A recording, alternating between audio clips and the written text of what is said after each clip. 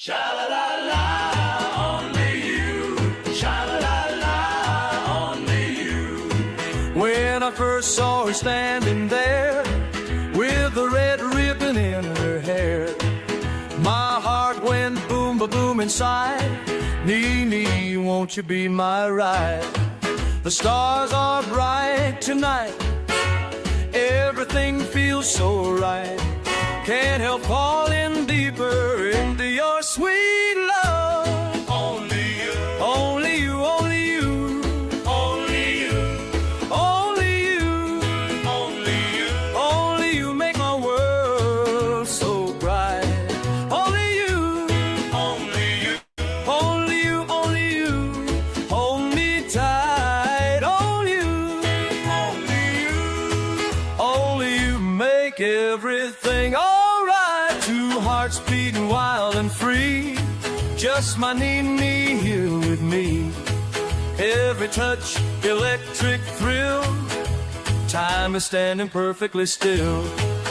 The moon is high above, teaching us about love. Can't stop this feeling racing through my soul. Only you, And only you. only you, And only you. only you in your world so bright. Only you, And only you. only you, baby, hold me tight. Only you, And only you. only you, And only you. oh you. Us tonight. Sweet love, this moment divine, Divine, so divine. two hearts intertwined. Hearts intertwined. Morning sun will surely rise, but tonight love's paradise. Jimmy's heart belongs to you. Nee, everything is new. Only you, only you, Only you. only you in my world so far. Only you, Only you. only you, only you, only you, only you, only you. They do, then they oh la la la la la. Only you.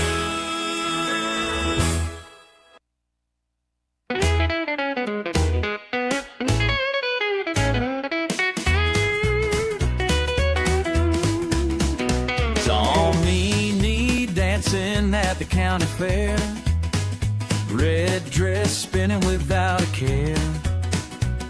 My knees got weak when she caught my eye. Damn, I knew this would be my night. Baby, when you held me close, Held me close. everything changed, yes it changed. Everything changed. Baby, since that summer night, Summer night. nothing's been the same, no it ain't. Nothing's the same. Ooh, wow, wow, love's sweet flame. Ooh, wow, wow, nothing's the same.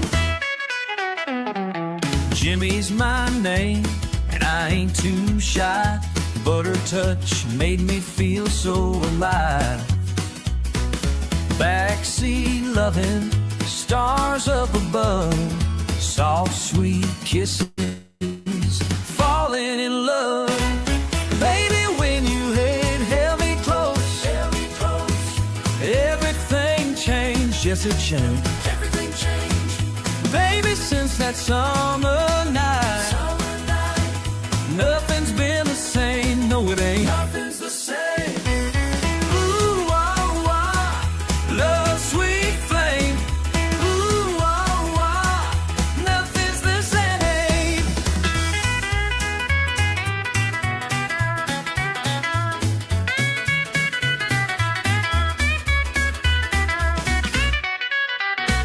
That hot July night taught me something new. When Nene whispered, I love you too. Our hearts beat fast, our souls entwined, found heaven in her love divine.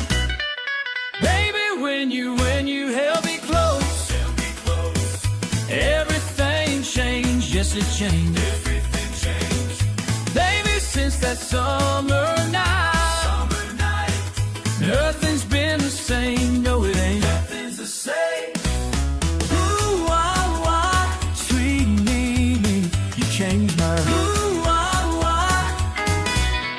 Ooh, you changed my world.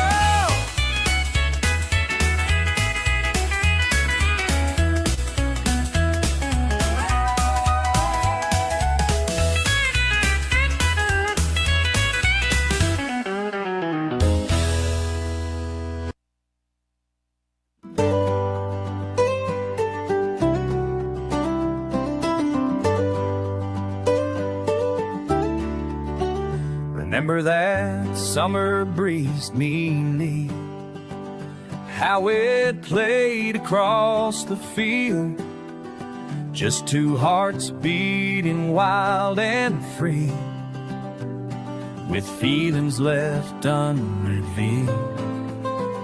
The mandolin sang through the air as we danced beneath the pines. Your eyes held questions sweet and rare, while stars began to shine. Was it the summer stars that made us brave? Was it the way the moonlight kissed your face?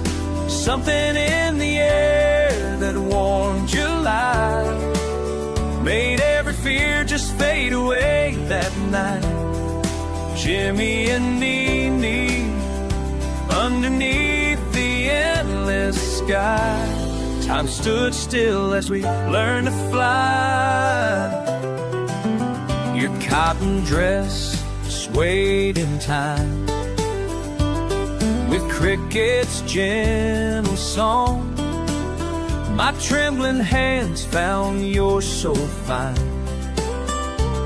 where we both knew we belonged. The old oak tree kept our secret well, as moments turned to grace in ways that only time can tell. We found our perfect place, like angels watching from above, two souls discovering love. Every breath a silent prayer in the warmth of summer air. Now every star that graces night brings memories rushing in, of how we found our heart's delight, and where our love began. Mandolin still plays our tune across the evening air, just like that night beneath the moon. I'm falling everywhere. Was it the summer stars that made us brave? Was it the way the moonlight kissed your face? Something in the air that warmed July, made every fear just fade away that night. Jimmy and Nene, underneath the endless sky, time stood still as we learned to fly.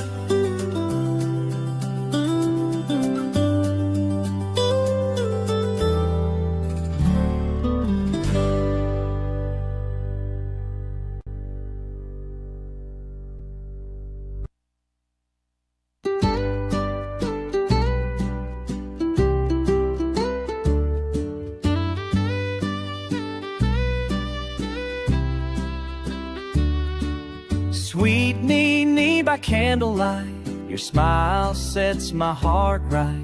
Never felt quite like this before, as we dance across the floor. Every touch, every sigh makes me feel so alive. Can't believe this moment's true, just me here, girl, with you.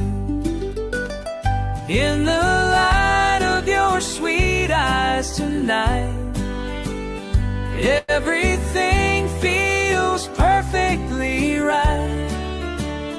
Baby Nene, you're all I see.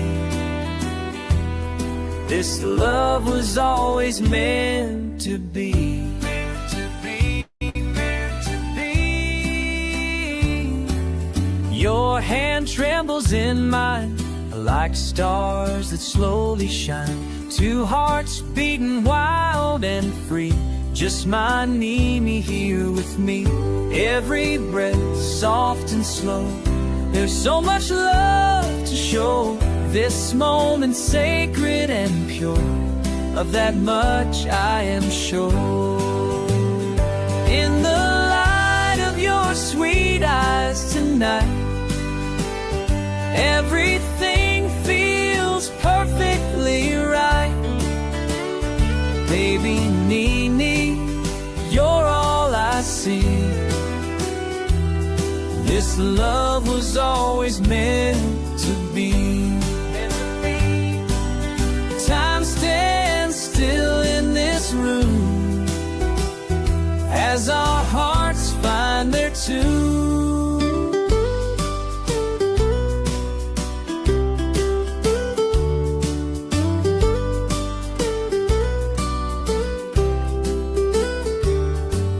Years from now we'll look back to this night on our trek, when two souls became as one, under stars, under sun. Every kiss, every way led us to this sweet day. And I'll thank the Lord above for giving me your love. In the light of your sweet eyes tonight, everything feels perfectly right. Baby Nene, you're all I see. This love was always meant to be. Meant to be, meant to be.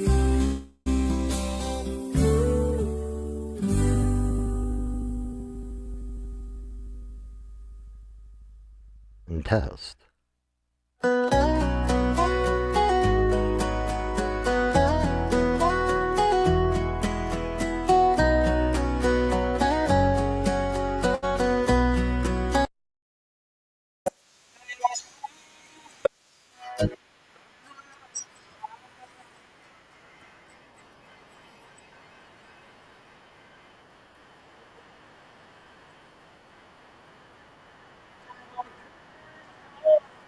All right, all right, all right.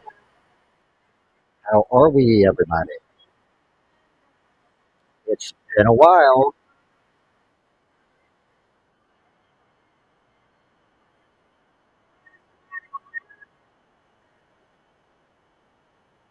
All right, all right. Okay, let me make sure I got everything set up here right. Well, let's do this one.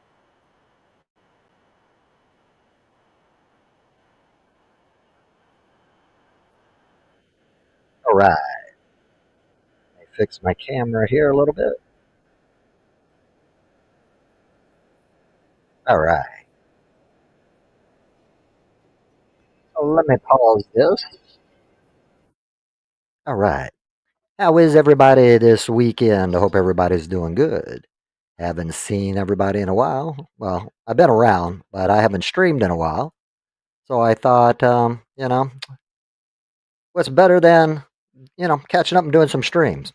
So what I was pretty much sharing with everybody, and this is kind of what this stream's about, I'm going to do some karaoke, but I also wanted to show you some of the new music that I've been creating with my AI tools. So as you guys see on the screen, these are the two apps that I'm using. So this one's Suno. These are all free. And this is the best one that I found so far, called Refusion. And what's great about Refusion is it's unlimited, so you don't need any credits to make songs. And if we look over here, this is my library. And we can also scroll up, and these are some of my playlists that I've got set up that I've been creating. So right there, you guys were hearing some new songs that I created for Nene. And then I got some romantic love songs, some country songs, So for Mentors Radio, if you guys haven't noticed, I've been posting videos, but I'm trying to make kind of like karaoke style videos where you get to see the lyrics and all that. And I can record it and screen and put some visuals and stuff, to keep people entertained. So I want to just kind of show you just a little bit of a mixture of what you can do with these apps. So if you want, you can create like me. And what's also cool, with Suno, you were able to add your vocals, but they kind of switched that up. I think it's a paid thing now. Refusion, you can't do that, but I found another app called Singify, which you can use your own vocals, right? And then it'll create the music for you. And now you'll be able to intertwine the two and create with your music lyrics and with some AI. So it's pretty cool. So I'm going to mess around with some of that later. But here I wanted to show you guys. This is the Mentors Radio. Some of the songs that I was getting ready to do. As you see, I got dates on them. So see, I got 168 songs in that playlist, 18. And for my friend Shanda, who's live right now, if you don't want to stick around here, you can go visit my friend Shanda. Her name's Chanda Guapa. She's live right now and she's dancing and all that. But I've created a playlist for her. So if you guys see right here, Chanda Guapa, I put up 22 songs in a playlist for her. But if you see, I have over, what did it say, 106, 136 songs. So the running time on that would be 6 hours and 20 minutes. So I'm still putting together a whole bunch more songs. So I'm going to each week try to update that playlist. So therefore, when the YouTube police come, another great thing about these are not copyrighted music. So you won't get any strikes from YouTube or any type of warnings. So that's one great thing about this. So if you guys do happen to have a YouTube channel that's trying to hit you with the copyrights, you can throw up this music and resume your stream. Or you can just do this and not have to worry about, any copyrights at all. So these are some new songs I got there. And hey, there's Mary. Hey, Mary. Nice to see you. Nice to see you. Thank you. Thank you. Thank you. And who's this? We got Glads, Team Jolly Hugs. Welcome, welcome. Truly appreciate you. And let me see. Can I do it from this side here just to make sure? Let's see. Oh, you know what? I might have to do it over here. Let me give you a roll. I think I can do it from here. Yeah, let's see. I'll get you a little jacket here. All right. Okay. Yeah. Okay, so you should have a jacket now. And hopefully everybody that's in the chat, when you do join and stuff, feel free to support each other. Like I say, go check out each other's YouTube channels. If you got that, show some love, Spread the word around so everybody can kind of grow at the same time. So I'm just trying to share some of my ideas with people to hopefully inspire other content creators or YouTubers, whatever you want to call us. I'm Jimmy at the end of the day. To, see how creative you can be and make some pretty cool stuff. All right, we got another one here. All right, we got a whole bunch of different people that I'm not. So we got Totoy, Miss Neil. All right, let me try to do this. I don't have a team or anything, so it's just me. So that's why I'm trying to hit you guys with the moderator roles as fast as possible. If I miss you, definitely scream out in the chat. Let me know if you like a jacket. If you don't want one, that's no big deal either. Mainly, it's just a way we could grow and support the community. And as well, you guys can support each other. All right. So I think all the people that didn't have a jacket should have one now. All right. So, like I said, this is Chanda's playlist. So I'm going to play some more music and tell me what you guys think. I got a little mixture.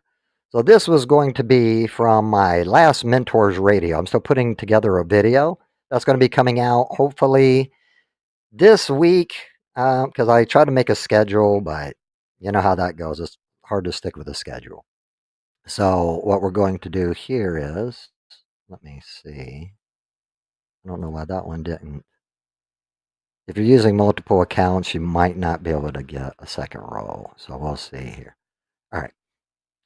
So just to show you here, this is from my Mentors Radio. See, it was going to be on March 24th. I missed the deadline because I was trying to put videos and stuff together, and that takes the longest. But tell me what you guys think of some of these songs. So we're going to have a little mixture of rock. We're going to have a little mixture of pop. And, well, we'll just see. Just tell me what you guys think. So I'm going to show you how this works. Here's the song, all right? So if we click on here, I'm just going to show you how a prompt works, right? So in the app, you just type what you kind of want it to do. So this is the music style I want. I wanted it to create a dark emo song about a man named Mentors. And sometimes you got to spell it, so it'll kind of understand what you're talking about. See, Mentors, who deals with mental health issues and male vocals. And if you guys don't know, I have bipolar. So yeah, I have a mental health issue. So it'll show you the lyrics so you guys will be able to read along and I'll scroll as it goes. So it's going to be an alternative rock, dark emo, heavy distortion, raw vocals, atmospheric breakdown. And here's the lyrics. So tell me what you guys think of the song. All right, here we go.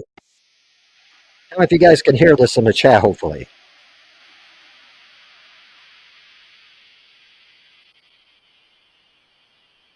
Oh, yeah.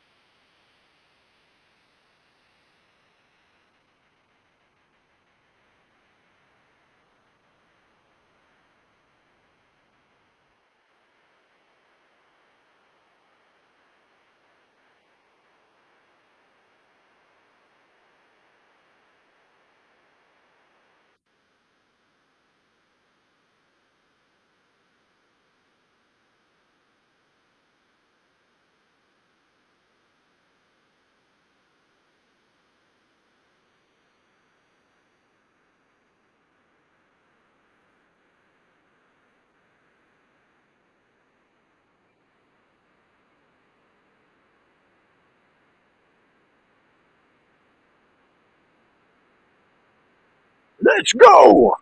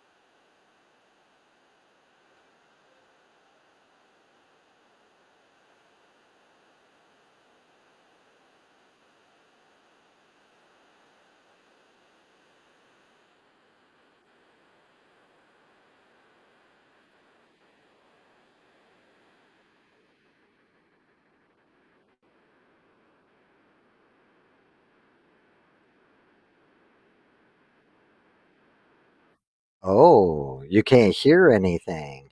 Huh. Very odd. Because this was playing a minute ago. Let me double check and see. Let me look at my settings. Default speakers. Huh. No sound. Okay, yeah, no sound. Let me.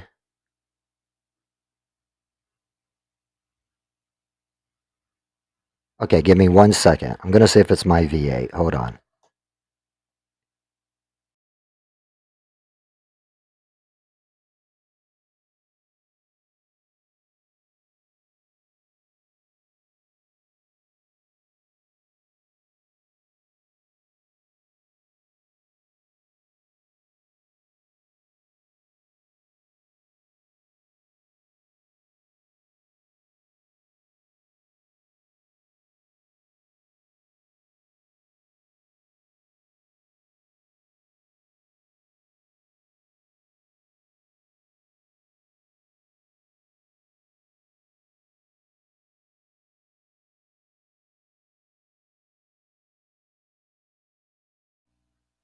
Test, test.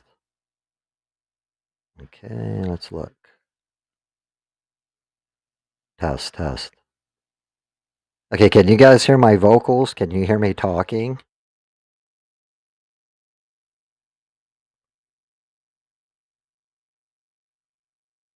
test one.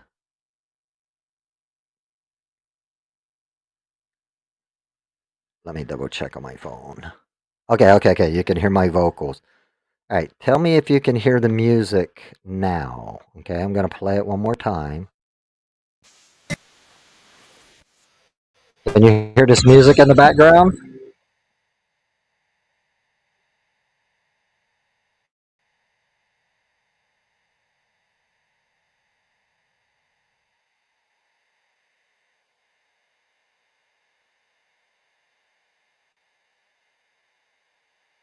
Nope. Why is it doing that? All right. What I'm going to do is you're not going to be able to see the visuals. I'm going to just play them from over on this one. And you should be able to hear it then. I think it's the way I got the audio piped. So let me open it over here in this browser on this other computer. So let me shut this down on this side. I'm going to turn that monitor off. All right. And let's put me back at full screen. All right. Fix my camera. All right. Okay, you should see me full screen. Let's get back over here. The StreamYard. All right, let me type it in here. I put my keyboard the right way. I guess somebody's technical difficulties figured out. I don't know why, for some reason, when I share that screen, I don't know if it has something to do with StreamYard. Or this might be me. All right, let's look here. Here's my library. Okay, here's my playlist. All right, let's see. Okay. All right, this is that same song. Tell me if you guys can hear it in the chat now, okay?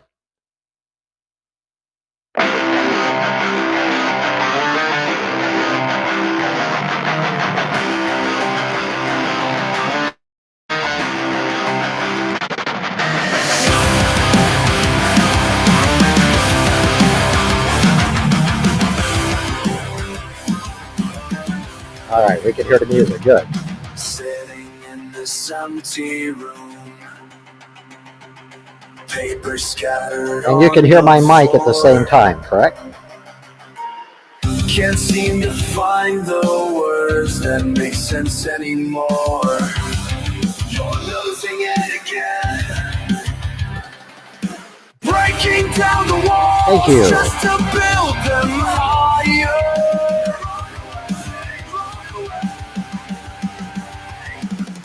The voice inside won't let me rest, growing louder day by day. Something's crawling in my head, can't make it go away. I hear you when I close my eyes. You're speaking through my bones. Every word cuts deeper now. I'm never quite alone.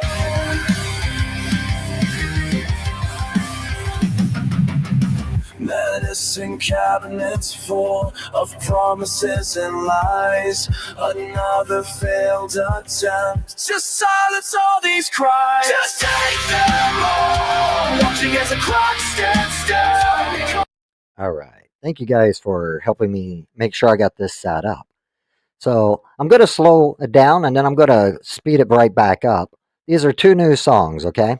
This one I played for Nini. She seemed like she liked this one. This one is called Milestones. It's an R&B a cappella, layered male harmonies, Tagalog and English bilingual blend. So for my Tagalog friends, there might be some lyrics here you might be able to understand. I'm sorry I can't put them up on the screen. You know, will it? Let me... See, I don't have this iMac plugged into this computer, so I'm trying to see. All right.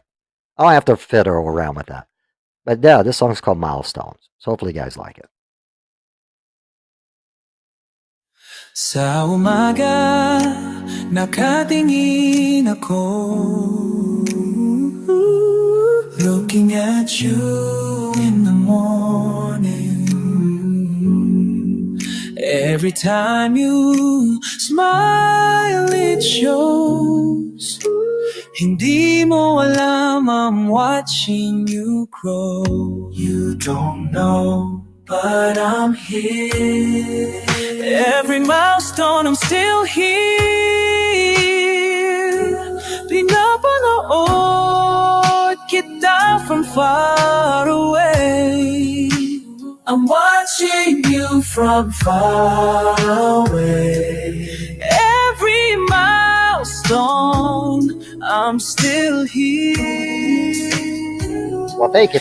Kasama mo ako, kahit hindi mo alam. With you, even if you don't know. Your subscriber count goes up and up. Nagbabago ka, but you're still you.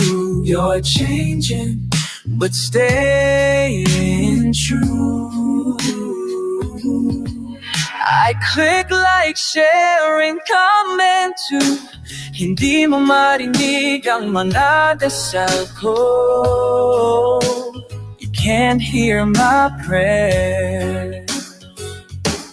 Every milestone, I'm still here. Pinapanood kita from far away. Every milestone, I'm still here. Kasama mo ako, kahit hindi mo alam. Through the screen, we're worlds apart, pero ang puso ko'y nasa'yo. But my heart is with you. I'll keep supporting silently. Like a guardian, you'll never know. Every milestone, I'm still here. Pinapanood kita from far away. Every milestone, I'm still here. Kasama mo ako, kahit hindi mo alam. Kasama mo ako, I'm with you. I'm with you. Every milestone. Ooh.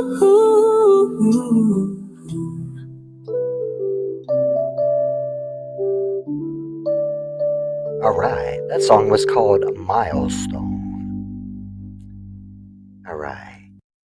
So, just to show you guys how versatile, what's really cool with the AI.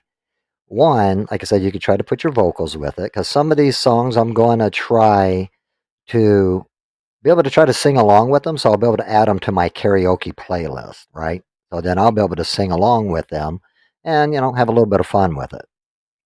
But you can do many genres. So I don't know if you... So this one here is more of a contemporary Christian song, okay? So more like a praise and worship. So tell me what you guys think of this one. This is called Made Whole. And what I put here is create an uplifting praise and worship song about a man named Mentors who deals with mental health issues and male vocals.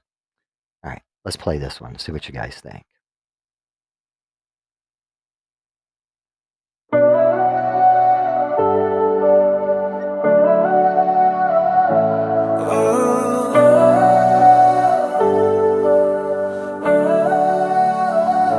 Some days I can barely lift my head. Questions keep running through my mind instead. But you've sent someone to walk with me, teaching me the truth that sets me free. When I'm feeling lost and broken down, your love shows up and turns it all around. In my weakness, you make me whole. Through your mercy, you heal my soul. Every morning brings a brand new fight, but I'm learning how to see your light through the ones you've placed upon my path, who share their strength and make the burden pass. Yeah, I remember when I couldn't find my way, stuck inside my mind day after day, but you sent a friend who knew exactly where I've been. Showed me how your grace could let the healing begin. Now I'm standing strong, stronger than I've ever been before, 'cause you used your people to help me restore the joy that I thought I had lost for good. And now I'm living life the way you said I could. I know that every step I take is guided by the difference that your love can make. So I'm reaching out to others now, showing them the way you showed me how. 'Cause when we share our battles and our scars, we find out that's exactly where you are. In the middle of our deepest pain, that's where your perfect strength remains. You make me whole, make me whole, you make me whole, make me whole, you make me whole, make me whole, you make me whole, make me whole, you make me whole, make me whole, you make me whole, make me whole, you make me whole, make me whole. In my weakness, you make me whole. Through your mercy, you heal my soul. You make me whole.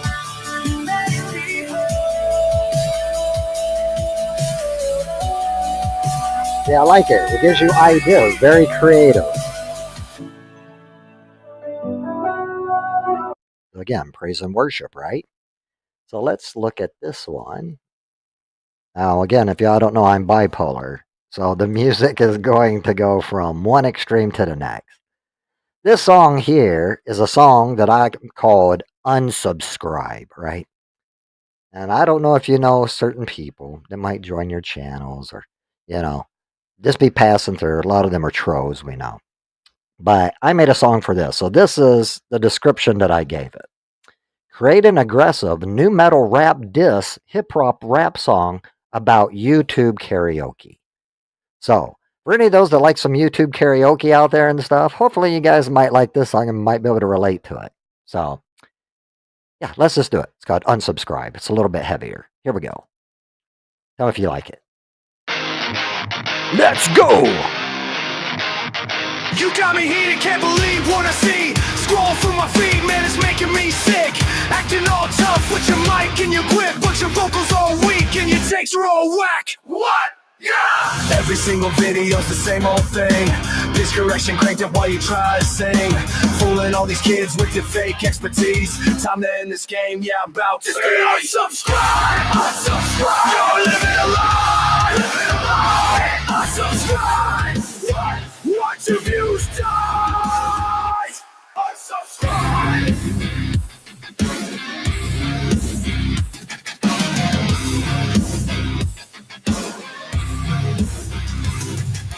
10 million views, but you can't sing for real. Auto-tune maxed out, that's the only way you deal. Selling vocal courses when you can't even breathe. Taking people's money while you're teaching them run. Fraud. Comment section full of your bought-out bots. Fake engagement rising while you're telling lies. Can't perform live cause you're scared to death. Time to expose you, yeah, you're out of breath. Every tutorial's just making them worse. Teaching bad technique while you count your purse. Fooling all these kids with your fake expertise. Time to end this game, watch your empires. Hit unsubscribe! Unsubscribe! You're living a lie! Living a lie! Hit unsubscribe! Watch your views die! Unsubscribe! Unsubscribe! think you're untouchable behind that screen, but I see right through your little scheme.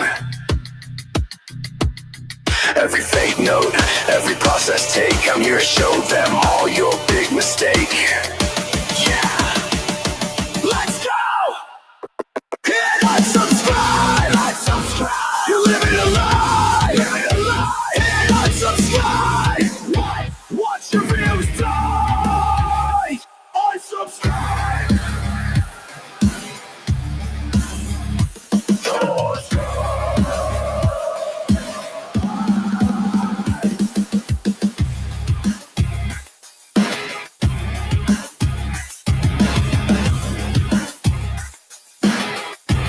I kind of like the groove, right?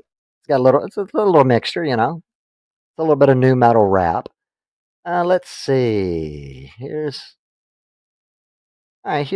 two more. See if you guys like this one. This is more of a K-pop. If you guys know K-pop, you know, the Korean pop music. This is kind of inspired by that. Now, this is going to be some female vocals.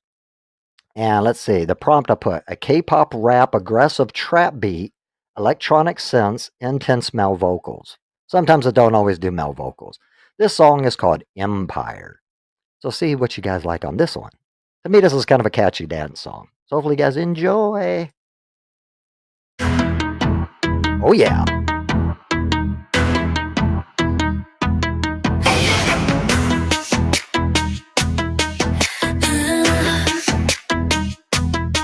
They say I'm just a cover, yeah, but watch me take it higher. Every stream, every beat, got my own empire. Click that bell, ring it loud, can't stop my fire. Diamond net shatter, next up is my turn. Hit that like and you learn. When they got Django EG, watch these numbers burn. Cover this, cover that. Everything I touch turns platinum flags. Cover this, cover that. Million views can't hold me back. Watch me shine. Streaming live 24/7 on my grind. Comments flowing, subscribers know it's my time. Just karaoke, nah, this is my design. Built my kingdom online, line by line. Voice like thunder, making algorithms bow. Every cover song becomes my crown. Critics type in hate but can't bring me down, cause I'm the one they all subscribe to now. Cover this, cover that. Everything I touch turns platinum flash. Cover this, cover that. Million views can't hold me back. Watch me shine.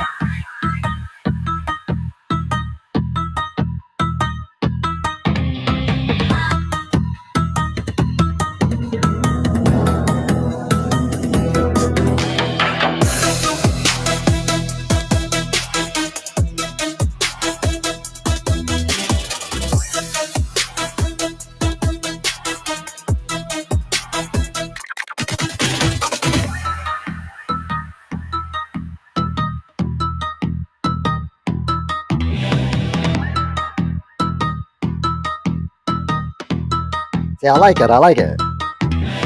Kind of has like that Blackpink. If you guys listen to K-pop, there's like kind of like that Blackpink vibe, right? So let's see. What's another one I got here that might be? I'm trying. Okay, I got two more that we'll do here. This one's going to be a little heavier. Actually, we'll start with the country one first. I got a country one. This is a dark acoustic song. This song is called Hallowed. It's another kind of like a little bit of a, somewhat of a praise and worship. Well, it's not really praise and worship, but I put create a dark, melodic, heartbreaking, sad country song about a man named Mentors who deals with mental health issues. And again, I try to focus on that. So hopefully these lyrics might, you know, touch and help somebody, let them know that they're not alone. So hopefully you guys like this one. This is called Hallowed.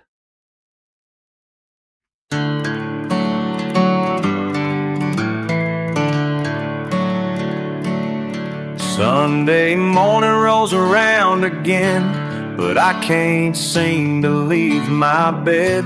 My good suit hangs there by the door while questions spin inside my head. The coffee's cold, the clock ticks on my Bible's gathering dust somehow. I used to find my peace in there, but nothing seems to reach me now. These church bells ring, but I feel nothing at all. Like I'm just playing a part in these hallowed halls. In these hallowed halls. Miss Johnson asks if I'm alright. I force a smile and say I'm fine. But every handshake feels so strange, like I'm just passing through time. The preacher speaks of healing grace while I sink deeper in my pew.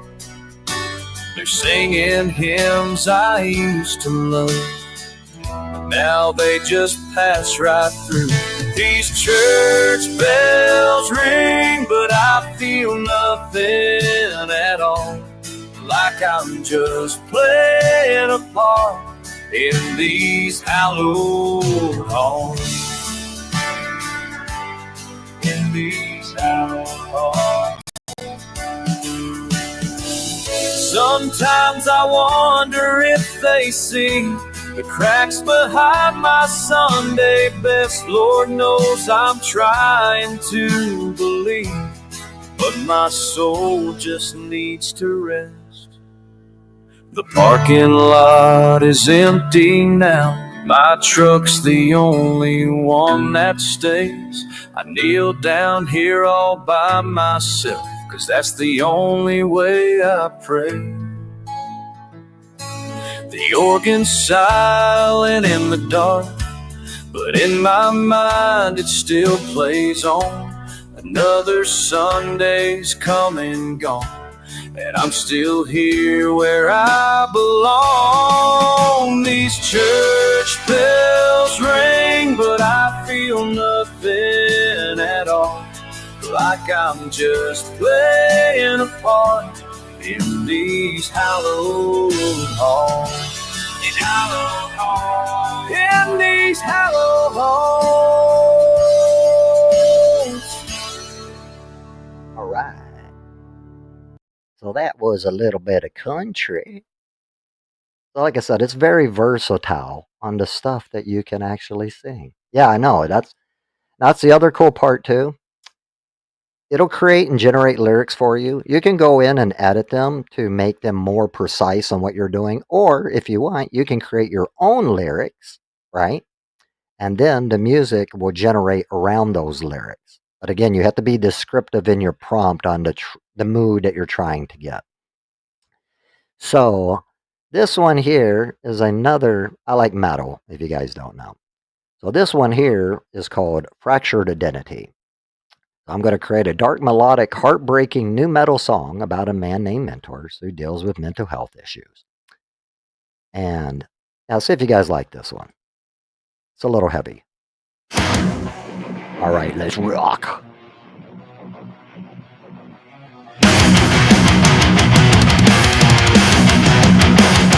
Yeah, each morning I look but don't recognize the face staring back dead in the eyes. Something shifted beneath my skin. Where does the real me end and this begin? The glass before me starts to bend, distorting what I comprehend. Reality slips through my hands as I try to understand. Who is the stranger wearing my face?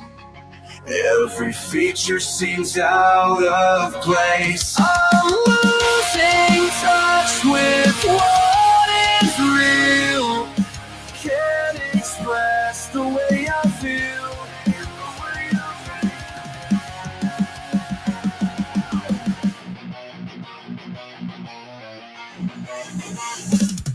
Fast forward. in my mind. Rewind the tapes, but all I find is primitive pieces of who I used to be. Scattered reflections of identity, breaking down the walls I built so high. Watching as the years just pass me by. Can't maintain this mask I wear, trembling beneath the weight I bear. Split personality, duality, questioning my own reality. Every day I'm someone new, don't know if any part is true.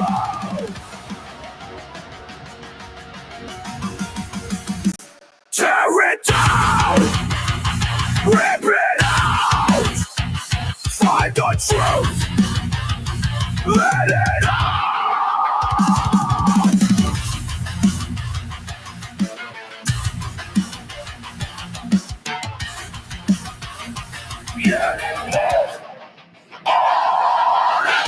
In this fractured state of mind, walking such a thin line between what's real and what's pretend. Will this struggle ever end?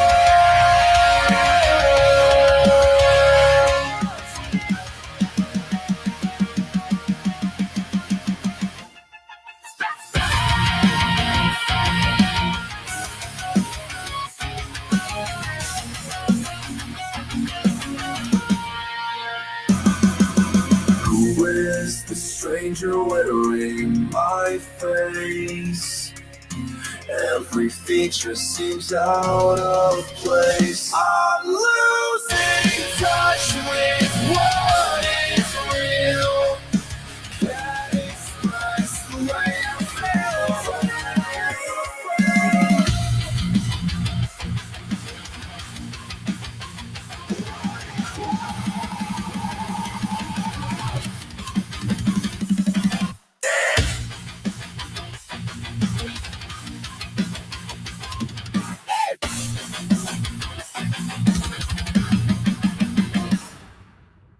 See, I like that. I like that groove. See, that real steady, hard groove. I like that. All right, let's see. So I try to mix it up, make, a little bit of difference for everybody. Here's, let's see. I thought I had, oh, yeah. Here's one that, it's a little different. So we'll see. This one is it's a Filipino or Tagalog song. This one's called Karaoke King. So what I did, let's see, created a Tagalog hard rap song about a man named Mentors who sings karaoke with male vocals. So this is going to be in Tagalog. So this is to all my Filipino and Tagalog and Bisayan friends. Here we go. Putang ina, mentor sa mic.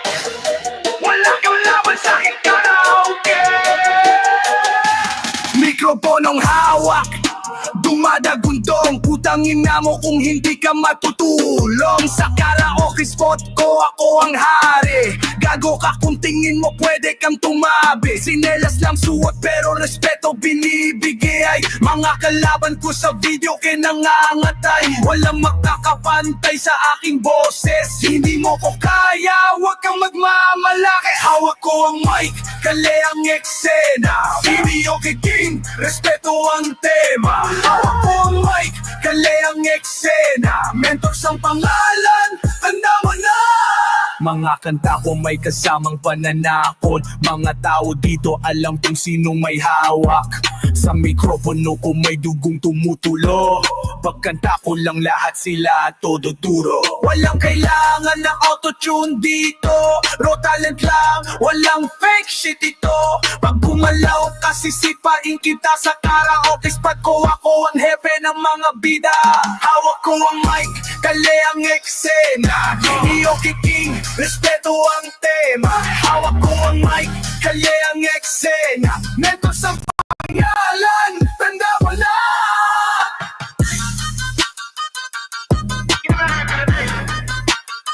Putangin na nyo lahat. Mentors out. Mentors out. I like that.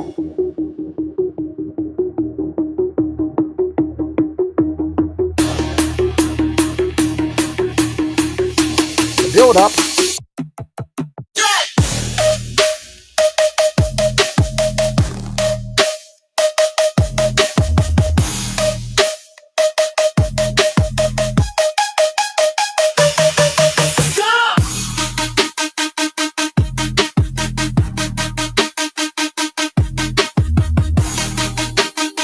All right, Nancy's in the house. All right. So that was a little bit of Tagalog for some of my Tagalog friends. Hey y'all, let me take it down a Friday night. All right, I'm going to pause that one for a second. So yeah, welcome, Miss Nancy. So what we've got going on, I'm just doing, I was sharing a lot of my new AI songs with everybody. And earlier on the screen that I was doing earlier, but it was messing up, I was able to show them the Karaoke, the app that I'm using called Refusion. I've got, I mentioned about Chanda. I made a playlist for Chanda, and just so Chanda knows, it shows that I created for her. She only has 22 uploaded. So as you see, I'm going to be able to keep her busy for a while, so she's got a nice selection. And I'm just sharing with people the type of music that I can make in styles. So I've got some new Nini songs. I got some romantic love songs. So yeah, if you guys want in the chat, let me kind of know the genre you like, right? So I got, DJ Shaggy is a person that I met online. I don't know if they happen to be watching this video, but I actually got a couple of songs that I created for them as well. I got some acapella stuff, Chanda stuff from 2 of my streams. I got another Mentors Radio that I got at like 168 songs. Right now, I probably got about 500 or more songs that I've already created, plus a lot more. I got some of my Ugly Jimmy, which is going to be on the Mentors Radio, which is supposed to have been posted, but it's going to probably come up Monday. So, you know what? Let me show you some of my country. I don't really share much of my country. I do rap, I do pop and stuff. So let's see if you guys like, let's see. We can do, let's see. I think I got some slow country. Oh, here's a cool one. I kind of like this one. This is called Punch Bow. Here we go. See what you guys think. And the prompt says, create a funny, silly country blues slow steel guitar rap song about getting rejected by a woman at a party. So this is for that's why the name of my stream was called Rejected. So see if you like this song. It's called Punch Bowl.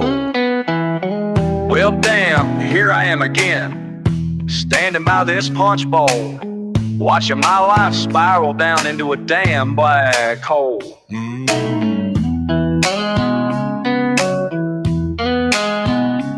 I showed up to this party feeling pretty good. Thought maybe tonight would go the way it should, but now I'm standing here just misunderstood.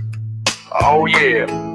First girl I approached was checking out her phone. I said, hey there pretty lady, are you here alone? She looked at me like I was made of stone. Said sorry, gotta call my grandma on the telephone. Her grandma at midnight, yeah that's what she said. Second girl was worse, straight up played for dead. Closed her eyes and froze when I came near, then speed walked away with her plastic beer. My reflection in the punch bowl's my best friend tonight. Oh yeah, my only friend. We both know that nothing's gonna turn out right. That's right. Just me and my punch bowl buddy, we're doing fine. Two lonely losers wasting precious time. Third girl was dancing, thought I had a shot. Tried to move him closer, but she called a cop. Not a real one, just a buff friend from the block. Lord have mercy. Now I'm analyzing every move I make. With my punch bowl friend, he feels my heartache. He says, man, you need to give yourself a break. But his advice is probably as fake as this party's cake. Got turned down so much, I'm getting dizzy. Every girl in here's suddenly too busy. Got fictional boyfriends and fake emergencies, making up excuses with such urgency. Damn right. Hey, punch bowl, you're looking mighty fine. the only one here giving me the time. Maybe we should just date, you and me. At least you won't make up excuses to flee.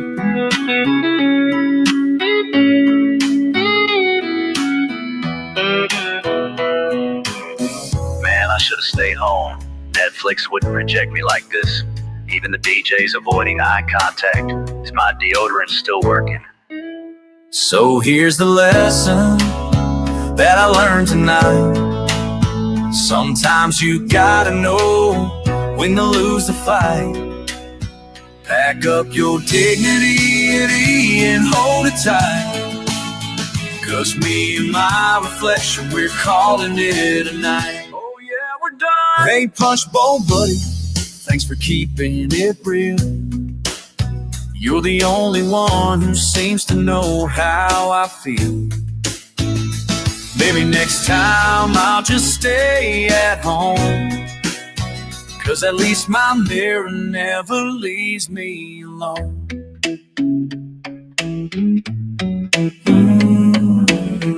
That's right. All right. No, see, I like those. I can relate to these songs. That's why I like to create them, because it kind of brings out the cool thing. Let's see. How about? Oh, I got this one. Let's see. 'Cause I know I shared some on Chanda's stream, so I'm trying to do some. Oh, this one's pretty nice. This one's called Burns Blue. It's another country song. And then I'll show you I got some metal songs and all that. All right, so okay, I would do Burns Blue, and then I'll do one called Do Him Wrong. So on this prompt, I put create a funny, silly, sad country blues, slow, still guitar, tropical love song about getting rejected by a woman at a party. So let's see if you guys like this one. Burns Blue.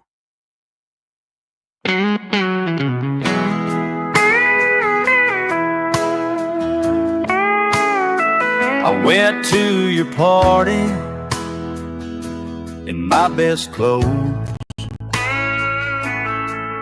with a hopeful heart and a perfect pose. But you just laughed when I tried to dance. Guess I never stood half a chance. My tiki torch of love keeps fizzling out. Every time I try to shine, there's nothing but doubt. The flame won't catch, no matter what I do. My tiki torch of love burns blue for you. Tried to tell a joke by the punch bowl rim, but my timing failed and my chances got slim. The steel drum band played a sad refrain as I watched you walk away again. My tiki torch of love keeps fizzling out. Every time I try to shine, there's nothing but doubt. The flame won't catch, no matter what I do.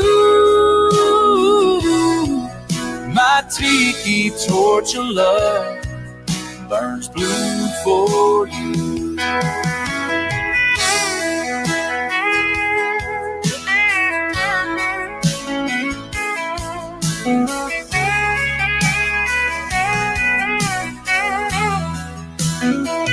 Sometimes I wonder if I should just go home,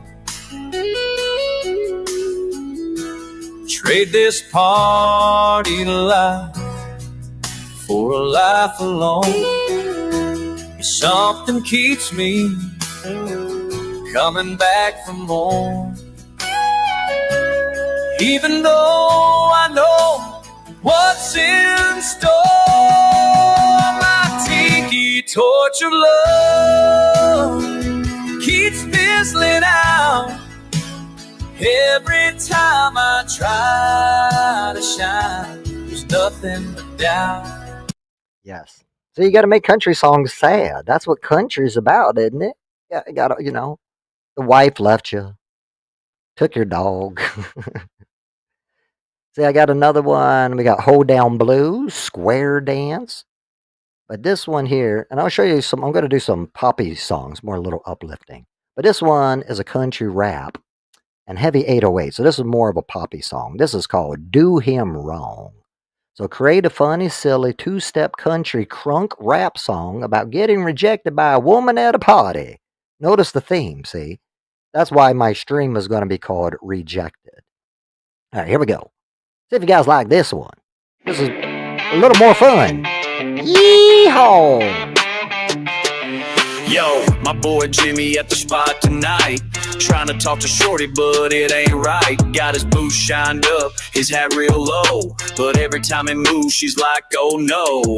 He keeps on trying, ain't got no game. Two-stepping sideways is kinda lame. She rolls her eyes and what do you know? Why you gotta do him like that? Like that? Hey! Every time she says no, the beat goes bang, bang. Why you gotta do him like that? Like that? Oh! Oh! Every time she says no, we all go wild. Got his pickup line straight from the farm. Girl, you attract her cause you got that charm. She just walked away, left him so low. But every time she dips, the bass drops low. He ain't giving up the country boy, treating rejection like his favorite toy. When she shakes her head, here we go. Why you gotta do him like that? Like that? Every time she says no, the beat goes bang, bang. Why you gotta do them like that? Like that? Every time she says no, we all go wild. DJ spin that track, every curve he catch it. Turn that L to a W when the bass drops through. Drop it. Why you gotta do 'em like that? Like that? Hey. Every time she says no, the beat goes bang, bang. Why you gotta do 'em like that? Like that? Oh. Every time she says no, we all go wild.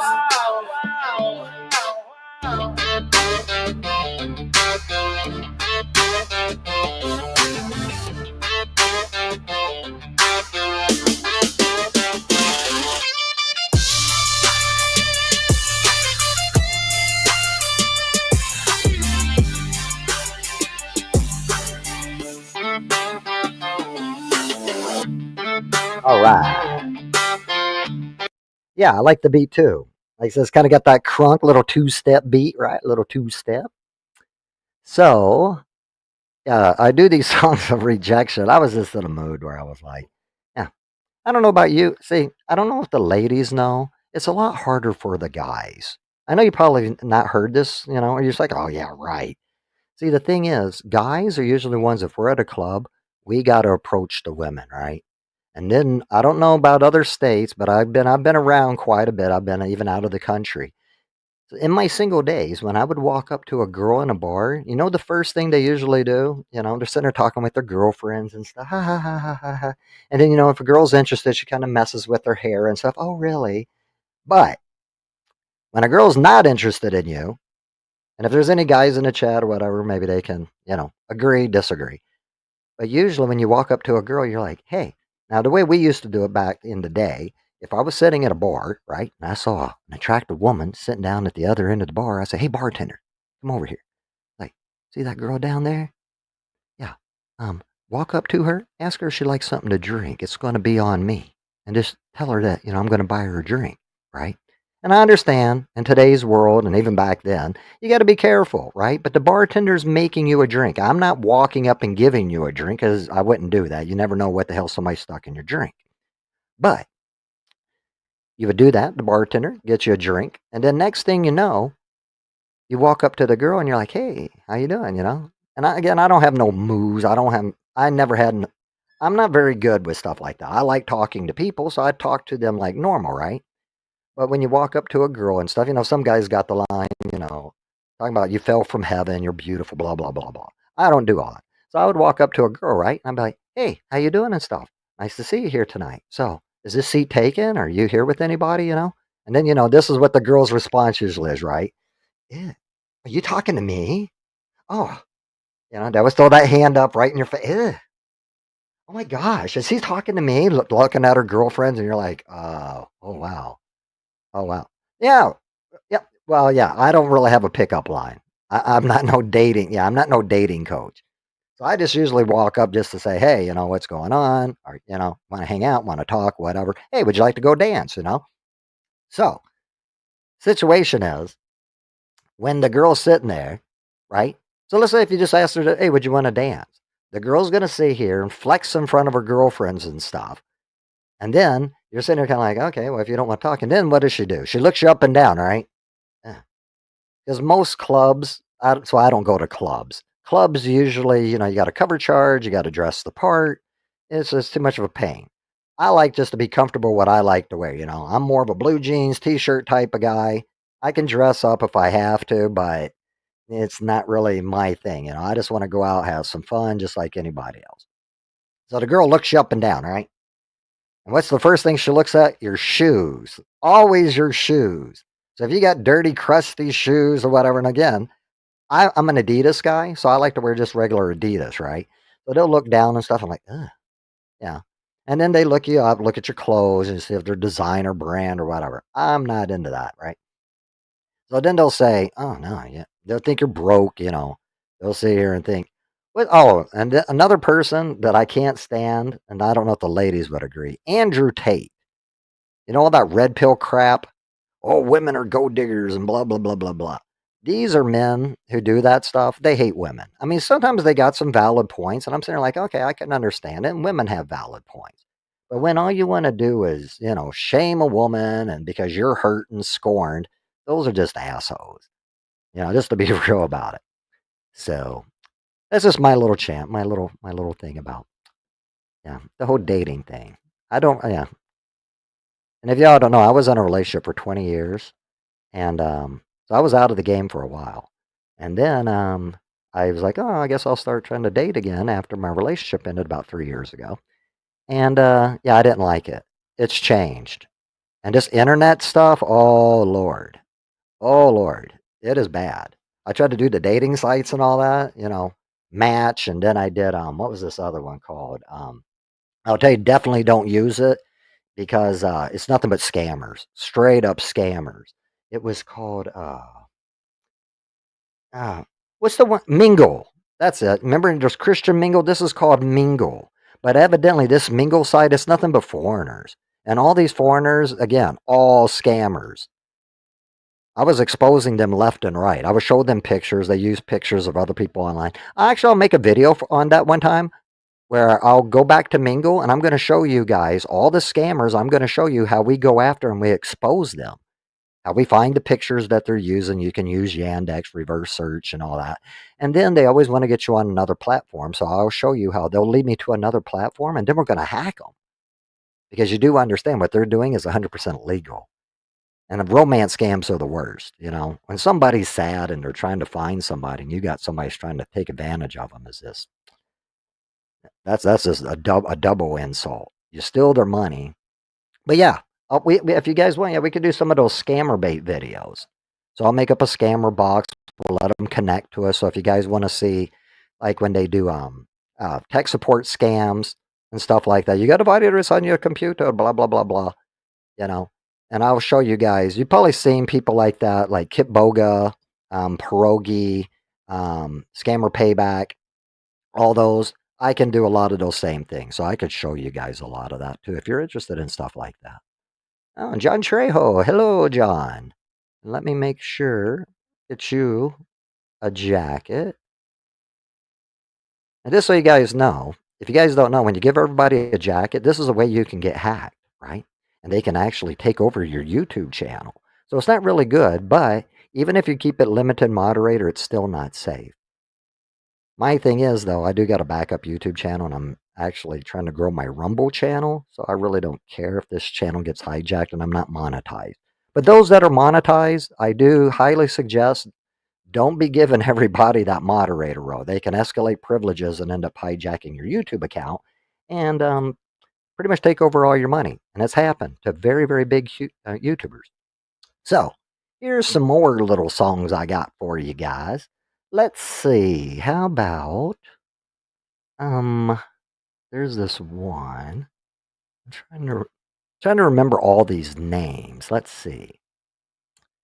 Okay, there's one called Nerdcore.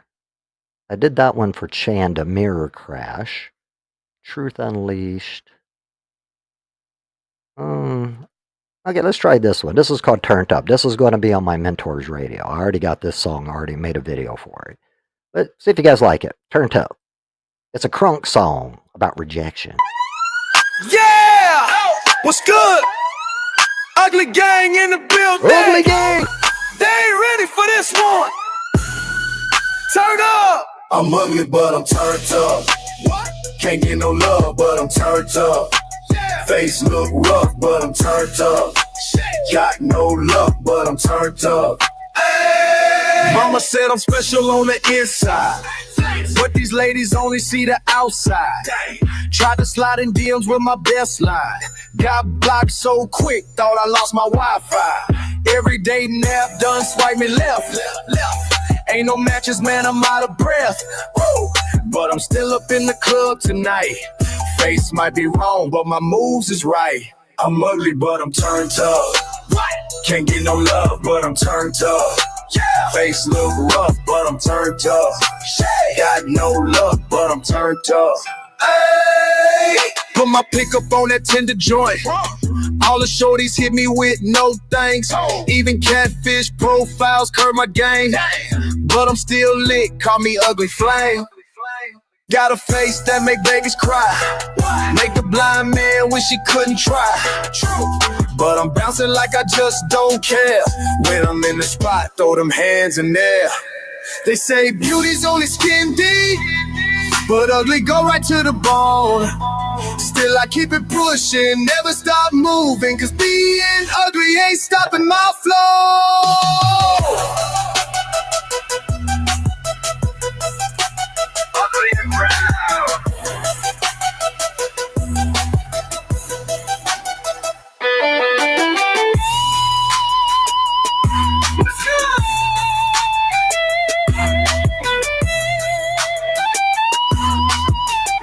I'm ugly, but I'm turned up. What? Can't get no love, but I'm turned up. Yeah. Face look rough, but I'm turned up. Got no love, but I'm turned up. I'm ugly, but I'm turned up. Yeah. We can't get no love, but I'm turned up. Yeah. Place smell rough, but I'm turned up. Got no love, but I'm turned up. Hey. Y'all can't stop this ugly. No. We stay turned. Always ugly gang for life. All right. So let's look at another library. So that was more poppy and stuff. Now let's do more of a sappy side of me. The more sensitive romantic side of me. This is what was interesting. You can actually make some really different music when you start doing classical and you start doing more like, I like saxophone. I find a saxophone just, kind of like Jodeci, you know? I don't know about you guys, but back in the day, when a guy was trying to get with a girl, if you wanted to, if you knew it was going down, if the girl got into the car, You put on some Jodeci, some Key Sweat, maybe even some Drew Hill, right? You knew what was about to go down because that was in my time. That was the banger grooves, right? And again, there was another person, but we won't say his name because he's sitting in prison. But regardless of the fact, he had some bangers. I don't see nothing wrong with a little bump and grind. Yeah. We'll leave him nameless though, because he's kind of shamed for what he did, and we do not support those types of people at all. All right, let's look here. How about I want to say it was called. I got so many here. Is it Timeless? Is it R&B? This is Forever Us. Fates. There was one. Oh, all right, yeah. Let's try this one. This is called Butterflies. And just to tell you guys what it's about, create a slow, romantic saxophone, violin, cello, right? R&B love song about a young couple in love who get married and grow old together. So hopefully you guys like this song. This is Panini Days, who still gives me my butterflies.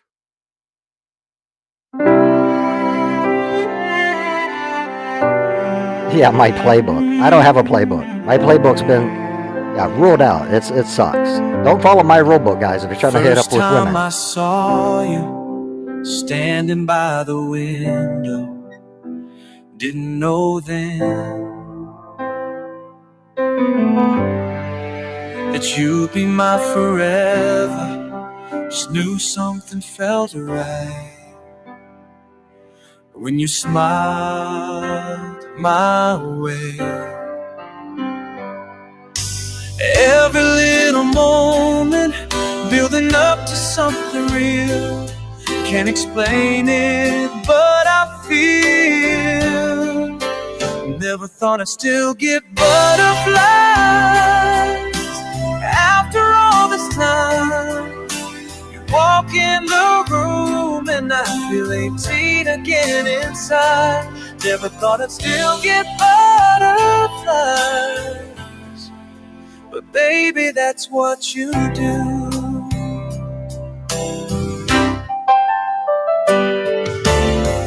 White dress, wedding bells, your hands holding mine. Years flying past us, growing together, you and I. Every morning coffee, every goodnight kiss, making memories that I never wanna miss. Time keeps moving forward, but my heart stays young and true. 'Cause everything leads back to you. Never thought I'd still get butterflies. 20 years deep and we still dancing slow. Gray in your hair, but your smile still gold. Remember our first apartment, barely could pay rent. Now we got a house, garden, life well spent. Every fight we had made our love grow stronger. Every tear we shared made our bond last longer. 2 kids later, mortgage paid, dreams achieved. Still catch myself watching you when you leave the room like it's brand new. Ain't nothing changed, my heart still skips beats like back in the day. Some people search their whole lives for what we found. I thank God every day is still around. Growing old with you is like aging fine wine, better every year, standing test of time. And I know for sure, till my last breath, you'll be the one giving my heart butterflies, yes. And as the years roll by, we just get better. Some things never change, like how you make me feel. There's that saxophone. Woohoo!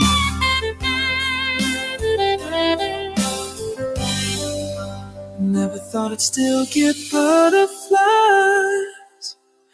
after all this time. You walk in the room and I feel 18 again inside. Never thought I'd still get butterflies, but baby, that's what you do. get those butterflies. Still get those butterflies. Always will with you. Aw. See, the lyrics are so nice. Still get butterflies after all those years. So I don't know about you guys. My mom and dad, which I'm not bragging here because I know a lot of people come. I was divorced, so my kids come from divorce. But my parents, just so you guys know, my parents were married for 63 years. Yeah, my dad met my mom when he was 14. And when he met her, he was 16. He's like, see that girl right there? I'm going to marry her. And I was like, what? I was like, Dad, at 14, you said, oh, I'm going to marry her? He's like, yeah. When I saw your mom, I knew she was the most beautiful woman ever. I was like, what? Mom? He's like, yeah, what are you talking about? My dad always said my mom hung the stars and the moon. And I was like, yeah. My dad was very head over heels for my mom. Rest in peace, Dad. My dad passed away about, 63 years. I know, it's crazy. I couldn't make it past my first marriage. I've only been married once, but my first marriage was, we were friends. It's a weird story. Do you guys want to hear the story? I mean, I can kind of babble about it real quick if y'all want to hear it. Yeah, I'll share it real quick. It sums it up real quick. I was in the Marine Corps, and when I was in the Marine Corps, I had a buddy, right, that worked in my office. And I know this is kind of breaking bro code and stuff, but he wasn't really like a good buddy. He was kind of he was like a, he's an asshole. I really didn't care too much for him. But he hung around with me and my other buddies and stuff, right? So, and if he's out there, he knows who he is. He's in Texas now. But again, this is 1997, I think. I went to Okinawa in 96, 97. So this is around 97, 1998. Yeah, he was more of a but you understand, once a Marine, always a Marine. So we all kind of a bond of brothers. We stick together. That don't mean we always have to like everybody, but So I was with a girl. Her name is Jenny, right? We're not going to give no last names, but her name was Jenny, and Jenny's still out there. And I was in Kansas City, Missouri at the time. Well, I had a buddy that told me, "Hey, man, you all remember Bush? Adrenaline." I think that was the song. What was that song? Adrenaline or whatever. But Bush was really big at the time, and we went to. It was. I think it was. Was it Ozfest? It was either Ozfest or whatever. But they came to Kansas City. So while we're there at the concert, my buddy, also a Marine, he worked at a place called Kinko's. If y'all remember Kinko's, it's the copying place. I don't even know if they're around anymore. But he's like, hey, I got a friend that I think you would probably you guys would get along really cool. I was like, really? I was like, oh, what's his name? He's like, no, it's a girl. Now, she had the little pixie cut, and if y'all remember, emo and goth was real big back then. So she had the jet black hair. She was really big into Marilyn Manson. She wore like those little socks with the stripes on them and stuff. If y'all remember, what was the name of that movie? Stiff as a Feather. Stiff as a Feather. What? Stiff as a. No, wait. Soft as a feather, stiff as a board. The Craft, right? I forgot that girl's name that had the dark hair. But that's what she looked like. She looked like a regular emo girl during the time, like a skater, punky girl. Had tattoos and all. So we go out and we're getting ready to meet up. Karaoke. Yeah, Rob, we're doing karaoke. I'm telling a story at this moment, though. But welcome. Let me get you a jacket if you like one. If you don't want one, let me know. I can remove it. It don't make no big difference. The reason I give everybody a jacket too is so you guys can, follow each other, support each other, whatever you do with that. All right. So we go to the concert. No, I'm not doing a panel. I'm actually playing music. Yeah, thigh-high socks on a woman. Yeah, that's kind of what it is. Yeah, remember, those thigh-high socks with the stripes on them. They were all black. Also, what are those black shoes a lot of the girls wear? I don't remember what they're called. Mary Jane's, isn't that what they're called? Those little buckle strap shoes?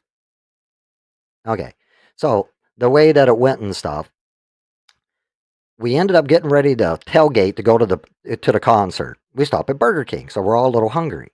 So, well, platform, she had some of those too. Remember, because there was that. Oh my gosh, was it Gadzooks? I think Gadzooks was that place in the mall where they also, yeah, the girls used to. Yeah, Hot Topic, remember Hot Topic, Gadzooks, those type of clothes. Right, right. Mary Jane's, yeah, Mary Jane's. That's them, yeah, the Mary Jane's. So, situation is, we go to Burger King, and while we're in the drive-through, we're all in the car together, right? So I'm in Jenny's car, and if y'all don't know, at that time, she had this little rainbow sticker that used to sit on the back of her car. Just so people know, we'll just say she was whatever you want to say, bi, whatever you want to call it.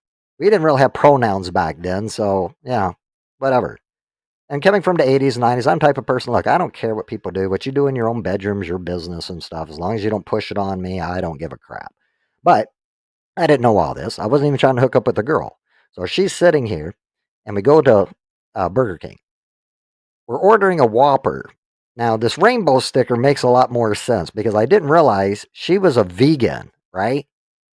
I think it's a vegan or what. She don't eat meat. So she orders a Whopper, but here's the kicker. She don't want the meat on the Whopper.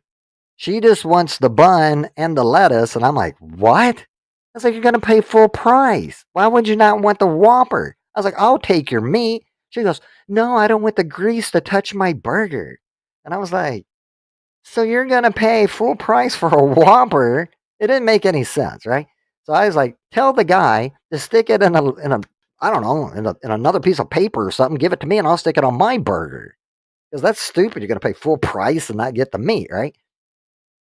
So she's looking at me. She's like, you're weird. I was like, you're weird. You know? So we were not even hitting it off at first. This is what was crazy about the whole thing.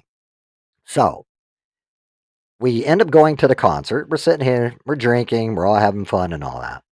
And then the biggest thing is, while we're sitting there, I don't know if this has ever happened to you guys, to where I love music, she loves music. We start talking about music and bands and stuff. We started forgetting about the concert. We were enjoying each other's company so much that I was like, wow, this is really cool and stuff. So, after the concert, we all get done and stuff, a little tipsy and all this stuff. She's like, well, I'm a little drunk and stuff. And I was like, well, the thing is, the barracks ain't too far. Again, I'm in the Marine Corps, so I lived in the barracks. I was like, the barracks ain't too far from here. I was like, if you want, you can crash at the barracks, because the next day I had to go out to the field for a week for training. I was like, the thing is, I'm not supposed to do this. I'll sign you into the barracks. You just got to leave the first thing in the morning when I get up. I'm going to leave earlier, but you need to be out of the barracks by at least 6, 7 o'clock before they start walking through for an inspection. And she's like, really? I could do that? She's like, yeah, but I don't want to have sex. I was like, no, no, no. She's like, I don't believe you. I was like, look, I'm not trying to hook up and stuff. I'm just letting you know. For her to drive home was a lot further from where the barracks was. I was like, no, if you want, we could hang out there. And she's like, okay. So she comes to the place and she's like, so wait a minute, you only got one bed. Where are we going to sleep? Because I didn't have to share a room. So I ended up telling her, look, if you want, I'll sleep on the floor. You can sleep on the bed. She goes, well, I'm not going to make you do that. And I was like, all right, well, I'll sleep in the bed. Now, again, maybe I was being stupid here or whatever, but I really wasn't. I wasn't trying to hook up. So I just told her, look, we'll put a pillow in between us, right? If you want, if that makes you feel comfortable. I swear I'm not going to touch you. I'm going to be over here, because I wasn't even thinking. She was an attractive girl, but I wasn't, I'm not that type of guy, if y'all don't know. I'm not a bam, slam, thank you guy. So the next morning, everything went as planned, right? Now, the thing is, I ended up going to the field. She ended up going back and stuff. Nothing happened. During the week of me being in the field, I couldn't get this girl off my mind. I was like, my God, this girl was like, she was cool. We were just, everything was, happening and everything. I come back from the field. I call her up and I was like, hey, I'm back from the field and stuff. I didn't know. Would you want to hang out? She's like, yeah. She's like, I've been thinking. I was like, what? Really? Me too. Like, it just, I don't know. Here's the downside of it. This girl that I met, we had so much in common. It was almost like being with myself, right? I think I found somebody that was like a female version of me. And I was like, oh my gosh. We ended up being together for 2 years. We actually got engaged and all that, but things just didn't work out at the end. But the moral of this story is I was dating that girl when that wasn't my wife.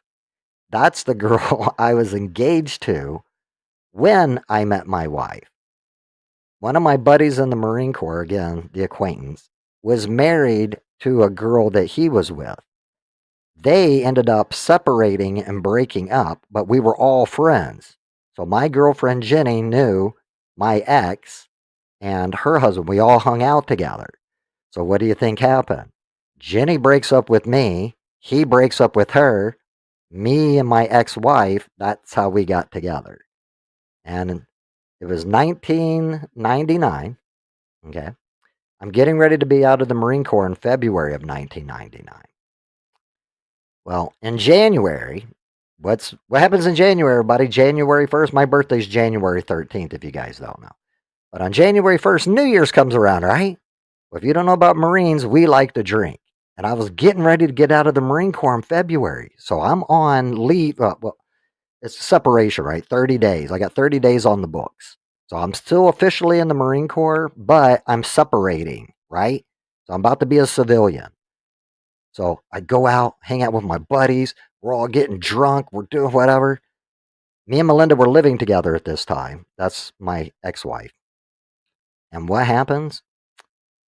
One thing leads to another, and we'll just say my son was created that day. His birthday's in September. If y'all do the math, that's 9 months. And yeah. So, long story short, again, I get her pregnant. I'm getting ready to get out of the Marine Corps. I was like, oh my God, what am I going to do? I wasn't ready to be a dad. I'm 27 years old. I was really like, wow, this is crazy, right? So, I'm old fashioned. So I was like, I need to call your parents up. We need to let them know you're pregnant and stuff and that you're going to have a baby.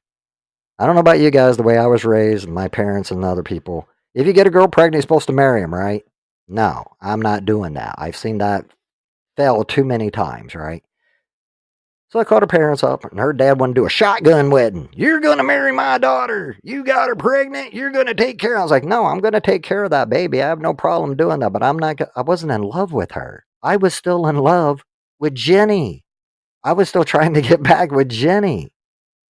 And then, what do you think happened with the whole Jenny situation? I reached out to Jenny and stuff. I was like, hey, maybe we can work things out. Well, getting a girl pregnant and about to have a baby, that ain't going to work, right? So we didn't end up getting together. So that blew that completely. So, situation is a year. Well, I told her dad, look, I'm not going to marry her and stuff, but I'm going to do whatever. I don't know if you guys had this happen, but for 9 months, if you get to spend with a woman when she's pregnant and stuff, you bond with them. I was every ultrasound. I was there at my child's birth. Just all of it. I did. I grew to fall in love with her. I fell in love with the experience. And then I told her at that time, I was like, look, we've been together now. At that point, we were dating 2 years. We were married 3, so 5 years total. I decided, hey, I got a promotion at my job. I was working retail and stuff at that time, trying to work my way up through stuff. I had 2 jobs, I think 2 or 3 jobs, and she worked in the mall as well. So what we would do is we were poor, we didn't have money, we couldn't sit here and afford a babysitter and all that stuff. So what we ended up doing is, we would shift on our, she'd get home from work, she'd work in the mornings, I work in the afternoons. As soon as she gets home, she takes care of the kids, I go off to work, right? I don't know if any of you guys ever had to struggle like that, but look, you got to do what you got to do, especially when you don't got money. I'm making minimum wage. I'm busting my ass here. So, situation happens. Yeah. So what we did is, we're sitting here working. We're going through everything. I actually got a job now where I got salary. I was working at a mutual fund company called State Street.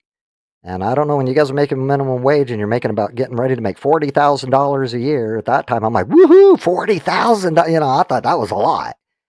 But when you look at it, when you're working 2 jobs, busting your butt 80 hours a week, and you don't hardly, especially in retail, you don't get no weekends off. It sucked. So I was like, you know what? You can stay home, take care of our kid. you won't have to work and I'll be making enough money for both our incomes. And she's like, really? I was like, yeah. And I was like, and what we can do is, I was like, what if we get married? And she's like, really? You want to marry me? And I was like, yeah, yeah, I do. And the date that we picked, which is ironic, is my son's birthday. He was going to be 1 year old, 1 year old, right? So we decided on September 16th, we would get married. And that's what we did. And being in the Marine Corps, I got a lot of my Marine Corps friends, and we had a whole bunch of other friends. Everybody brought food. My buddies ran a tab at the bar and stuff. So we went to a church, can't drink at the church and stuff. But it was my son's first birthday and my wedding reception. We paid for everything. And it was great. It was honestly, it was great. It was like a really, really, really great moment. And again, my son had his birthday. It was all happy. And yeah, that's how we did it, right? So we were married after that. And then eventually what happens is like you realize when you get older, especially bills and finances with your kids, you just realize, and again, she left me. It wasn't really my decision, but we'll just say, if you guys ever have this, if a woman comes up to you and says, hey, we need to talk, that's not a good sign.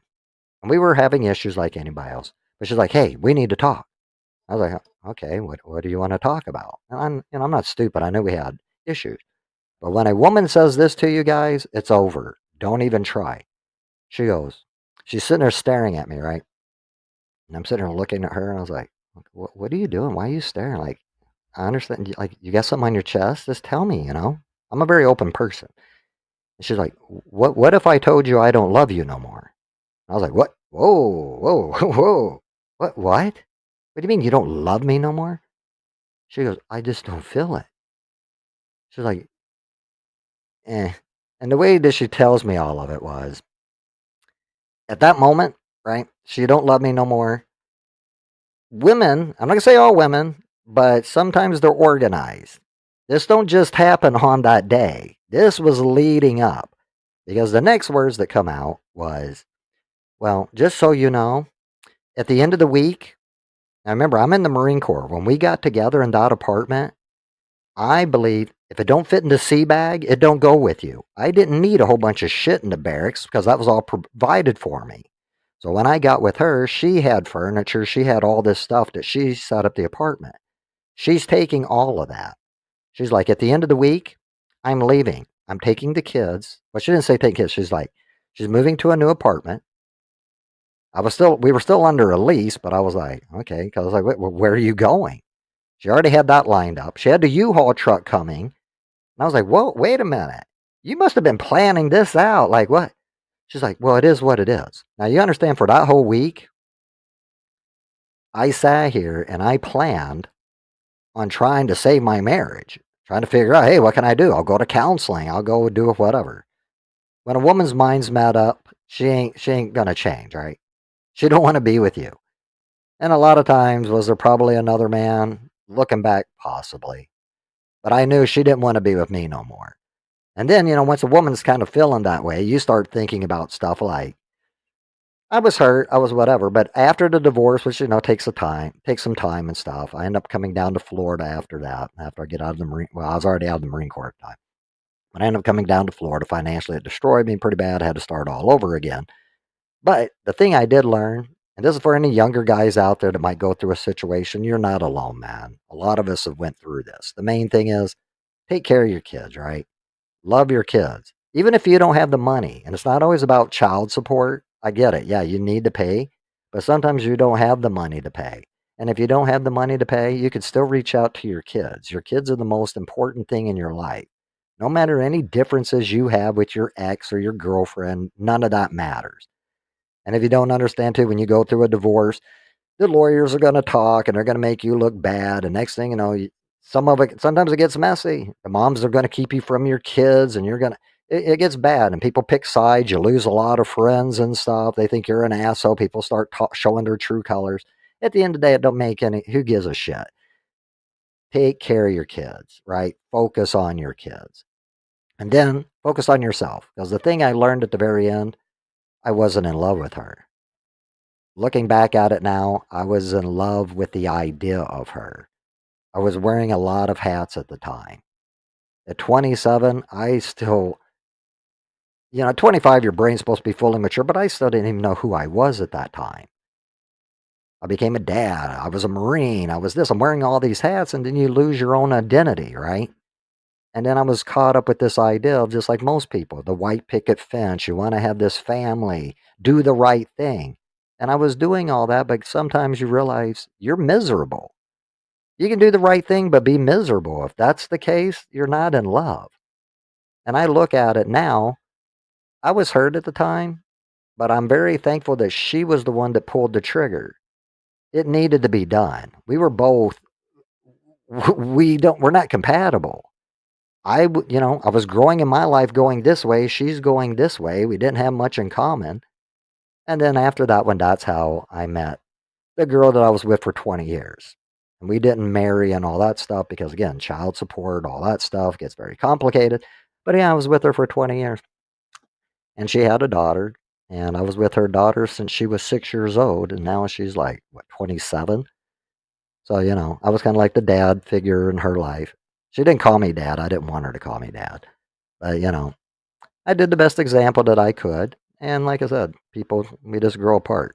And she was still in love with her baby daddy. So it is what it is. And I'll just tell you, starting over again at 50 and dating again really, really sucks.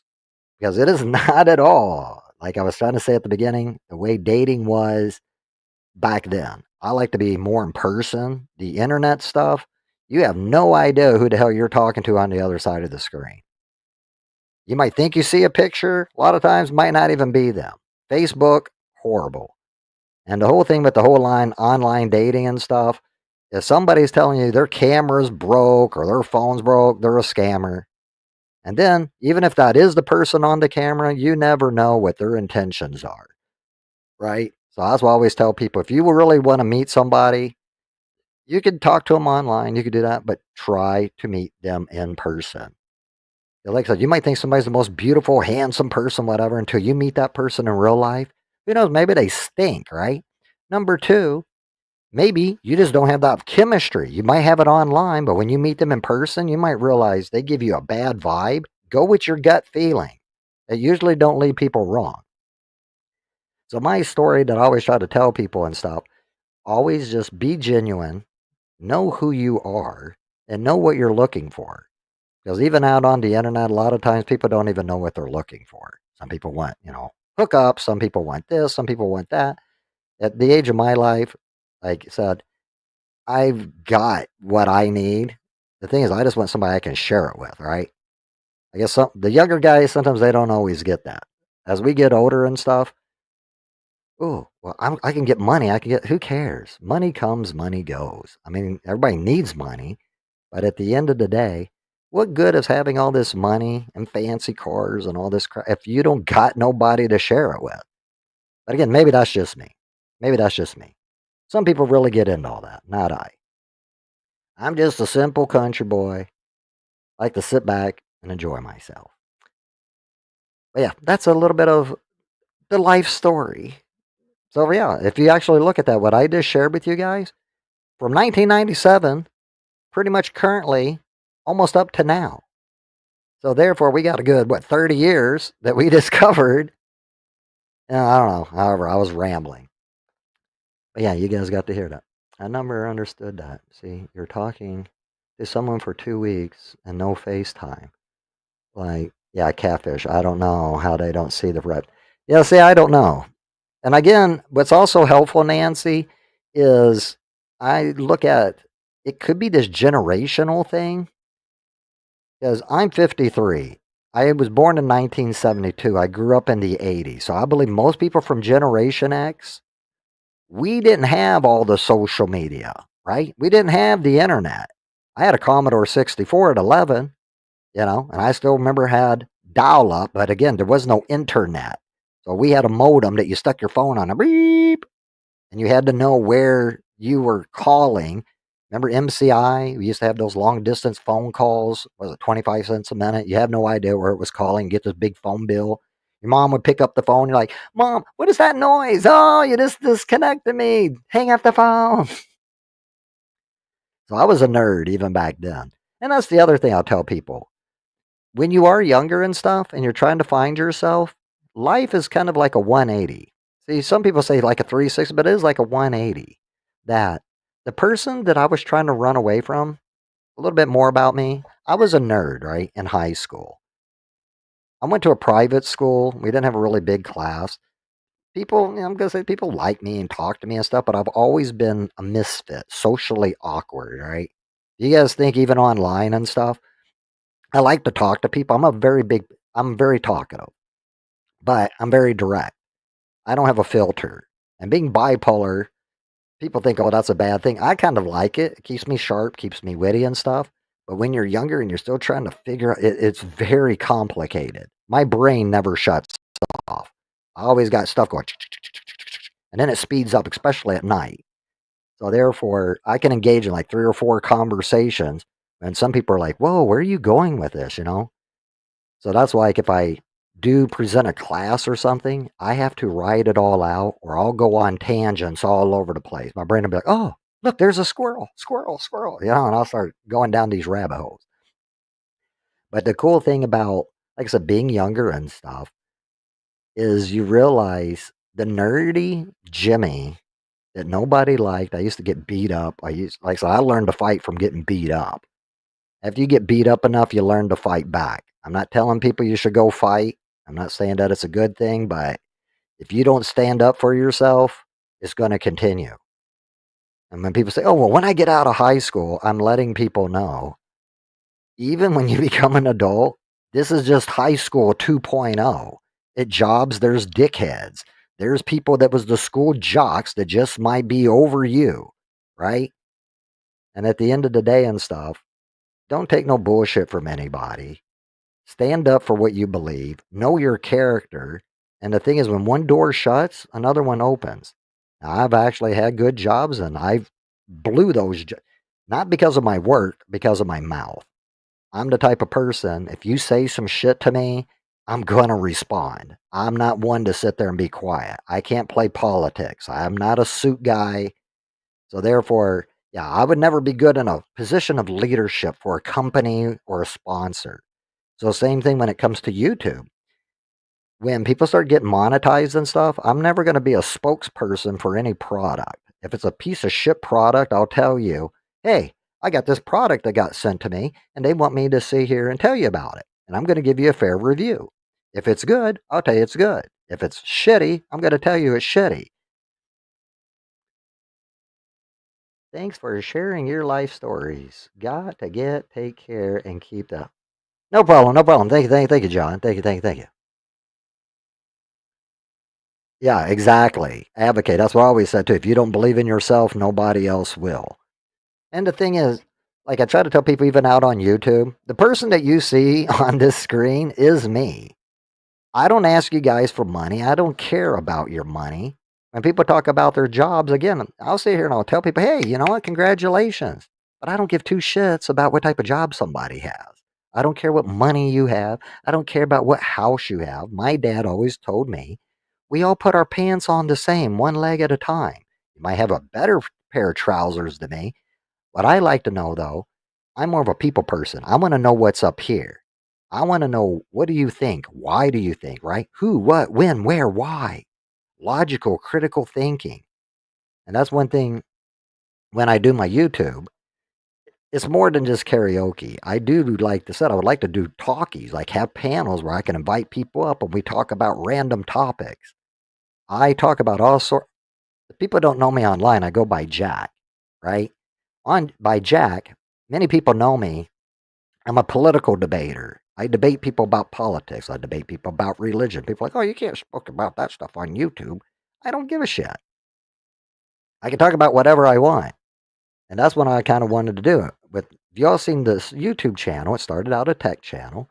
Then I got into the karaoke and stuff. Now I'm kind of dipping in with some AI because I'm trying to share technologies with people and stuff. And I'm still trying to find my footing. I know what I really want to do, but I just don't know this audience that I have.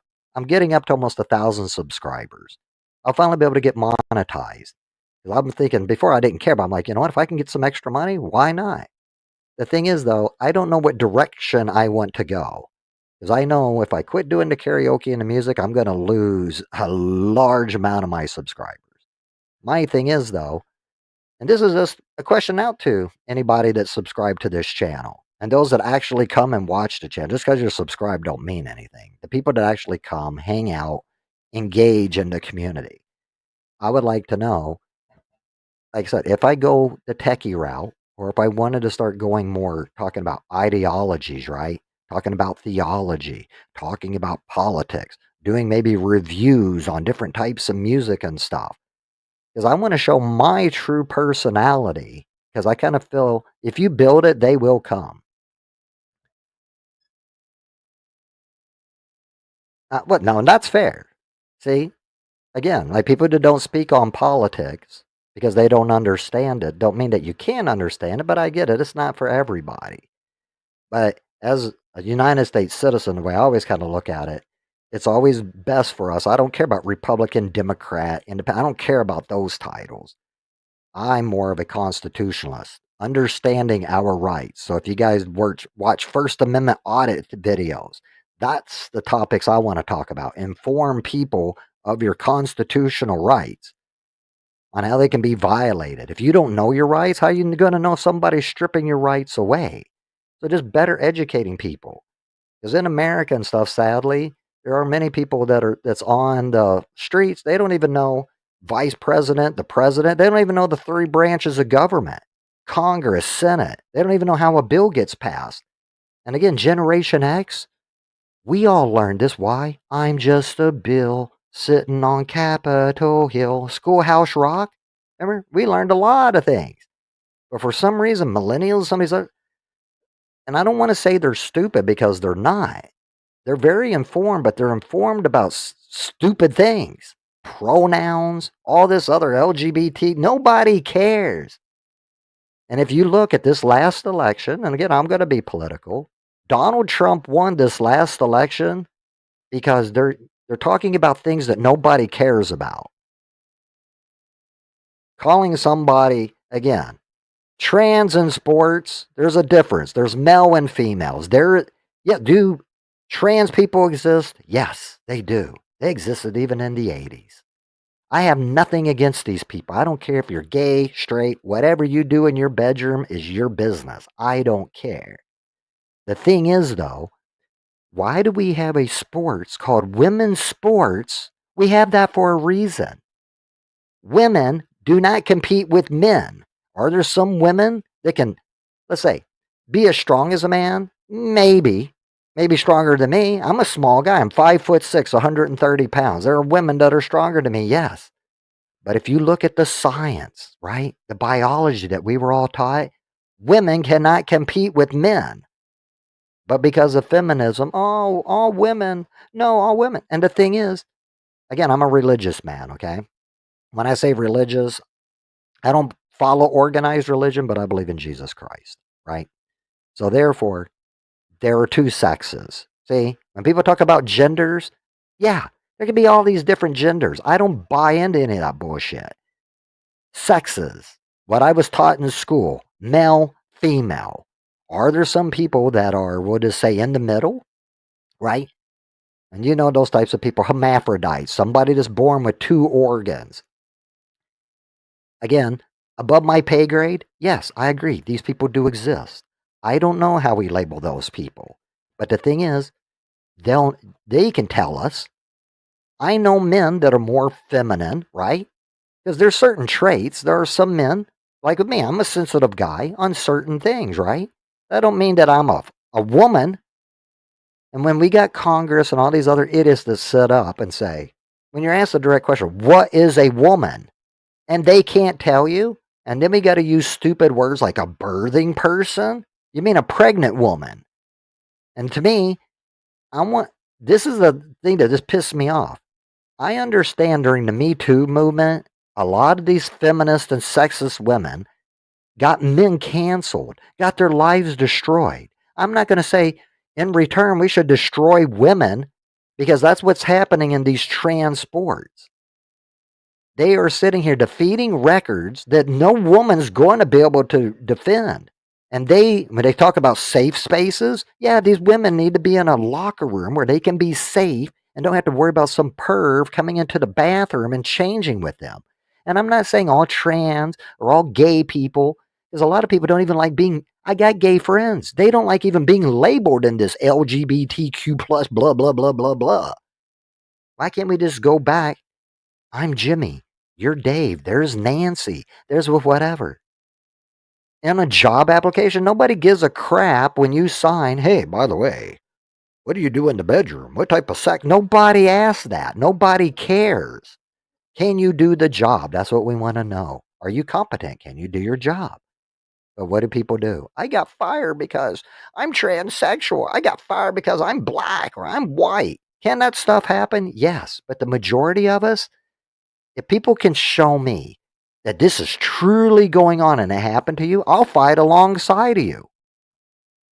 If y'all remember, during COVID, we had that little Black Lives Matter. At the very beginning, I supported them because I was like, you know what? You're right. Black lives do matter. I grew up in the 80s and the 90s, and I grew up in Louisville, Kentucky.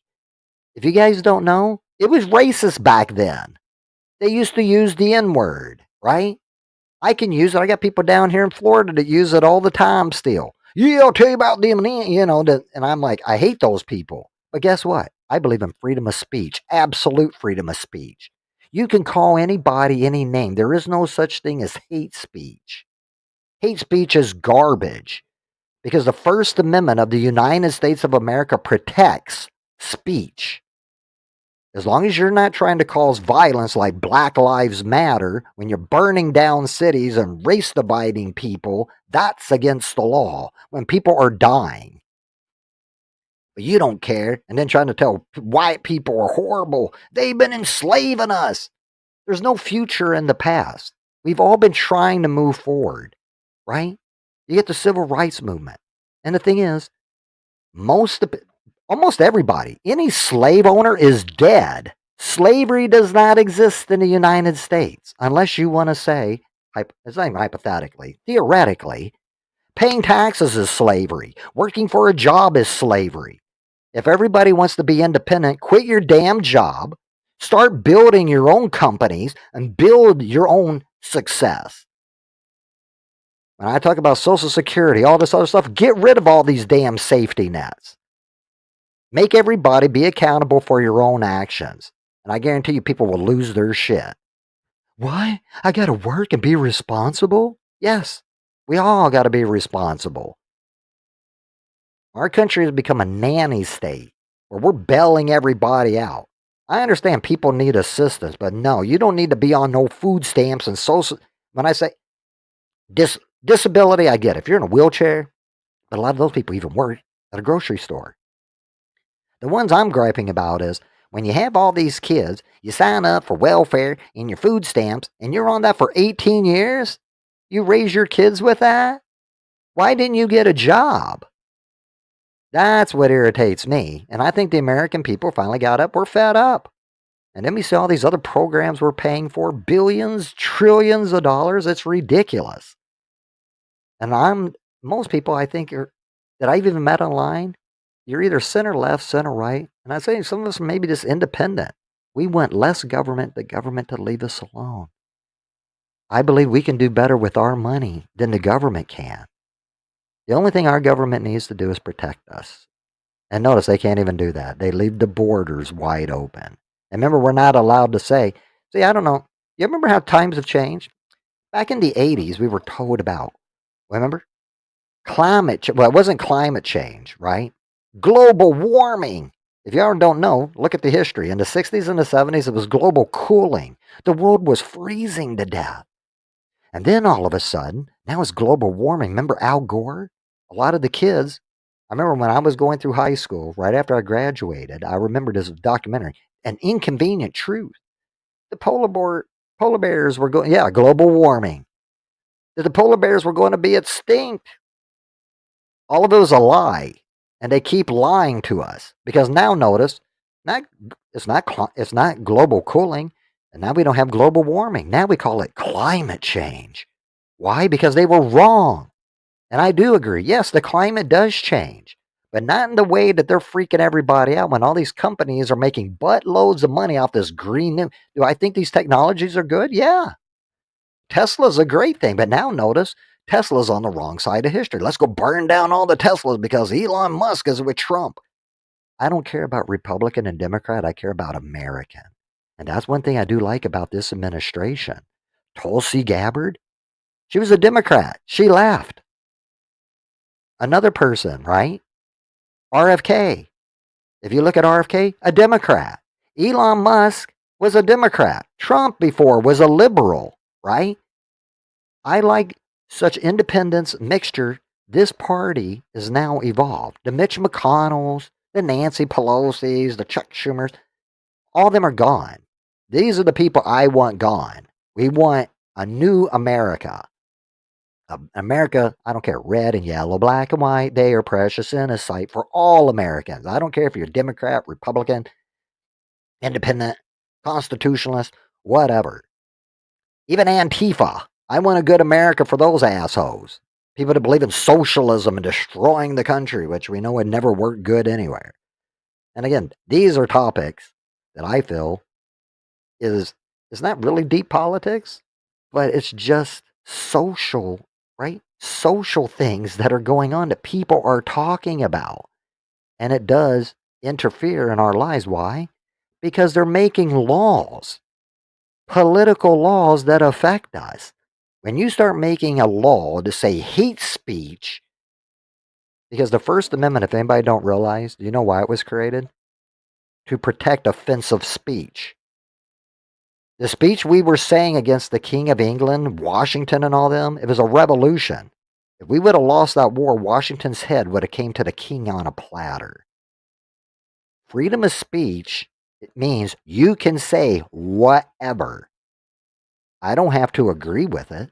So the KKK, I don't support those assholes, but guess what? This is America. They're allowed to speak it. Same thing with the Black Panther Party, La Raza, the Hispanics. They have their version of the KKK. You're allowed to be racist. You're allowed to sit here and say stupid things. Women can sit here and wear their little pink caps and say, I love abortions. Kill more babies. I'm pro-choice. They can say that. I may disagree with it, but that's what I love about America. You have freedom of speech to say whatever, and I'm allowed to rebuttal you and challenge you and question you on your beliefs. That's how we grow as a country. Because sometimes we can meet possibly in the middle. You know what? I never thought of it about that way. Hey, Chuck. Yeah, that's a different way of looking at it. I never thought of that. So, what if we did this? And then he's like, oh, you know what? I never thought. Yeah, that would be a solution. Because we all want to gripe about things. Here's the thing, though. Why don't we try to fix the system? See, if nobody's sitting here contributing to help, and I get it. People got to work. We got to pay our bills. We got so much crap going on. The thing is, though, it's kind of like what Kennedy said. It's not what your country can do for you, but what you can do for your country. Is what sadly, a lot of Americans have forgot. We, the people of these United States, the government is us. So when you talk about you hate the government, you hate the American people. We are the government. And I think our government has gotten so big, they've lost touch with the American people. They work for us, right? They represent us. They don't tell us what to do. We tell them what to do. We can hire them and fire them. Yes, exactly. Solutions. And that's what I want. Republicans, Democrats, I don't care what side of the aisle. Work together for the American people. If you're not going to do what we want and get something, you got to go. And even with Donald Trump, our commander in chief, we're allowed to say, and next election, we don't have to say it anyway. It's the end of his term. But we can say, you're fired. But doing these phony impeachments, Russia collusion, and blah, blah, blah, January 6th, because this is my situation. January 6th, the Democrats made such a big ruckus about that, right? And agreed. I was totally against that. However, we do know through the classified documents, it was a setup. They opened it up. There was many people that was arrested. There were some bad people in that group, guaranteed. Anybody to say here and hurt or any damage, they should be in jail, 100%. But the majority of those people, no, in America, I'm allowed to question an election. Do I have all the facts? If we don't have all the facts, if we couldn't prove it in court.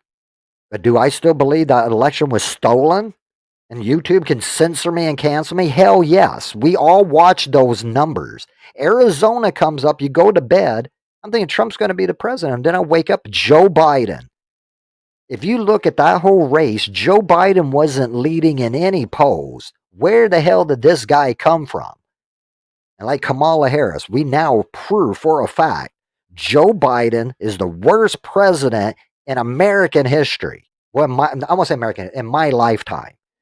That guy, they lied to us. Oh, he's competent. No. If you looked at those 4 years, those first 2 years, we saw him declining, falling downstairs and all that. Afghanistan withdrawal made us look like a bunch of idiots. But what did we notice at the very end? This guy could barely talk. He wanted to eat ice cream, falling down on his bicycles on beaches. They knew that this guy, and again, God bless him, because what I think they did was senior abuse. His wife was so power hungry that they put this guy up knowing he was not fit for the job. And they told us, no, everything's fine. But notice, what did they do? Right? When we sit here running up to the election, they railroad Joe. Remember, Joe said, nobody can beat Trump but him. He was ready and roaring to go. And then all of a sudden, he steps down. Why? Because Kamala Harris, they didn't even vote. Kamala Harris. And again, I don't know if y'all know the history of Kamala Harris. Look at California. You know how she got to the top. These ain't make-believe stories. She comes from California. Gavin Newsom's turned California into a shithole. California used to be a beautiful state. There's areas there I don't feel safe. That's why I would never go to California. You got drug addicts all over the street, people shitting on the street. It's bad. These people paying ridiculous taxes. That's why people are abandoning and leaving that state. And I'm not talking about the people of California. There's good people in California, but they're stuck because they voted for these idiots. And this is one thing I tell people too. If you come from a Democratic state and you voted for that, you stay there. Do not come down to Florida and bring your nonsense views with you. We don't want that here. I don't want my state turning into your crappy state. New York specifically. New York's a great state. The people are great. But they turned that state upside down. And this is the stuff that the American people, they can't understand. Why did they lose the election? Because all they talk about, Trump bad, Trump bad. My thing is, America is $32 trillion in debt. We're sitting here, we got countries that hate us. We leave, again, we were in that war. Trump was going to get us out. Iraq and Afghanistan, 20 freaking years we were there. I lost buddies in that damn war. And then we're going to leave the way that we did? I mean, that's worse than Vietnam, if you guys remember that one. I mean, a superpower. And we're going to leave a country, and then you're going to leave 13 Marines to sit behind and get murdered? Yeah. Why aren't these people fired? Why did they stay in power? That's the stuff. And at the end of the day, yeah, American people want shit done. And that's why Donald Trump. The Democratic Party, sadly, if they don't want to take advice from me or any other American person or either any other commentators, I'm being honest with them. Quit talking about Donald Trump. Do what the American people want, right? Do what the American people want. That's all they're asking, and they're not asking a lot. The Democratic Party, I got Democratic friends. This is not their party anymore. This party has been hijacked. There's Democrats that are logical, sensible, but you got AOC, Bernie Sanders, communist, socialist. They're not going to win. There's no way in hell. Anybody that votes for that deserves. And I'll tell you, I'd rather go live in China than sit here and have to live under a AOC or Bernie Sanders. Now, some of their policies, I agree with them on some things, but it's not okay to steal from others. People who built companies. And people are sitting there going, remember Obama? You didn't build that. Do you understand most of the companies that everybody works for? Somebody took the risk. Not everybody was born with money. If I create a company, right, and I took a loan out of a bank, I put my house up, I put everything up because I believe in this idea. I took all the risk. Why should my employees get the reward? Well, because we worked there, we helped you. You understand, if my company goes under, you can go find another job. I lose everything, my home, everything. So I believe it's like Las Vegas, right? Go big or go home. If you're willing to put risk in, and a lot of companies that people don't realize, those first 5 years, most companies don't survive. They don't get paychecks. All the money that they make goes back into the business. Some of these companies don't even have money to pay their employees. Jeff Bezos, I agree with you guys. All these big companies, they started small.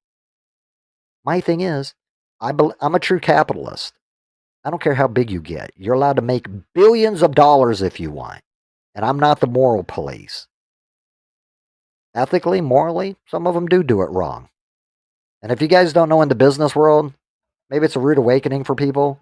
I'm not saying you have to do this, but it happens most of the time. You're going to be put in a situation. You're going to have to throw other people underneath the bus or step on them to move up. If you want to get, that's why I said I can't be a suit. I saw this shit happen. Have you ever been in a position where you become a manager and you got to go fire somebody because, sorry, we're doing cuts. Bottom dollar, you understand? It's about making that money. My thing is, you got upper management we could get rid of that makes more money because Bob over here, he's a hard worker. He comes to work every day. He stays after. He's a go-getter. But we're going to get rid of him. I don't know about you guys.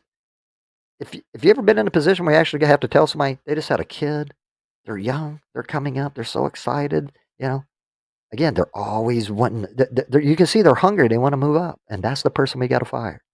And then you got to be that person to go in there and let them know, yeah, got to let you go, man. Why? Oh my God, how am I going to pay my bills? See, I can't do that. I understand there's business, right? But then there's the morals and ethics. And see, that's where my dilemma is. I'm not a cutthroat, bloodthirsty person. But guess what? There's some people, they don't give a damn about you. It's about make that money at all costs. You're nothing but a number, nothing but all we are is just another brick in the wall. And I'm not saying it's all companies. There's good companies out there, but there's some sleazy multi-billion we'll just say, since I know Nancy's here, she works in the medical field. Now, the thing is, I worked at a medical facility, and we'll just say one of the largest in the United States and in the world. Okay?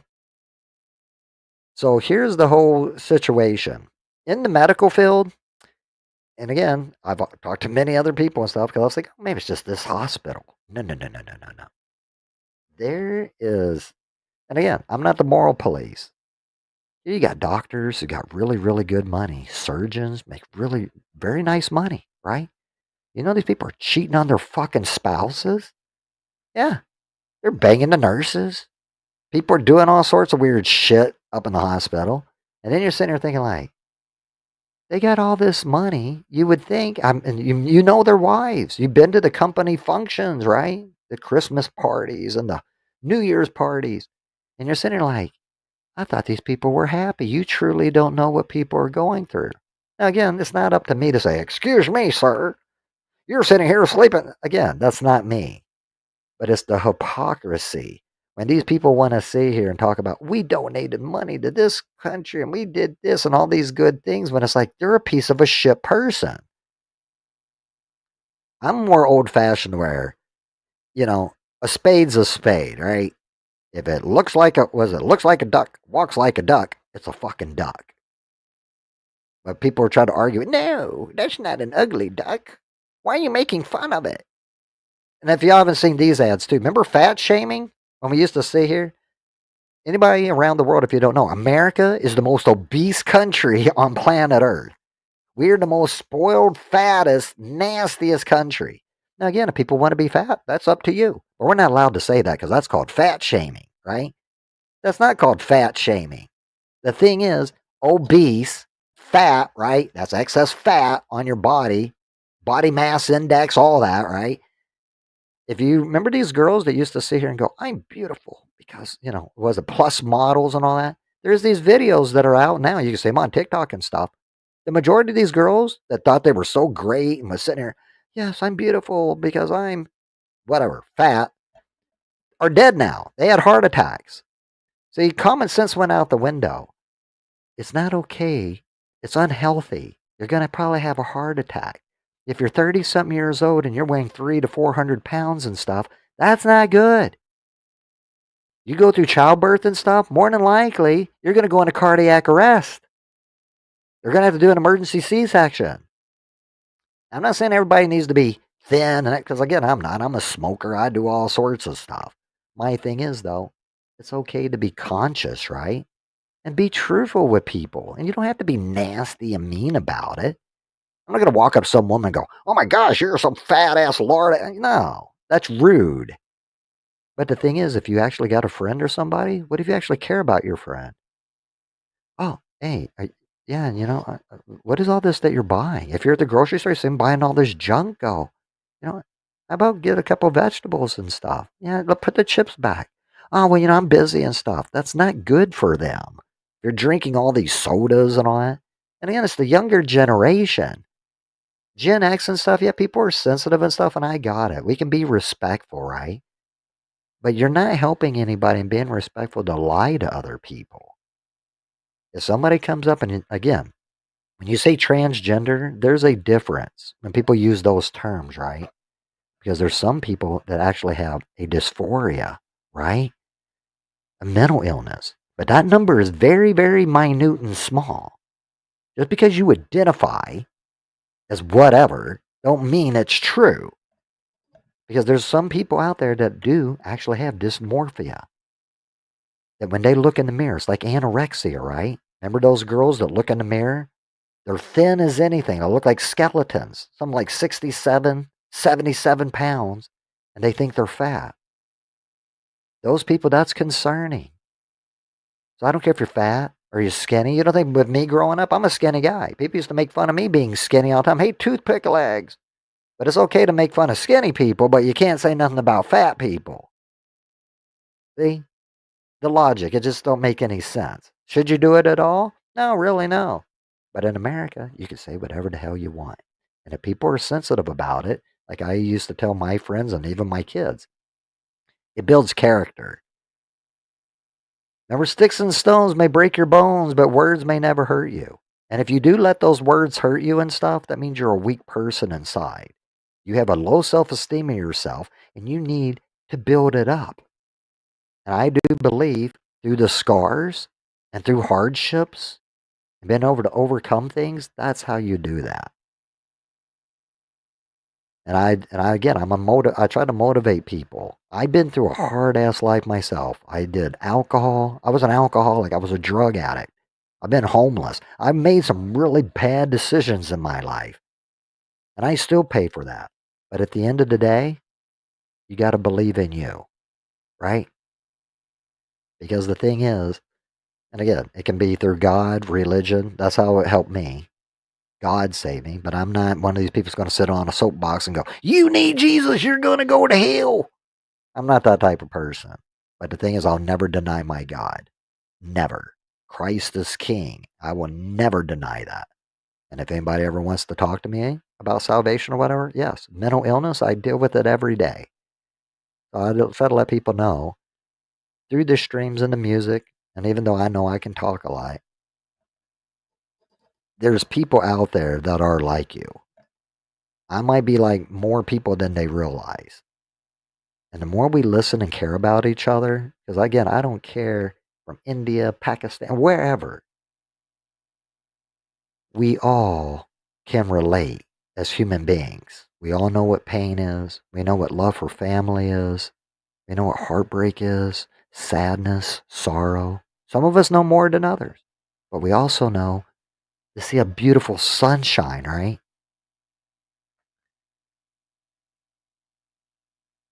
Yes, exactly. About the failures. Our stepping stones, right, to our success. And see, and some people do use the word failure sometimes, and I know I've said that before too. Sometimes I used to like to call them setbacks. Setbacks it hits a little bit easier, right? Because when you say failure, you're like, ugh. See, when we were in school, we used to get an A, B, C, D, or an F. But see, we're not allowed to do that no more because everybody's special. Remember, everybody gets the gold star, a participation award. No, everybody don't. Because what we're teaching younger kids and stuff, you're setting them up for failure and setbacks. In the business world, there's failure. If you have a business, right? Or let's say you made an investment in something. If it fails, you know how you know? You can look at your portfolio and you see you lost tens of thousands of dollars, right? Bad decisions. If you sit here and shoot your mouth off to some guy in the street, say something bad, like online, people like to be trolls. Yeah, your wife's this, blah, blah. Go out in the streets and say some of the shit people say online. See what happens to you. Go up and call some guy's wife a whore. Hey, fuck her, I did. See what happens to you. I don't know about other states. Here down in the South, you're going to get your ass whooped. Straight up. And nobody's going to call no damn cops. And that's why I want to know, where are the real men at? Real men, stand up for women. Open damn doors for women. Chivalry's not dead. Because we got people out on the internet, men are toxic masculinity. And then we got the men, these feminists, they hate men. Yeah, there are some people like that. But the majority of us, we ain't like that. If you see an attractive girl, even if she's not attractive, here's a mom walking in, she's got groceries, she's got her kids. Open the damn door for her. It's not that hard. You just sit here and you just respecting other people. And my religious background too is woman was God's gift to Adam, right? The most precious gift that Adam ever received. He had paradise, but notice, he had paradise, everything. All the food, all the animals, he had everything. And then what does he do? Lord, Lord, I notice all the other animals have a partner except I. Adam had everything, but yet he asked for a woman. And when I try to tell people and stuff, it's not just because of sex. He says, be fruitful, multiply. A woman and a man, we complement each other. You understand? That's what the whole idea of marriage is. When you put that ring on, to sickness and health, good times and bad times, till death do us part. Having a partner in your life, and again, I don't care if you're straight or whatever. Maybe it could be a woman. Maybe it could be a man. Nobody cares. Love is love. I'm not going to tell you who to love, and I don't want our government telling people who you're allowed to love. Gay marriage, again, I may not agree with it, but I'm not going to tell people you're not allowed to get married. My argument with that whole thing was the legal side of it. Because if we're going to be able to do that with gay people, what about people like me? Because see, in Florida, we don't have legal marriage, right? Or when I say legal marriage, like, what is that called? When you live with somebody, common law marriage. I was with my ex for 20 years, right? Common law would have been, we were married. We lived just like a married family, but I couldn't add her on my insurance. I couldn't do whatever because we weren't legally married. But yeah, somebody that has a partner, right? And they can get married. But the thing is, right, common law. Can they get the benefits, right? That was my argument. With two guys, two women and stuff, so they get the same benefits because at that time, it was during Bush, he was trying to do this, this marriage tax. To where if you were married, you were going to get an actual kickback on your taxes, right, for being married. So I was like, but that's a legal loophole that some people might do, that people might get married and they might not even love each other. So I understand things are complicated. But if somebody truly loves somebody, again, from the religious side, do people need to be married? In the eyes of God, yes. But do you really need that piece of paper? No. You can still love somebody without the piece of paper. However, legally, right? When I say legally, we just talk about long term. You got to think, if you die, you got to think who your house is going to be passed down to. That's why the marriage part's kind of really important. Because when you have to start separating things, you got to start talking about money, and then you're joining bank accounts and all that. I would just tell people you want to cover your ass, right? And through legal marriage, that's the way. But I also know people that's been in marriages. And I don't know, you all probably know people like this too. Somebody that's married, right? And they really can't stand each other. Their kids, again, these people are usually in midlife. Their kids are getting close to 18. And those families that stay together for their kids. Do you really think they're staying together for the kids? It's not really helping the kids out. I know friends that was stuck in situations like that. Mom and dad are arguing every day. You can see they hate each other, calling each other names, and they play the kids in the middle and play the kids off each other. That's not a good, you're not helping your kids by doing that. To me personally, separate and leave. I think you can help the kids in a better, right? In a better way. That's not being a good example for your kids. And in America, sadly, our divorce rate is just horrible. It's it's just bad. I think it's like over 60 something percent of marriages end in divorce. So I can understand why people wouldn't want to get married. And then the legal ramifications. Going through a divorce is not cheap, especially if you got kids. Your whole life can be destroyed. I'll tell you, your credit's going to be destroyed. It's not easy. So when young guys or whatever and stuff, yeah, I banged this girl and I did that. Be smart and think. Look, contraception, and I get it. You can be Roman Catholic, you can be with whatever. Some people have religious views on it. Okay, that has nothing to do with me. My thing is, common sense tells me if you don't want to have a kid, you got two options. Don't have any sex, right? Oh, I can't do that. Okay, well, if that's your problem, then guess what? Your next thing you need to do: get a condom, buy some condoms, and condoms do break, so you know you're taking a risk. But I'm going to say usually about 99% they usually work. But there's also a situation of what else could you use? The girl could be on birth control, correct? Some women get on birth control. They're not even doing it for sexual things. Sometimes it's to control their weight. They have different reasons. Sometimes their menstruation cycle. But then there's another reason why. What's another type of thing you can do? You can get snipped. I wouldn't recommend that if you want to have children and stuff, but some guys do, especially if you're midlife, right? But my thing is, if you don't want kids, I was brought up, if you play with fire, you're going to get burned. So any man that goes off and he has kids and he sits there and complains and stuff later, oh, this woman, whatever. And even when the women do it, this man's horrible. Well, you picked him. You picked him. Nobody forced you to be with that man unless, like I said, this is the internet, so I'm realistic. Unless you live over in a Middle Eastern country and you have an arranged marriage or something, and a lot of times, if you look at the statistics, those actually work out better, which I was very surprised, than regular marriage. Even though I wouldn't want to have my parents picking out, no, no, no, no, no, no, no, no. But, statistically, if you look at it, it's very intriguing if you look at those numbers. You guys might be blown away. Like, really? I never thought about that. I can say in America, most women, even guys, no, we're not going to sit here and have people tell us who we're going to be with. Well, you're going to be with this person. Could you imagine your parents? Well, Jimmy, you're 18. You see Sarah over there? Well, you're going to marry Sarah. And then you got to go through this whole ritual and stuff like, oh, no, no, no, no, no. What if she's the ugliest girl? And, if you're physically not attracted to somebody, we all know that's not going to work. I don't care. People are like, see, you're shallow. All you care about is looks. Are you kidding me? Let's all be real for a second, right? When you see somebody, you're either physically attracted to them or not. That don't mean you got to be in love with them. But if there is no, physical attraction, right?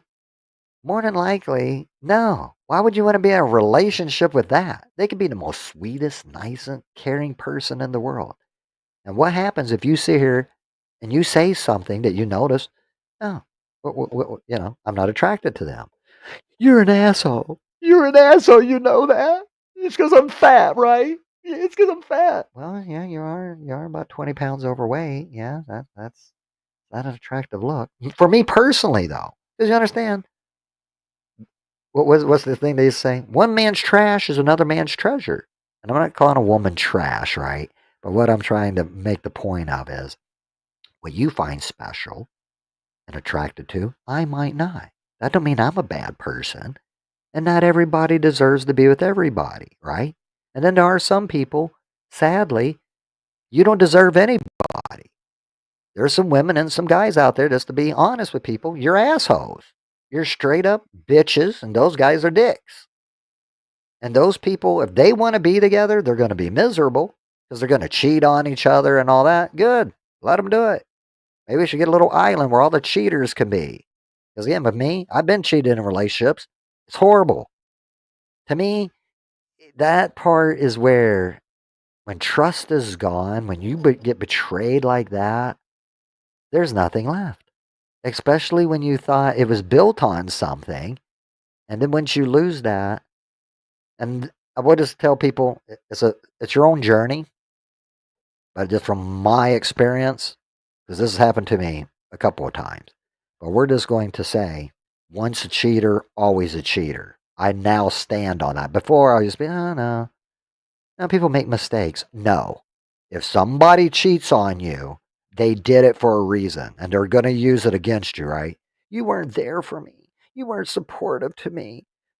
I was emotionally missing. No, no, no. They made a choice to cheat on you. You know why? They don't respect you. They don't love you. They don't care about you. I don't care what the excuse is. I'm being 100% honest with you. If this happens to you, I know it might hurt. You might not want to accept it at the time. I'm trying to save you because I used to believe if you cheat on me, we're done. I'm kicking you to the curb. Thing is, though, you're right. You don't know until you're in a situation. So imagine you're 10 years in a relationship. You got your kids now involved, right? You got another little child involved. Makes things more complicated when it's not just two people. And then the person cheats on you, right? And then you sit here and you go, ouch, you separate, you move your stuff out. And then the person's like, look, I made a mistake and all that. And you're like, yeah, yeah. And then you're sitting here and then again, situation happened to me. I asked my dad advice. And he goes, you're making it more complicated than what it is. But I was like, but she cheated on me. He's like, I just got a question for you. Do you love her? I'm like, well, at this point, he's like, that's not my question. Now or whatever. Do you love her? Yeah. Can you forgive her? Well, look, you don't care. I don't care if it's now or whatever. Can you forgive her? Yeah. Eventually. Okay, but you can forgive her, right? Yeah. And then the last thing my dad said is, what's the problem? And I was like, you know what? That's actually right. I was making it more complicated. Looking back on it, no, my dad was wrong. I gave it another chance, and guess what? It happened again. After 20 years. Don't waste your time. If somebody's going to cheat, I'm telling you, they don't respect you. They don't respect you. And once a woman loses respect in a man and stuff, it's over. You're never going to gain it. She's going to look somebody else. You never want to be anybody's second pick. And this is for the young guys out there, for the ladies and stuff. Since I'm not a woman, I'm not going to say you can't speak on things because I'm not a woman. But from my experience of what I've seen with women and stuff, if a man, right, ever late, again, I've never put my hands on a woman. I believe any man that puts his hands on a woman is a fucking pussy. I don't respect any man that ever lifts his hand to a woman. I don't care if she punches you in the face, walk away. Men are stronger than women. You're going to go to jail. You deserve to go to jail. I agree, the woman shouldn't be hitting you or whatever. But I don't give a crap. Any man that puts his hands on a woman is a pussy, straight up. And any man that sees that happen and beat their ass, I don't respect any man that does that. But when it comes to a woman, a man, women are confusing in many ways. And maybe some of you ladies one time maybe can come up on a panel, maybe discuss and explain stuff to me. But when a woman is okay for her man, like, I don't know, when men go, hey, bitch, what you doing, bitch? Calling a woman a bitch, and some of these girls, especially the younger women, they think it's funny. To me, I don't know. Calling a woman a bitch is a degrading term. Why a woman would sit here, unless she has low self-esteem of herself, that's not cute or funny. If a man says that, that's disrespectful.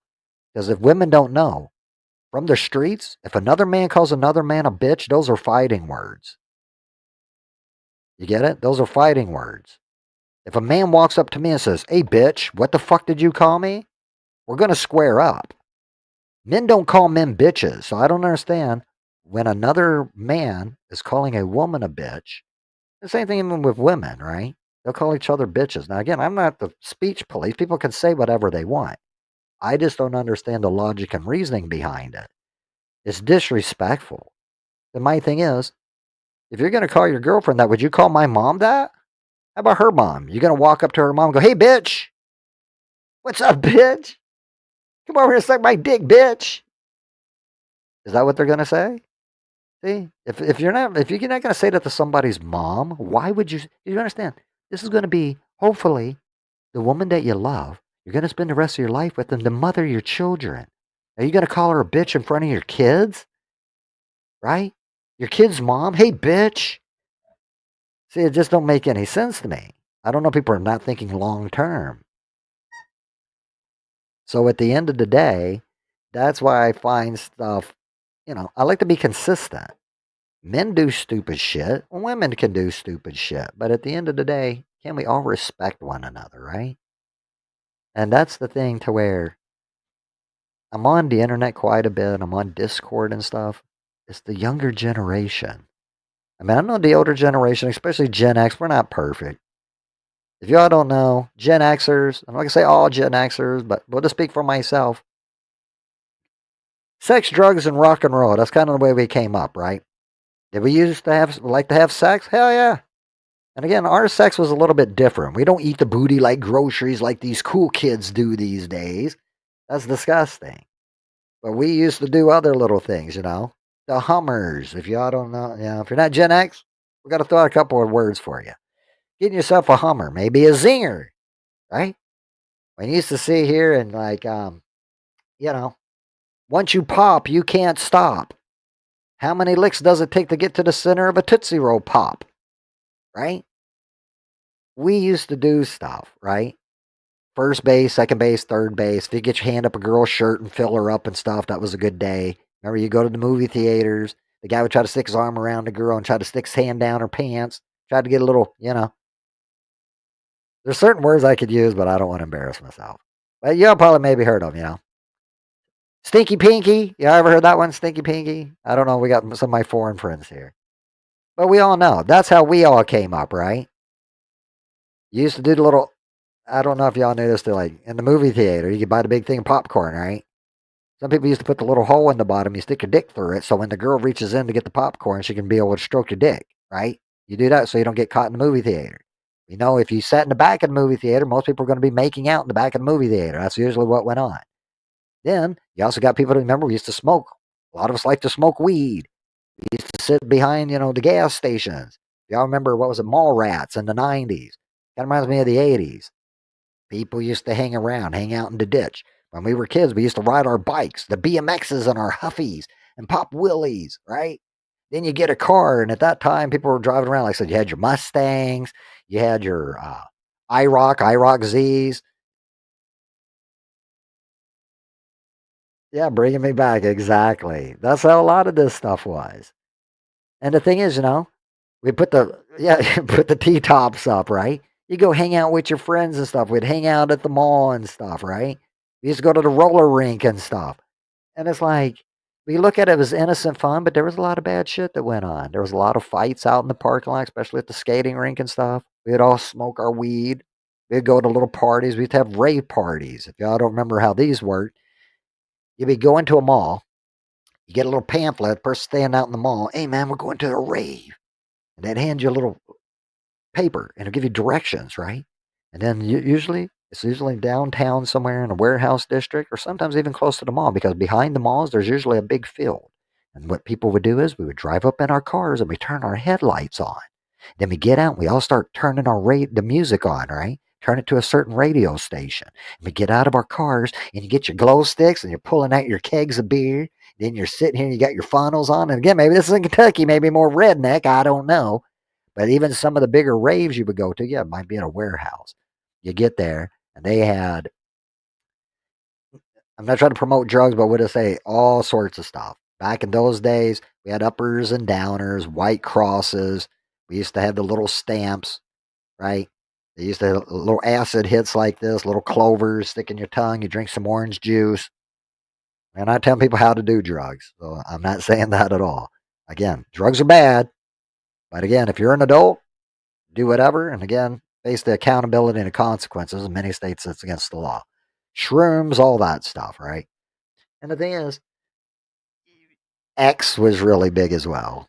But again, we had other things that we would take because X kind of came later in the 90s, mid 90s. But the thing is, a lot of sex. You got to remember, we grew up in the 80s, Miami Vice, right? Two Live Crew, people banging, in the videos and stuff, girls with thongs, right? All I want to do is a zoom, zoom, zoom, and a boom, boom. So that's the thing about Gen Xers and stuff. Like, I think a lot of us grew up, right? Especially when you have kids and stuff. But I do find it funny that the younger generations look at us and be like, kind of like certain words we used to say in the 80s and even 90s. Like, too bad, too bad, too bad. See, too bad for you. That's what we used to do. And then we go, duh, duh. Hey, hey, bro, right? Hey, what up, dog? What up, dog? Trying to act ghetto and thug and all this other garbage. And then you realize you actually go to places. When I lived in Missouri, in Kansas City, especially downtown, there's a lot of Bloods and Crips. And again, even here in Florida and stuff, we got Bada Locos, right? We got folk. So again, I'm not promoting these gangs. And my thing is, if you ain't about that life, don't represent that you're about that life. So when somebody sits here and they go, you know, like, you don't want to test somebody. And if you ever hear somebody with tattoos, and again, I'm not saying everybody with tattoos is in a gang, but if somebody comes up with tattoos on their neck and they got a crown or something here on their neck, and they go, yo, Holmes, you disrespecting me? You're about to get into a fight. They're about to beat your ass. And the thing is, they ain't going to back down. And the thing is, you can't back down either. If you try to run and stuff, you're a bitch. And you don't want to be known as a bitch on the street. So stand 10 toes down and take your ass beaten like a man. And again, that's guy code. But I'm letting you know too, even where I live, women, they're pretty tough too. These girls, no. They get beat in too. There's girls that'll beat your ass. I don't know if you all remember, even in Gen X days, watching a girl grab another girl and you pull her shirt up, see, like this, right? You pull it up over her head. And when you pull it up over her head, you're boom, boom, boom, like in a nice hockey game. I used to see some girls, especially those girls, especially when the girl takes her shoes off. Oh, bitch, let me tell you what. She takes her shoes off. Oh, it's about to go down. And then they get in there. Now, I like girls that actually fight. None of this smacking and stuff. But a girl that grabs some girl with that long hair and wraps around her hand and just boom, boom, just beating her. See? And I don't know. Maybe it's a southern thing. Southern girls will whoop ass. I'm assuming there's some northern girls too, because again, I see some people up in New York, again, Pennsylvania and areas there. Again, New England, yeah, there's some people that'll rock your world. They ain't playing. And again, I don't know about any foreigners that might be in the chat and stuff. Yeah, at the club. Oh, now see, down here in the South, I don't know if y'all know, if you go to a hip hop club, and again, I don't care about white, black, or whatever and stuff. There's a mixture here, but we do have certain cliques, right? You go into a club, you got some black people maybe hanging over here, you got your Hispanics over here, you got white people maybe hanging here, you got some Cubans over here. It's a little mixture and stuff. I'm always been taught, if you're cool with me, I'm cool with you. I can get along with anybody, sit down and have a beer with you and stuff. But the thing is, I ain't part of your hood. When somebody's like, hey man, we about to roll. It's about to go down. You down with us? And I'm like, oh hell no. No. You don't want to be down with anybody. And if a fight starts up in there, I'm telling you, you're a white person, get your ass out of there. It's about to get gang involvement. And I'm trying to tell you, blacks and Hispanics, here's something in Florida I didn't realize. When people talk about Latinos, right? Well, all Latinos aren't the same. Cubans hate the Mexicans hate the Puerto Ricans, they all hate each other. But guess who they hate worse? Black people. Now, the thing is, that the blacks and the whites, guess who they hate even worse? The white people. Now, some black people will come and save your ass, but again, usually in the gangs and stuff, no, no, no, no, no. You better pick a side. And I'm going to tell you, if you're a white person, unless you see a bunch of skinheads or something, your ass is not going to last up in there. And another thing that if you don't know, if you're in a club, you step on another guy's shoes, you're about to get your ass beat. Don't walk up to some other guy's girl either and be like, hey, you want to dance? Even by mistake, you're going to get your ass beat. This is guy code. You need to know to read the room when you're looking around. You see a sexy girl out there, nice little short, whatever, short little red dress with her pumps and stuff. Oh, yeah, la, la, la, sitting there doing a little scoot and you get up behind her and stuff. Her man is probably sitting up there strapped up against the wall with his beer. You need to know your surroundings. To me, common sense. Before the internet and some younger people, common sense has been gone a long time ago. To me, it's just respect. Look around the room. If you see another guy sitting here, and you never know too, there's pimps up in there. These girls are their hoes. And you think, oh, I'm going to hook up with this girl. You're about to get robbed. They're going to beat you. And again, if you go to a club, especially at a late time and stuff, you better know where the hell you are. Don't get lost. And even if you get an Uber, you better be damn ass careful. Even here in Florida, just again, I know this area pretty well. Kansas City, pretty similar. The thing is, though, just understanding people and knowing how to read people. Because I know when I talk to Nina, she's like, well, yeah, when you come to the Philippines and stuff, you got to be careful. I think I'm a pretty good reader. I don't care what culture you are. There's a thing called body language. You should be able to read. And I don't know. I think women have the same thing. Men, we have this vibe. We can read off of each other. Another man gives you a look and he's like, you go like that. Hey, what's up, right? But if I'm looking at you, I'm like, yeah, you're about to fight. Same thing with women. Women, they got those looks, and your girl gets mad at you and stuff. She's like,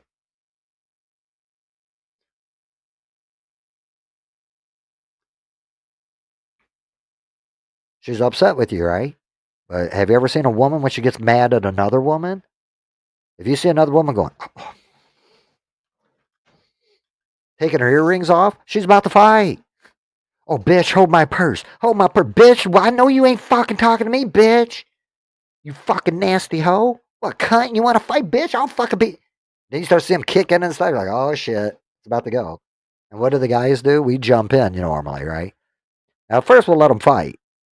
But then the guys jump in. But the problem is, don't grab the wrong girl. And if those aren't your girls, don't interfere. You'll get your ass beat because you're going to have some guy coming up. Hey, man, what the hell are you putting your hands on my girl for? And that's usually at the club, too. If most guys don't know, ladies' night is a reason why they have that, right? The bars make a buttload of money. The girls come in, but who do you think the biggest patrons are going to be? The men, right? When you look at the women, when you look at the numbers, right, they outnumber men. But the thing is supply and demand. More men are going to show up and stuff because we're all competing for these same girls. Now, again, old school, not trying to be nasty, but yeah, here's a situation. When you go to the club, right? Rule of thought. When girls go out, they like to be competitive, right? They usually wear different outfits. There's usually going to be one that's more the leader, just like guys, right? She's the sexy girl, right? Hey, girls, we're going to go out and stuff, right? She's the little leader and stuff. She's usually the more attractive one. But then you're always going to have an ugly one. There's always one ugly girl. Now, again, ladies, I'm not saying that you're the ugly girl, but you might want to, again, look around the room and just self-awareness, right? If you're in a group of friends, look around and try to figure out one of you is the ugly girl, and you need to figure out who it is. And you're going to find out when you get to the club who it is, because guys, we do the same thing. We got wingmen, right?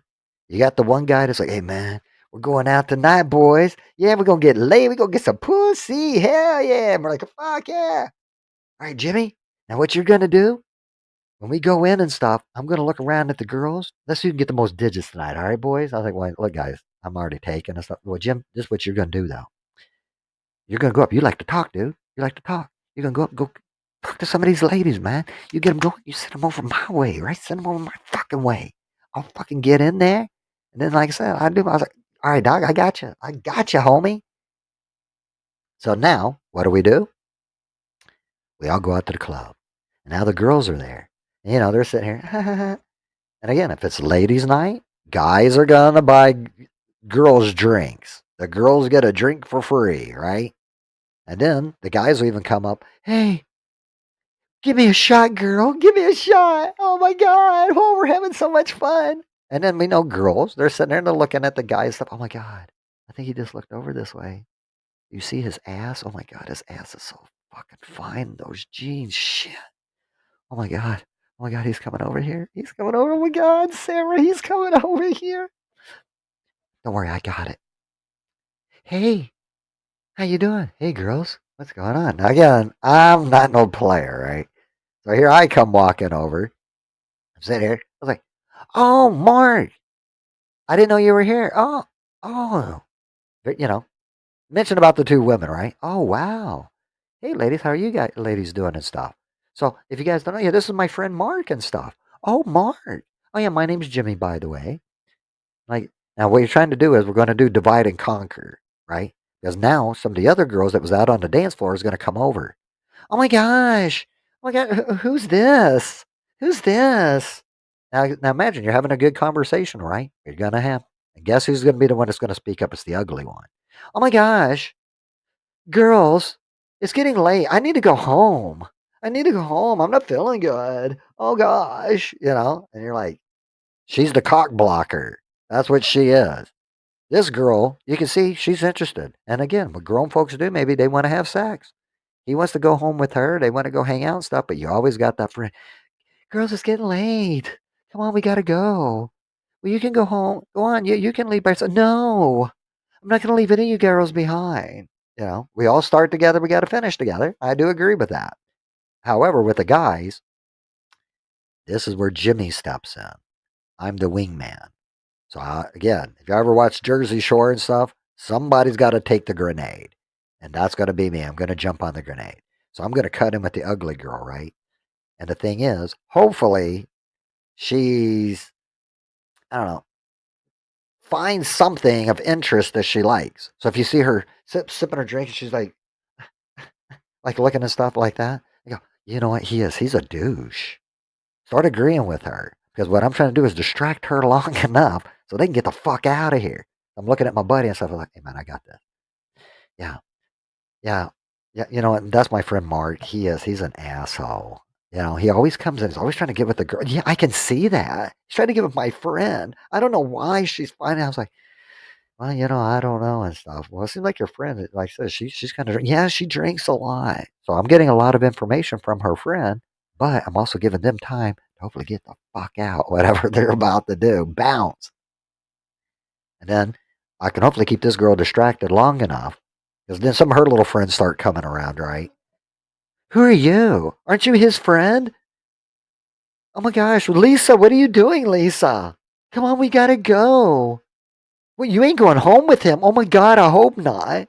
But then you have some of the other friends that'll be like, hey, do you have any friends? Oh, who are these two? Then you bring two of your other buddies over that are happy, you know.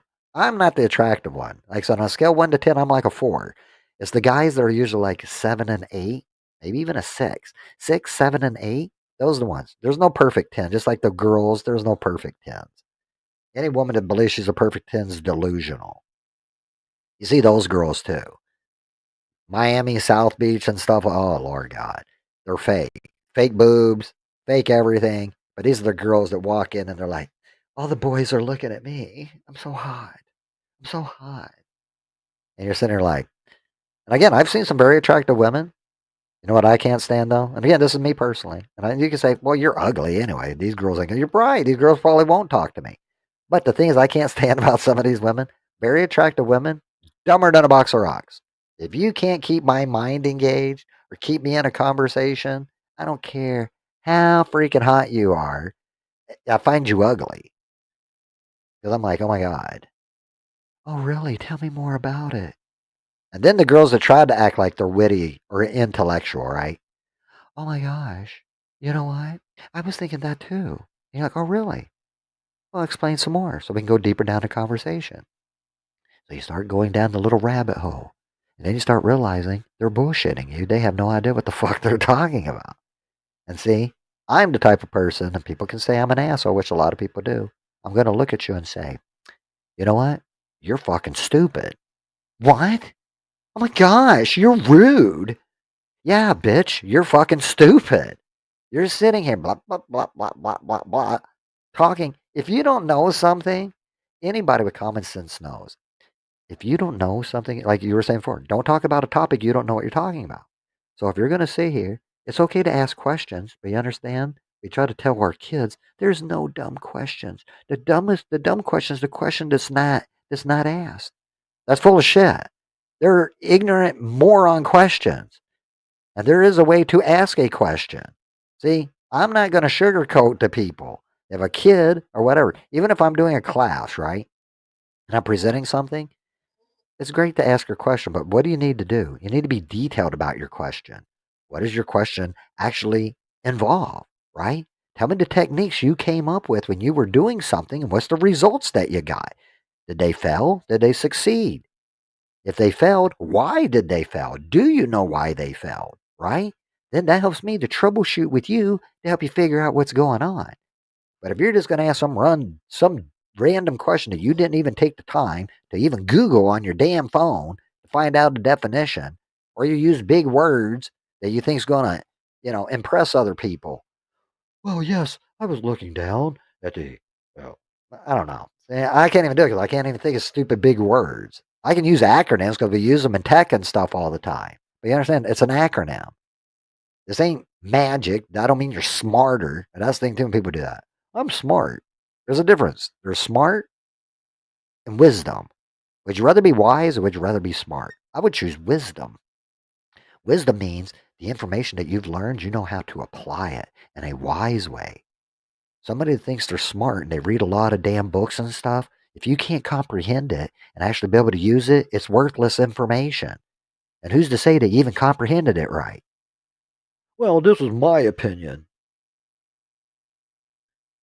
They note to self. Don't ask Jimmy a stupid question. Yes. And again, it depends because it's all, what's the word that we would use? I guess it's all, I guess down to the individual. Because again, no, I'm just going to be truthful. No, there's stupid questions. There's stupid people. People think I'm stupid. Some of the stuff that I say, you're stupid. The thing is, though, if you're going to make a claim, right? This is another thing I like to get into if you guys would like to do this stuff. It's getting into, it's a channel I had called Cordial Curiosity, right? And the way that this cordial curiosity is like being able to have debates, sitting down with people, but we can talk about any topic. But it's not really a debate, it's a conversation, right? And in this conversation and stuff, we're just going to follow your claim that you're going to make, and we're just going to follow it and, like I said, question it. We're going to push back on it. Logic and critical thinking. Who, what, when, where, why. And then we're going to use a little thing called a Socratic line of questioning. If you all remember in high school, we learned about this. Socrates, right?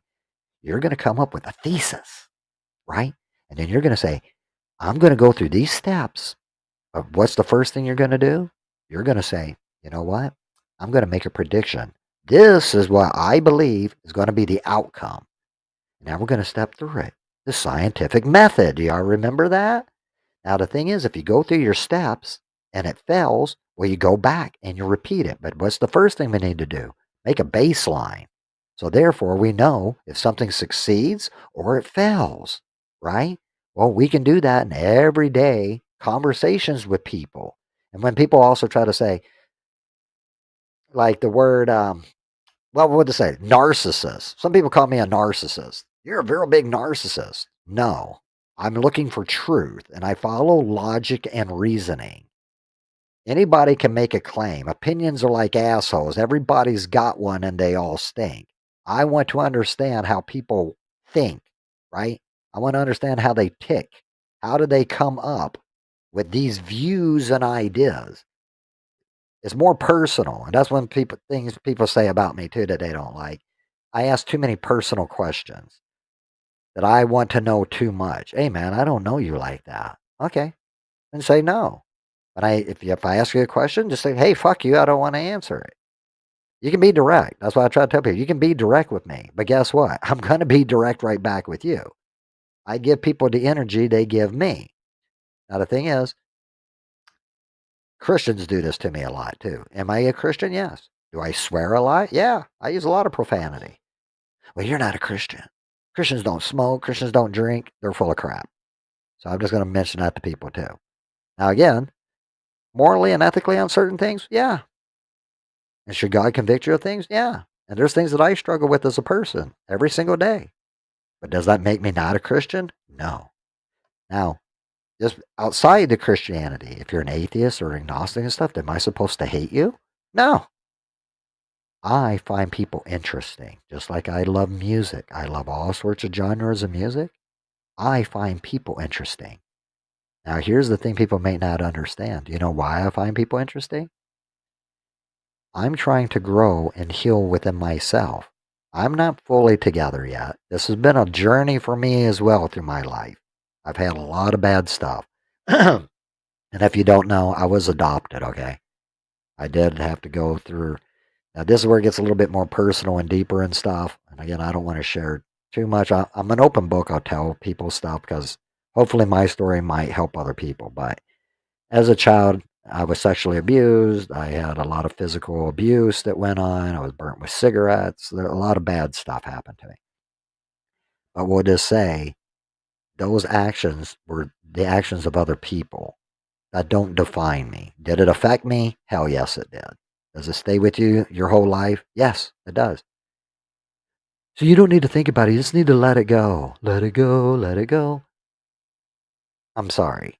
There's some things I can't let go. Maybe other people can. I can't. And the thing is, there's things that motivate me to do things. But the reason that I like to meet and learn from different people is it helps me heal. It helps me heal for myself. Because the thing is, I can maybe better understand. Maybe you went through a certain event. Maybe not the exact same thing, but how did you overcome that? Maybe you're still struggling with that. Maybe we can see. I believe we can learn so much from each other. And mine isn't always just information, it's more from the emotional side of things. And if people don't know bipolar, when I was diagnosed in the Marine Corps, they called it codependent manic depressive disorder. So again, am I a codependent? Yes. I'll admit to it, yes. I need other people. I know a lot of people don't like to say that. I don't need anybody and stuff. I do say that. I don't need anybody. I'm lying. I'm lying to myself. I need people. I've realized in my life and stuff to where I'm self-sufficient. I can take care of myself. It's the emotional stuff I can't fulfill for myself, right? That part I can't give. I try to do it through my salvation and all that, but sometimes that don't give it to me either. And looking at a woman and stuff, I'm not going to say I'm the clingy guy to say, babe, my God, don't leave me. I'm the puppy dog that follows you. No, no, no, no. I like my space just like they like their space. Now, when I was younger and stuff, I was the nerdy kid, right? For a girl just to show me attention, I was like, oh my God. Oh my God, she looked at me. Oh my God. I was infatuated, right? When I was younger. Now, as I'm older and stuff, look, I've been rejected plenty of times. That don't even bother me. And I just want people to, like I said, if somebody wants to be truthful. If you think I'm ugly, fucking good. I'm fucking ugly. Who cares? And when you say, who cares? But you do really care. Yeah, I do care. But the thing is, not from you. If I don't know that person, they don't know me. Am I ugly? I agree with you. Yes. Physically, yeah, I'm not a great looking guy. But if you actually take time to get to know me, you might realize I'm a lot more attractive and pretty. People are nuanced. As I'm trying to even say, with the ugly girl, even though there might not be a physical attraction, that don't mean you can't be friends with somebody or build a bond with somebody. Just because you see something don't mean we all got to fall in love. We're all going to sing Kumbaya and say, oh my God, we all love each other. We're all going to fall madly in love. No. But you can learn. And that's one thing Like I try to tell my students, life is a journey, right? We're all handed a blank book of paper, and you open up that book. And guess what? Every person you come in contact with, this conversation I'm having with you guys today, subconsciously, you might not know it, I'm writing in your story. You guys are being kind enough to hand me over your book. And now I'm going to write in this chapter of your life my place in your story. Now, you might forget my name, you might forget the character or whatever. And again, you all know the character is mentors. Mentors means mentor. The mentors is leet speak, which is like a hacker speak. And then I put hacksaw, which is a hacker, but I'm not an unethical hacker or whatever. It was just something funny to do, and I've kept the name. But at the end of the day, my name is Jimmy. That is my actual name. Some people call me James, but the people that do that are usually bill collectors or professional people. I hate being called that. Some people like it. I don't like being called James. But Jimmy, I like a lot better. Jimbo, don't call me that. I hate that name. That's like a kid name, and there's a personal reason why I don't like it. But when you look at an individual and you, like I said, I get to write in your story. You know how much of an honor that is? That somebody's going to let you write in their story. Because guess what? You get to write in that story too. How did it impact you? Was it a positive, a positive interaction? Was it negative? You can't control how other people are going to look at you or take you. All you can do is control yourself and try to present yourself. Now, the thing is, I've had to learn throughout the years. Now, being very talkative and being very direct, I piss a lot of people. I'm one of those people, if y'all haven't realized, even in your chats or even in the karaoke communities in the Philippines, either you like me or you hate me. There's no in between. And hate's are very strong words. Also, maybe dislike me, maybe a lot. Maybe some people want to fight me. Whatever. And again, maybe it's the old school thing. It's not trying to be a tough guy on the internet or whatever. If somebody wants to fight me, come at me. I don't give a shit. Anybody that knows me, if you step to me, I will never back down from any man. That's a coward. I am not a coward. I don't care if you beat my ass, put me in a hospital. I will always get back up on my feet and look you in the fucking eye. Because my thing is, you can break the body, but you will never break the spirit. That's physical. But then there's people that are going to say things and have opinions. People talk bad about you. They'll make rumors about you, talk behind your back, do whatever. When I'm in Generation X, we used to call those people posers. I don't know if people use that word anymore, but those are posers. Fake fucking people. People that try to be cool with the in crowd. But then they look like clowns at the end of the day because guess what? Nobody respects them or whatever. Guess who they usually respect? The person that's willing enough to at least tell them the damn truth. I'm the person that will tell you the fucking truth. And the thing is, like I tell anybody in a relationship with me, two things. And it's not that I expect, I require. Brutal honesty and respect. Without those two, never any type of relationship. Now, I'm not talking about sexual or physical boyfriend, girlfriend. I'm talking any relationship. I don't have friends. I have acquaintances. And people say, my best friend and blah, blah, blah, blah. No. Anybody, if I ever called you my best friend or a bestie or whatever, that's actually because you really are. My circle of friends is very small. Me, myself, and I. And again, it's because of my past. It's nothing personal. It's just the way I am. I'm a very guarded person. I will talk to people. I like to have fun with other people, but I don't let anybody get that damn close. And again, I don't mind sharing my story because hopefully it may help other people. I'm an open book, right? I'll tell you anything you want to know. And you know one reason why I'm a very big open book? Because I realize what people do. I tell people very intimate and personal things about myself because you make it specific to them. So if something comes out, you realize people, when they get angry or whatever, what are they going to use? The information you shared with them because they know it's going to hurt you. It can't hurt you. You know why? I shared it with you. Since I shared it with you, you just proved what type of person you are. You're a piece of shit that's going to use that against me and now try to tear me down. So I use it more of as a defense mechanism. But hopefully it may help somebody along the way. And I'm not telling people follow my exact advice and stuff. Like I'm trying to tell you, I've got bipolar. I also fall on the spectrum. I have Asperger's disease. So at the end of the day, I just try to tell people this is what works for me. You will find what works for you. Now, I'm not going to tell you everything that I've done has worked for me. No, it's caused me a lot of issues in my life. It's made me lose a lot of close friendships. People that I was close to, but I'm sorry. You know, once I lose your trust or I hold grudges. Once you're out, you're out. See, I'm not one of those people I can turn it on and off. Once you're out of my life, you're dead to me. That's it. No coming back. Anybody that don't know and stuff, I do have a daughter. You can probably reach out to her if you ever want. I'm not going to say her name and stuff, but I do have a daughter. Me and my daughter haven't talked in 3 years. I have a granddaughter. I've seen pictures of her, never talked to her. Probably been about 4 years now. The reason why is and stuff, she's dead to me. So if you are ever watching this, daughter, you're dead to me. Yeah, I gave you birth. I will always be your father and I will always love you. But we will never have any personal relationship ever again in our whole damn life. I will go to my grave dead. You will not be at my funeral.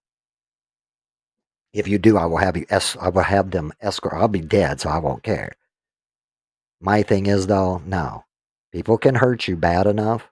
You don't ever want them in your life anymore. I know it's bad to say as a parent, you should never say that about your kid. I'm being honest. That's the way I feel. She don't like me, hates me, she hopes that I was dead. This ain't a young kid. This is somebody that's now grown, adult enough to understand what they're saying. And I'll come from the situation of, I respect people. I respect your feelings, even though you may not feel the same about me. I can respect them. People have boundaries. She has her boundaries. Her life is on her. My life is on me. You stay in your fucking side, I stay on mine. Don't involve yourself in my life. I won't involve myself in yours. Move on. You're just like anybody else on planet Earth. But that's your blood. The people used to say, you know, blood is thicker than water, right? Y'all have heard that? What do you do when you're adopted? In this family, I was adopted in this family. So blood's thicker than water. You understand? If I go by my biological side of my family, not the best blood.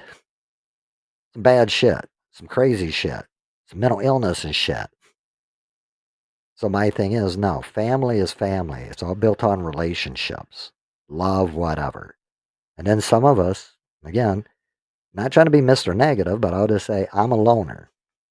I've been a loner my whole life. Do I like it? No, it's lonely. That's why it's called a loner.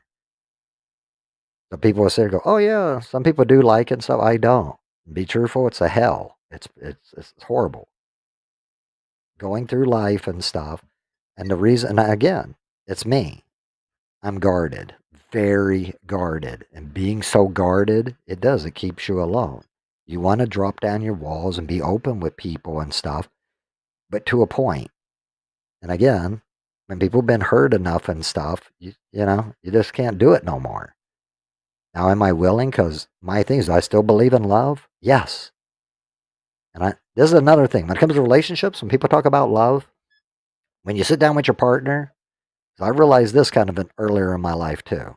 So again, maybe it's not for everybody, but this is some wisdom that I've learned along the way. Love don't mean the same thing to everybody. So when you're with a partner, maybe sit down because when people have been married or in a relationship for a while or even married, hey, I love you. Hey, I love you too. After a while, it becomes a catchphrase. You just start saying it. It don't even have any meaning behind it anymore. The passion, it's all gone. But we say it all the time. But just because somebody tells you they love you, what type of love? Love? Luv? Agape love? Unconditional love? You can use descriptors.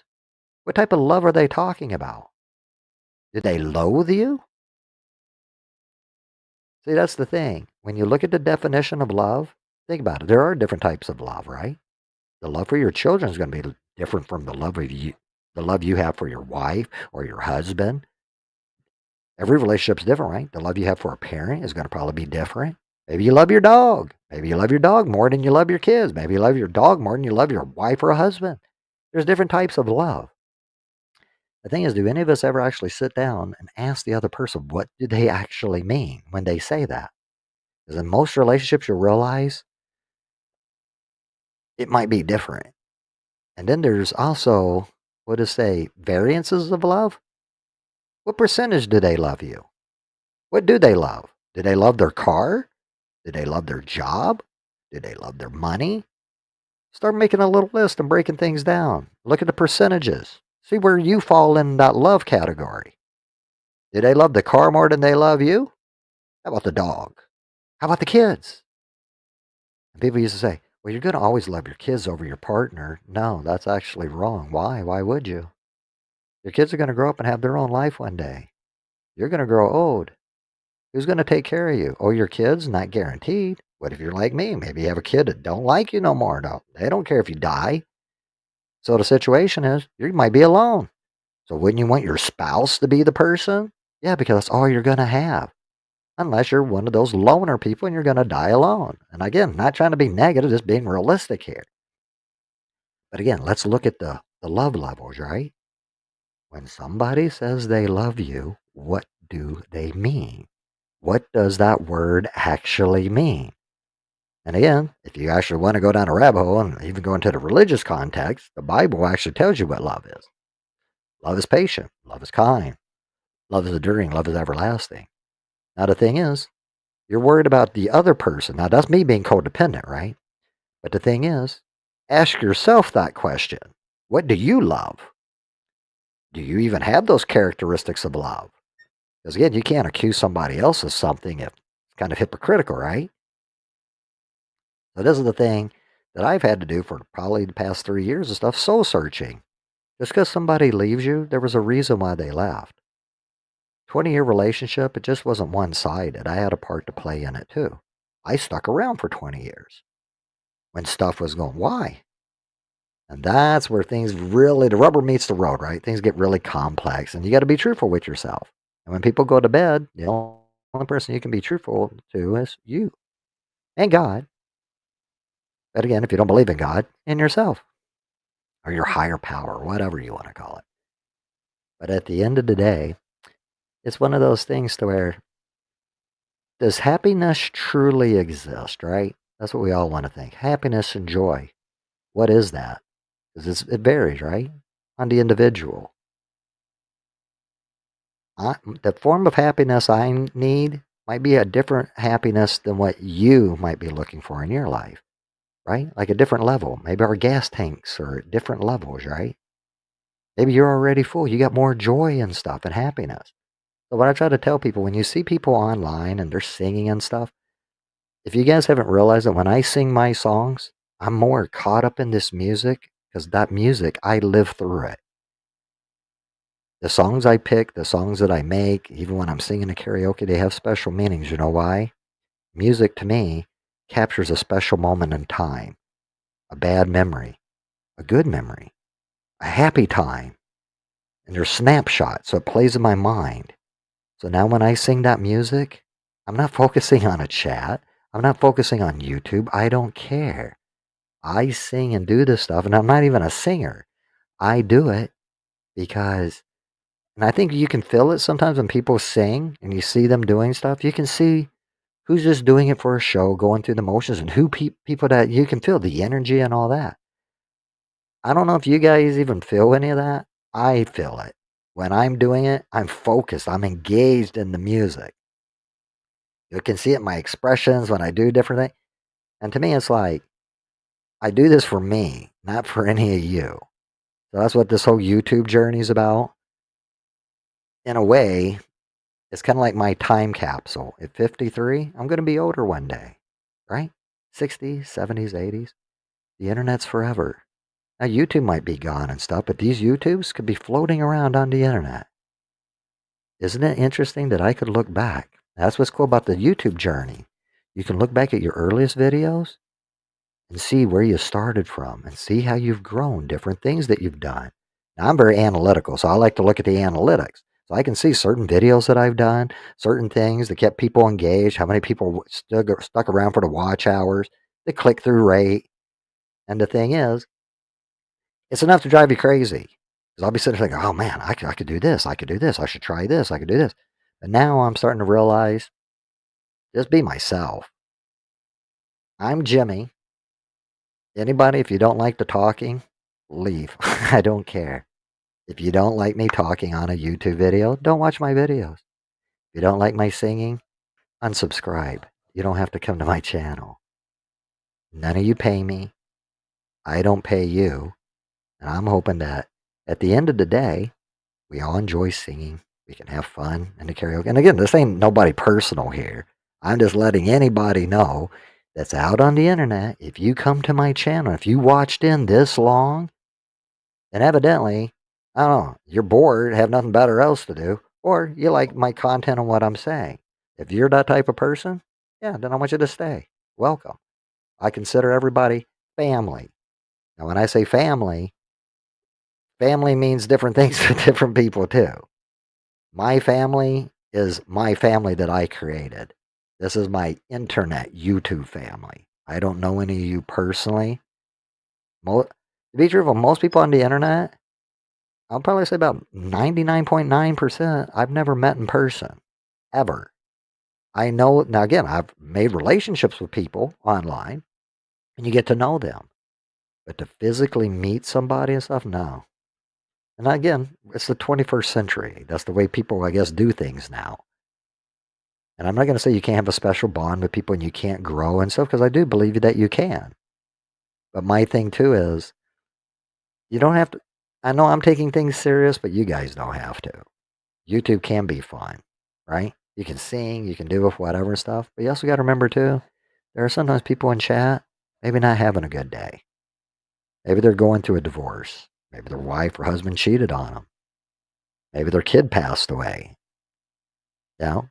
But then again, we got people to celebrate stuff. Hey, maybe they're celebrating an anniversary. Hey, it was their birthday. They got a job promotion. That's the thing I love about the internet. We're all on these different journeys together, and we get to share different journeys. And one family, I will have to say, my community, I don't really have a lot of people, right?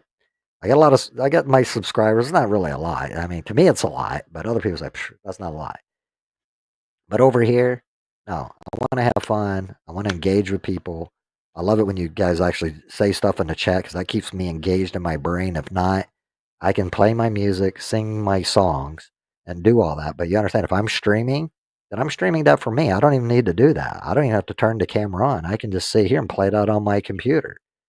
I put this stuff out to hopefully maybe inspire you guys or stuff that you like. So that's what I want, is engagement back. But if anybody don't like that stuff, I'll make other content. And if people don't watch it, then I guess it's for me. That I'm putting stuff out here for me, that I'm just recording. Because again, it's kind of like a time capsule. I'll be able to look back in time and go, Because who knows, on this video, I might look back and go, why did I say all that shit? I talked for so long. I said so much shit. You know what's great about that, though? Yeah, you guys could download the video and you could save it and use it against me. And that's fine too. If I said anything that you all feel that could hurt me or you could cancel me, you can't. Good luck canceling me. Oh no, you take down my fucking YouTube channel when I don't make any money anyway. You can't cancel me. But number two, if somebody does do that, you just show people what type of character you are. And I'll know, that's not the type of person I want to be around. Because I don't do stupid shit like that. For people that know I don't like them, they know. Retro. Straight to your face. I fucking hate you. You're a dumbass. I think your fucking channel sucks. And you ever fucking disrespect me ever again, I will beat your fucking ass. So you can say whatever the fuck you want on your YouTube channel. Keep my fucking name out of your mouth. Straight up, dog. So that one, see, very direct with people. There are YouTubers I don't like. Just because I can be on a panel and sing, I will sit here and be civil with them, because I'm not going to disrespect any of you guys, right? I'm not going to drag you into other shit. But when you do have other people that want to, and again, you can say, grow your followers. And I agree that I maybe put myself in a situation that had nothing to do with me. I totally agree. The situation went down with you and a Filipino homie had nothing to do with me. The thing is, though, I judge a man by his character. I know I've seen you talk to other people online. I don't respect any man that disrespects other women and leads them on. That's the type of person I think you are. Now, other people in other communities could say, we don't want mentors because he might cause drama and stuff. If you don't want me there, fucking tell me. I have no problem on being other people's channels. So if somebody don't like me, don't blow smoke up my ass. If you don't like me, I don't need to stay at your channel. And again, a lot of this stuff is mostly Filipino crap. My American friends and stuff, a lot of us are more very direct. But some of the Filipino communities, it's fake. It's fucking fake. And again, if people don't want me to be there because they're like, oh, support. I support you by watching you. I will never send you any fucking money. I'm never going to send you a super chat. I work hard for my money, and anybody wants money, get a fucking job. Well, YouTube is my job. Okay, if other people want to pay you money, then do it. I will never pay anybody no fucking money. Period. Now, somebody asked me and they needed help? Possibly. But again, from the American side of things, somebody overseas, I'm not sending money overseas. It's common sense. I don't know you. I will never send money. So anybody that gets that idea, that's not me. And it's not trying to be disrespectful to Filipino people, because I've got a lot of people, I think they're awesome singers, very fine. But I've had been in some communities where people kind of felt like they pressured, like they want money. And if that's what you're about, then stand 10 toes down. Be honest with people. Hey, I'm doing YouTube because I need fucking money. My thing is, though, start a GoFundMe and just be honest with the people. But if that's what you're here on YouTube for, good luck. I can tell you, though, if you only got 3,000, you ain't making no fucking money with no 3,000. I don't care if you got 60,000 subscribers. You ain't making no fucking money. But again, I don't know the situation. Certain countries, maybe, I don't know, $300 is a lot to you. $30,000 might be a lot to you. Sadly, in America, anything under $40,000 is called poverty. And I know many people that live in poverty, and it ain't fucking easy. And I'm just letting people know my past. I came from a rough life, and I've worked my way up. I have empathy for other people, but my thing is, nobody gets a fucking free ride, and I don't give handouts. I will share information, I will share knowledge, and anybody knows, if you need me to help you make some songs or a video or something, yeah. You need tech help? I'll give that. You understand? I could charge you for that. I don't. Because I feel like you can lift other people up. But monetary and stuff, I don't know about you guys. What's more valuable to you? Knowledge, experience, other little things like, support, somebody listening to you, or a price tag? See, I'm not bought. My love, my support, my friendship can never fucking be bought. Nobody on planet Earth has enough fucking money to buy it. I'm talking trillions of fucking dollars. Elon Musk, the richest man in the world, cannot fucking buy me. That's why I try to tell people, when you meet different people, there's genuine and unique people. I can respect that in all people. But when people get caught up on money, and they get caught up on this YouTube make-believe world, I got so many viewers and subscribers. Nobody fucking cares except the people on YouTube. And most people on YouTube are competing against you.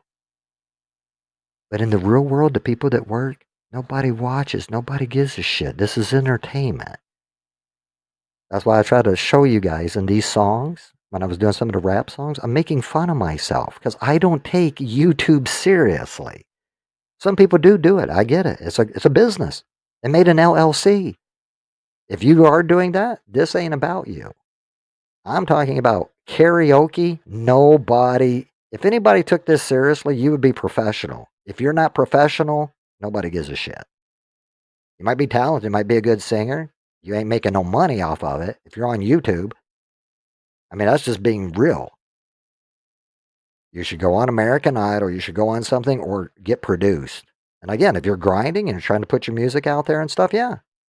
And they're independent artists. I know some independent artists. They built their money. They built their brand. And YouTube and other platforms, they did it.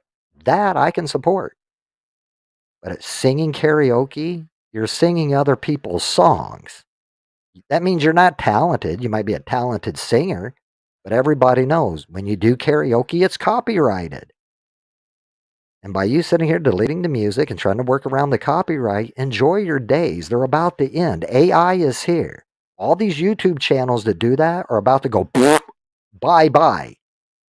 United States ain't playing. UMG ain't playing. And the reason I'm saying this too is to let my Filipino communities know when these lawsuits come in, you are not going to have the money to pay them. We're talking multi-million-dollar lawsuits. Your country will go damn bankrupt. So that's why I'm trying to tell people with AI, we can even up the game. You won't get copyrighted. You don't have to play these nonsense games to get around. And you can also, I try to teach people skills, tech skills. Not saying this for everybody. But my thing is, share your skills with other people online because guess what?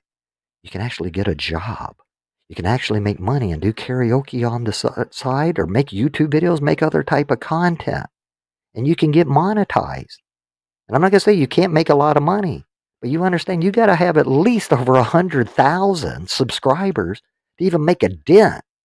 But again, I don't know everybody's situation. If $300 is a lot to you, keep doing what you're doing. You're rich.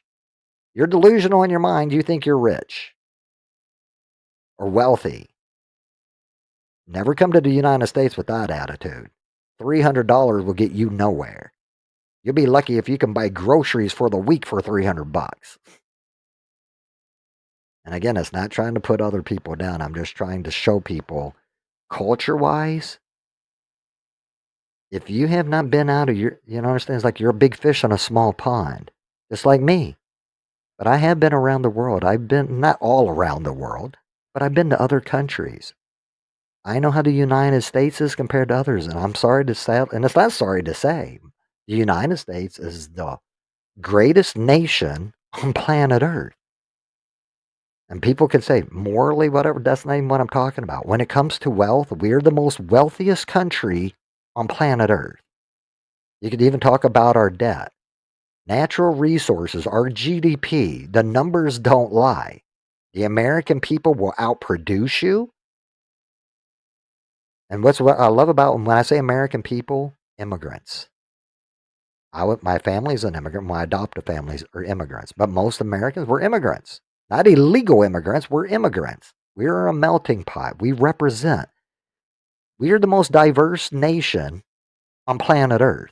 There is not another nation that is as diverse as the United States, right? Venezuelans, Puerto Ricans, Haitians, right? Italians, Irish.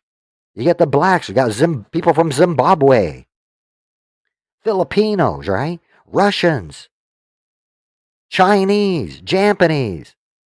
They're all here in this wonderful country. And this is the reason why I love my country. People all came here for what? The pursuit of happiness and joy. And they share their talents with one another. That is what makes my country as great as it is. Do we have a lot of issues? Yeah, we have issues, just like any other country. Yeah, Portuguese, exactly, right there, yes. And that's one thing I love about America. The foods, we have so many foods here. If you guys don't know, when we down here, like I learned about, was it Three Wise Men or whatever? It's right after, leads up right after Christmas, goes into January. But they do these little festivals too. I've got to have Puerto Rican food, Mexican food. We had this, quinceañeras. Oh my God. Quinceañeras are awesome too. And again, all these different multicultural foods that we get here. And then maybe Florida, I like because it's so diverse. But it's not just here in Florida. The United States, anybody that visits from another country, well, you don't realize each state that you go to is like an individual country in itself. Georgia is not the same as Florida. Florida is not the same as North Carolina, New England, Maine. You might say, there's similarities. We're not the same. Now, at the end of the day, though, we are all Americans. That we are. And when you get idiots in America to go, well, you're not the certain, like, what is an American, right? To me, an American, you believe in that Constitution of the United States and that Bill of Rights, right? You are naturally immigrated here legally. So when they talk about illegal immigrant, no, you're illegal. You broke the law. You get the hell out of our country. You're allowed to return. But if you injure an American, you put your hands, you touch our women, you do anything like break our laws, no.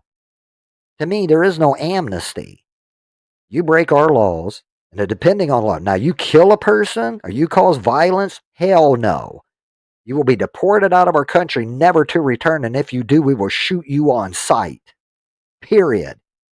We will lock you up and give you the death penalty. You touch our children, game over.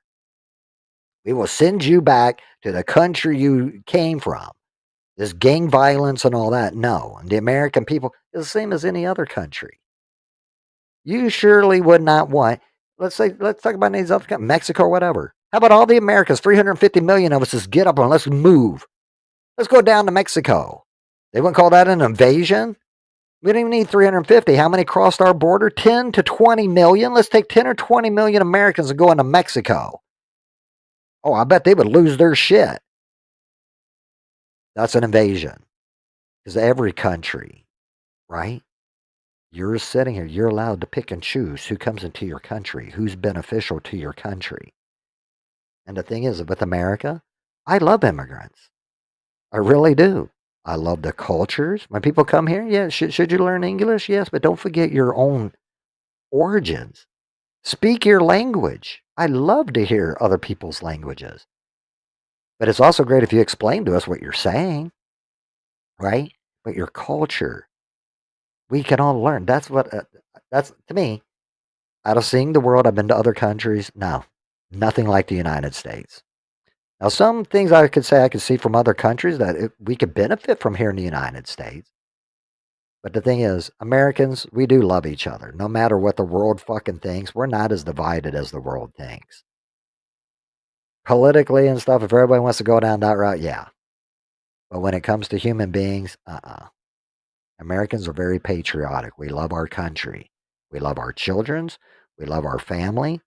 And we wish the rest of the world could accept diplomacy, democracy, independence. But the thing is, you're going to have to fight for it for yourself. We're not going to get in no fucking wars. We've been in so many wars stuff now. If you want your independence, you got a regime that you want over. America, we will try to assist you as much as possible, but we're not going to send our boys and girls to die for you. And that's where we're going to go on another political rant. Ukraine, no, we ain't helping no more. We have given you billions of dollars. Russia's going to beat your ass. They're a superpower. Ukraine don't have a fighting chance in hell. The only reason they had a chance because we were giving them the javelin weapons. Not saying that these people aren't brave. Yeah, they're very brave. Brave or stupid. Russia, all they have to do is drop a bomb. You're not going to get the rest of us into World War III to save Ukraine. There is nothing in Ukraine of any value that I will risk my safety, my children's safety, or the rest of the world for an atomic nuclear war. Hell no. Russia is a superpower, just like the United States and China. Do I think Russia would ever? No, I really don't. And again, I have my views on, do I think what Russia did was right? I don't think I don't think Putin's a great guy, but I can understand some of the reasoning with Russia, why they did what they did. And for anybody to say that Ukraine should be part of the UN, you have lost your damn mind. They become part of the UN, they will drag the rest of us into a nuclear Armageddon. I'm not going to sit here and fight for other countries that, again, what are they going to do for me? And Trump is right. They need to pay their fair share. You want the protection of the United States, but you ain't going to pay? Hell no. And do I say by money? Yeah. The reason by money or natural resources. Because the thing is, we've sacrificed American lives for your countries. That's something money can never buy, nor your natural resources. And the way most Americans, including myself, we ain't dying for you. You're on your own. I do believe America should be, we're not America's police team, but we are the lighthouse. I think we should set the example for the world, stand up for morality, call out things that they're wrong. But we should not be getting involved in countless wars, weapons of mass destruction. We got some, Osama bin Laden after 9/11. We got him. Why the fuck were we still in Iraq and Afghanistan? How did we end up in Afghanistan in the first place? And we have a war on terror. We have a war on an idea. If you're going to win a war, you got to call out the individual, right? The target. But a war on terror, there's terror everywhere around the world. So we're going to go to war with everybody in the world? Extremists? Yes. They should be obliterated. But my thing is, how far does that go? I'm not a war hawk. Just because somebody speaks a different language than I might believe in a different ideology than me. But again, you're allowed. And again, maybe in these other countries, maybe Americans might not like this part, but if you want to owe death to America as a constitutionalist, you have every right. You can say whatever the hell you want. And I can also call your country a fucking shithole. So it's funny, they get upset if we say that, but yeah, you could say death to America and burn our flag. And in America, evidently, that's freedom of speech. I totally disagree with that. I think they should overturn that. Because I don't know about you guys. Burning the American flag is so disrespectful. I have brothers and sisters in arms. They had that, even my father, that flag was draped across their casket when they died. And yet you think it's okay to burn the American flag. That is the symbol of everything we stand for. The red, white, and blue, and those 50 stars represents the American people. So either you hate the American people so much or our way of life that you think it's okay. I don't know about you guys. If I go to Mexico and burn their flag, what the fuck do you think would happen to me? Yeah, let's go to some other country and burn their flag and see what happens. Let's go to Saudi Arabia and burn their flag and see what happens to you. But here in America, freedom of speech, freedom of expression. Sorry, no. And people are like, what's symbolism? So what's the difference then if we stay here? We should go up in a church then and burn every damn cross, right, with Jesus on. It's just a symbol. Or people would lose their mind. And this one's going to be a really big one because we're talking about Christianity. How about Muslims? Let me grab your Quran and burn it. It's just a symbol, right? No, it's freedom of religion. And see, in America, you have freedom of religion. You're allowed to read your Quran. You're allowed to do whatever. As long as you don't cause violence upon nobody. Same thing with Christians, Buddhists, Catholics, anybody.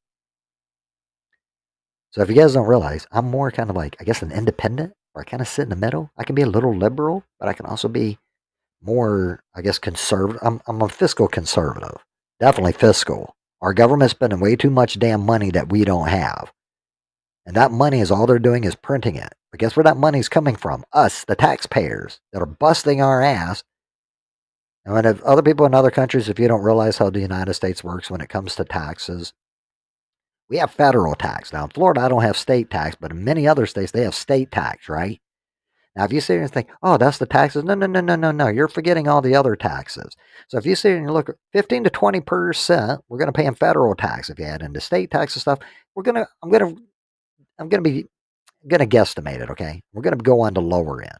23 to 25% of taxes is federal and state, right? Comes out of your paycheck, right?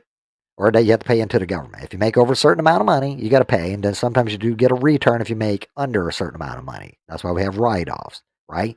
Now, the other thing that people forget, though, is we got our county taxes from where we live in our cities and city taxes. So we got school taxes. So all these illegal immigrants that come, guess what? They're using our schools that we're paying for,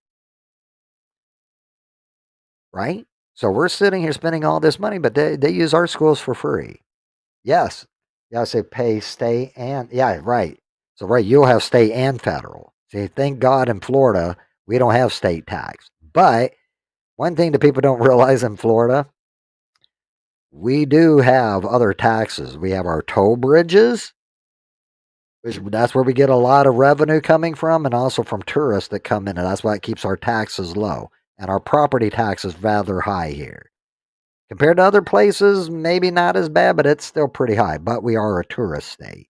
So yeah, you have property tax, we have sales tax, we have gas tax, we have energy tax. So if you add it up, When people think, oh, all this stuff in America and stuff, we should be able to get free health care insurance. Well, anybody that knows, when we do that, you either get your health insurance through your job, right? Your employer, or you pay out of pocket for it. And you get, and again, if you get through your employer, you get through a discount. That's called an HMO. Now, the situation is that's not free.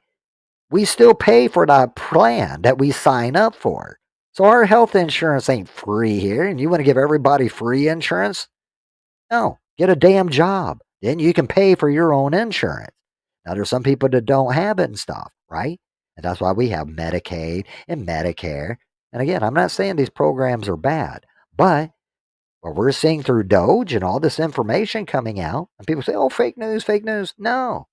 When people are sitting here getting paid benefits that they are not, I don't know about you, that's Americans' hard money. I'm not paying for other people. If you ain't going to work and get a job, I'm not paying for you. You want to have a big ass family and stuff, then you need to get insurance. The taxpayers, we ain't paying for all that. The government's going to promise, oh yeah, the government don't make anything. It ain't their money. You guys would do it too. Here, I'll give you money when it's not my money. I'm going to give you everybody else's money. But if you ask me, well, Jimmy, why don't you give me some money? No, our government's the same way. Ask Nancy Pelosi or anybody, yeah, well, since the government won't do it, ask AOC to send you some money. See how much money she sends you. They ain't going to send you shit. And the reason that they get this money is from us. You understand? The government don't make anything. All they can do is print money. There has to be value behind that money. That's our GDP. The people that bust their ass every day. So now, state, federal, now add the rest of those taxes in. Oh, sales tax? What other taxes am I forgetting? Because, God, there's so many damn taxes that we've got. So when you add it up, I would say, I don't know, wouldn't you guys agree? Close to 50% of our paychecks or more is paid in taxes. Now you can say, what stuff that you're benefiting from that you're not going to have to pay for? But I'm going to say, yeah. So imagine, let's say you make, $2,000 a week, right? Some people don't even make that. Some people make, luckily, barely, like if they're making $2,000 a month. But again, if you got a career or whatever, 2,000, right? So 2,000 a month. So therefore, actually about 4, but okay, 2,000 a month. Take 50%, right? So now we only got $1,000. Now, what else are you not adding in here? Because now, property tax, you usually pay that in your mortgage, or you can pay it at the end of the year. But number 2, remember, we still got to pay mortgages on our house unless you got a lot of money, right? Still got to buy groceries. Still got to pay your electric bill, your water bill. You got to pay maintenance. That's why I'm thinking some of the foreigners that I've talked to, I don't think they understand how our system works here. They think that we're all loaded with money. And I'm sitting here, I don't think they understand the price of living in the United States. And it's difficult. It is not easy. It's very competitive here. Okay, what is that one? Texas just for a reason. Yeah, freaking. Yeah, on everything. Yeah. Taxes on taxes. And that's one thing is, like I said, when I try to talk with Filipino people sometimes too, oh no, they understand. I don't think they get it. And then, people try to make us feel guilty, like, oh, you're a wealthy nation. We've got the money and stuff. And I'm like, I don't think they realize we make a lot of sacrifices here in America. Like I can tell you again, and I don't want to say Nancy, but we'll just use somebody like a Nancy, okay, as an example. Somebody that goes to nursing school, I don't know if you guys understand, that ain't free unless they're really smart and got a scholarship or something, right? Most families, if they got the money and your family might have saved up for you, might be able to pay for the college. But more than likely, especially a nurse, you probably go to a university. They're not cheap. Most people, if you want to do it smart, you do some of your electives first and go to a community college. Then you might go to a university to finish out your major, right? Now, situation that a lot of people don't even think of and stuff. What if your family don't have any damn money? Now, the thing is, you can get a grant, maybe, or you can get a student loan. Grants are based upon your income. So if your family makes a certain amount of money, you ain't going to get shit. So you're going to have to either get a school loan, okay? And there's different types of loans you could get, but we won't want to get complicated. But there's a loan. And now you get your student loan. Now the thing is, even though your student loan might not start to be paid back until you graduate, it's still going to collect interest, okay? Now here's the thing. Even if you don't make those payments, that's really dumb. Because most schools, I think it's 10 years, isn't it? Do you know, Nancy, isn't it 10 years? I think after you graduate, you got 10 years to pay it back. I know you can get extensions, but I think the average is 10 years.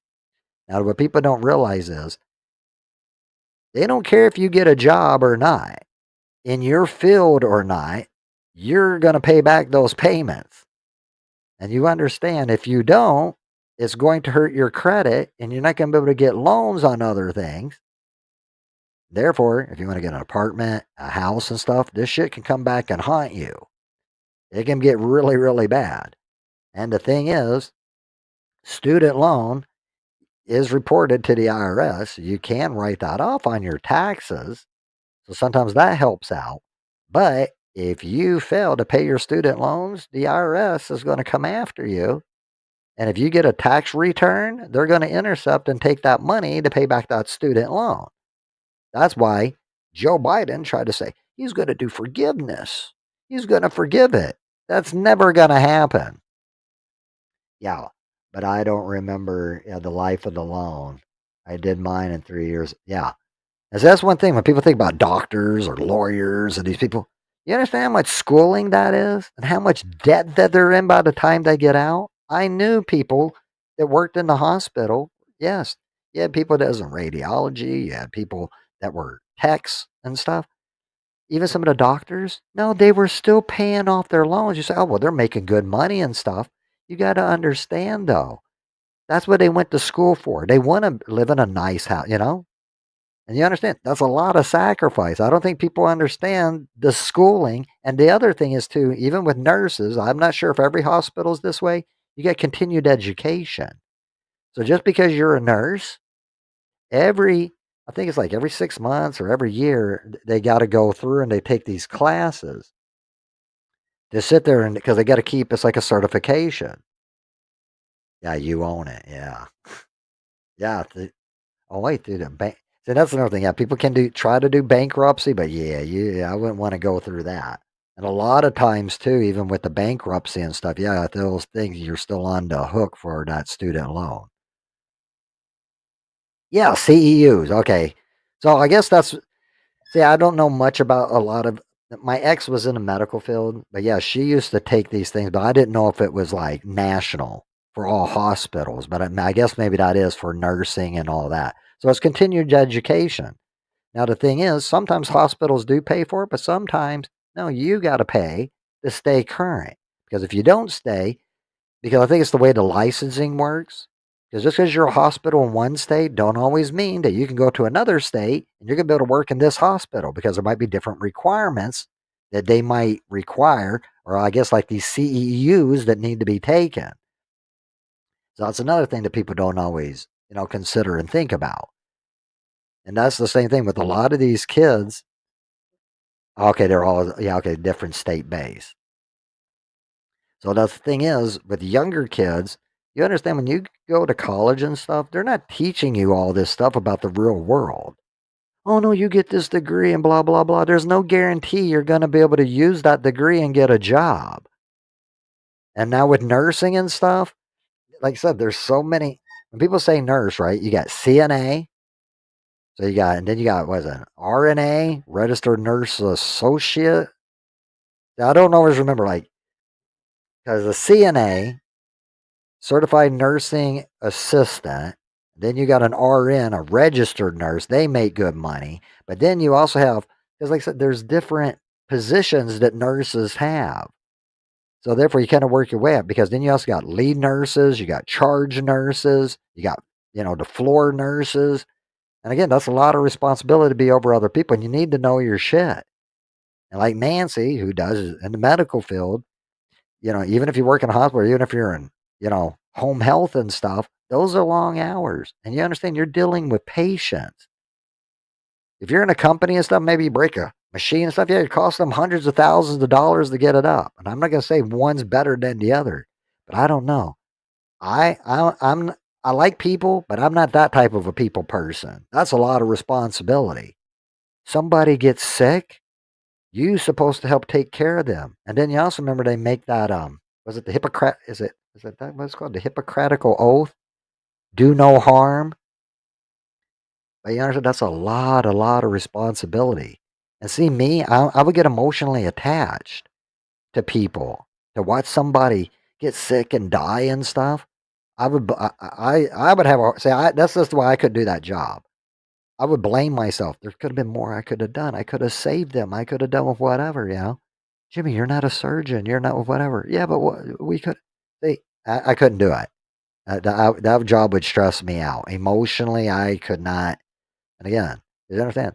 There's happy times. People are gonna, get better.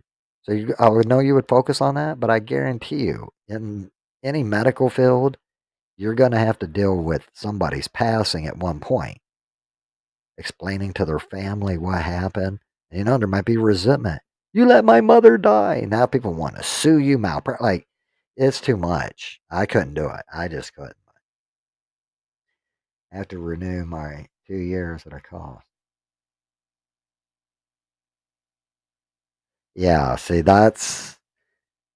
that's why I always try to tell people if you know yourself and you're trying to do a job or and again, I keep using that word job. There is a difference between a job and a career. Okay. So I just want to make an emphasis on that. A job is something people do to make a paycheck. A career is usually something that you do because you're passionate about it, right? And you love it. A lot of us would probably do it for free, right?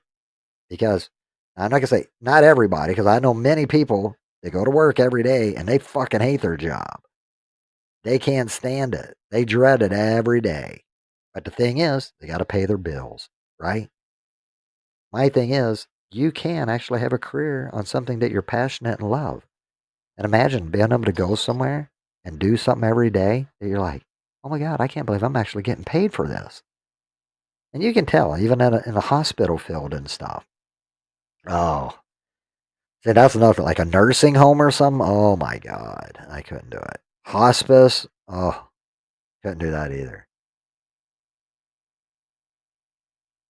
My RN license.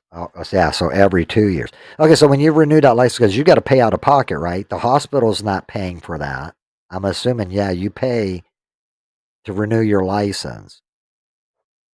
And again, it probably varies in price. You see, that's how certifications are in tech. Like people get computer science degrees, and again, it depends on the type of job or career you're trying to follow, right? The career path. But the thing is, certifications, yeah, usually every 2 to 3 years. Most of the time it's 2 years. You have to go back and recertify. However, if the employer's already hired you, like CCNA, and you're doing networking, a lot of times you don't have to go back and recertify that. It don't matter if it expires. But what they do like to see though is you're a go-getter and you like to stay current on things. So you're usually pursuing other certifications, right? Why would you keep repeating the same certification over when you're trying to move up, right? So you're trying to get a wider skill set. So that again, like networking, anything. But again, just showing people that you're striving, and that's not even just certifications. Showing people different projects you're working on. Showing people, like even this stuff that I'm showing you guys, messing with some AI. Technology, that's why it's always great. Play with all the different types of technologies. Learn about them. Learn how they function. What I do in my type of field and stuff, see if you can tinker and exploit it and manipulate it. See if you can make it do something it's not designed to do. Break it. Hack it. Again, not illegal hackle. Yeah, illegal hackle. Hacking. But again, tinkering, understanding, trying to look at the code, because again, you're always, especially in technology and all that, you have to always be trying to grow. Medical field too. Technology's always changing. Medical field, I guarantee right now, when you are working again in medical or whatever, Technology is changing. AI is here. I guarantee you, I know for a fact, medical field, surgeons and all, they're using AI. So is this a career where people are like, oh, that's stupid. You're just talking about music and stuff. There is so many possibilities that you're going to be able to do here. And that's the thing, too. People are worried about it's going to take our jobs. It's actually creating more jobs because now we got more free time in your expertise field, right? That now the AI can take care of this monotonous crap that we didn't have to do before, help us generate reports and all that. And now we got free time to focus on what's more. And then you think for a surgeon or a doctor, they now can focus more on the surgery and focus more on you than having to sit here and go through the x-rays, go through the team. And understand, in any field, same thing with tech and all that, there's a chain of command.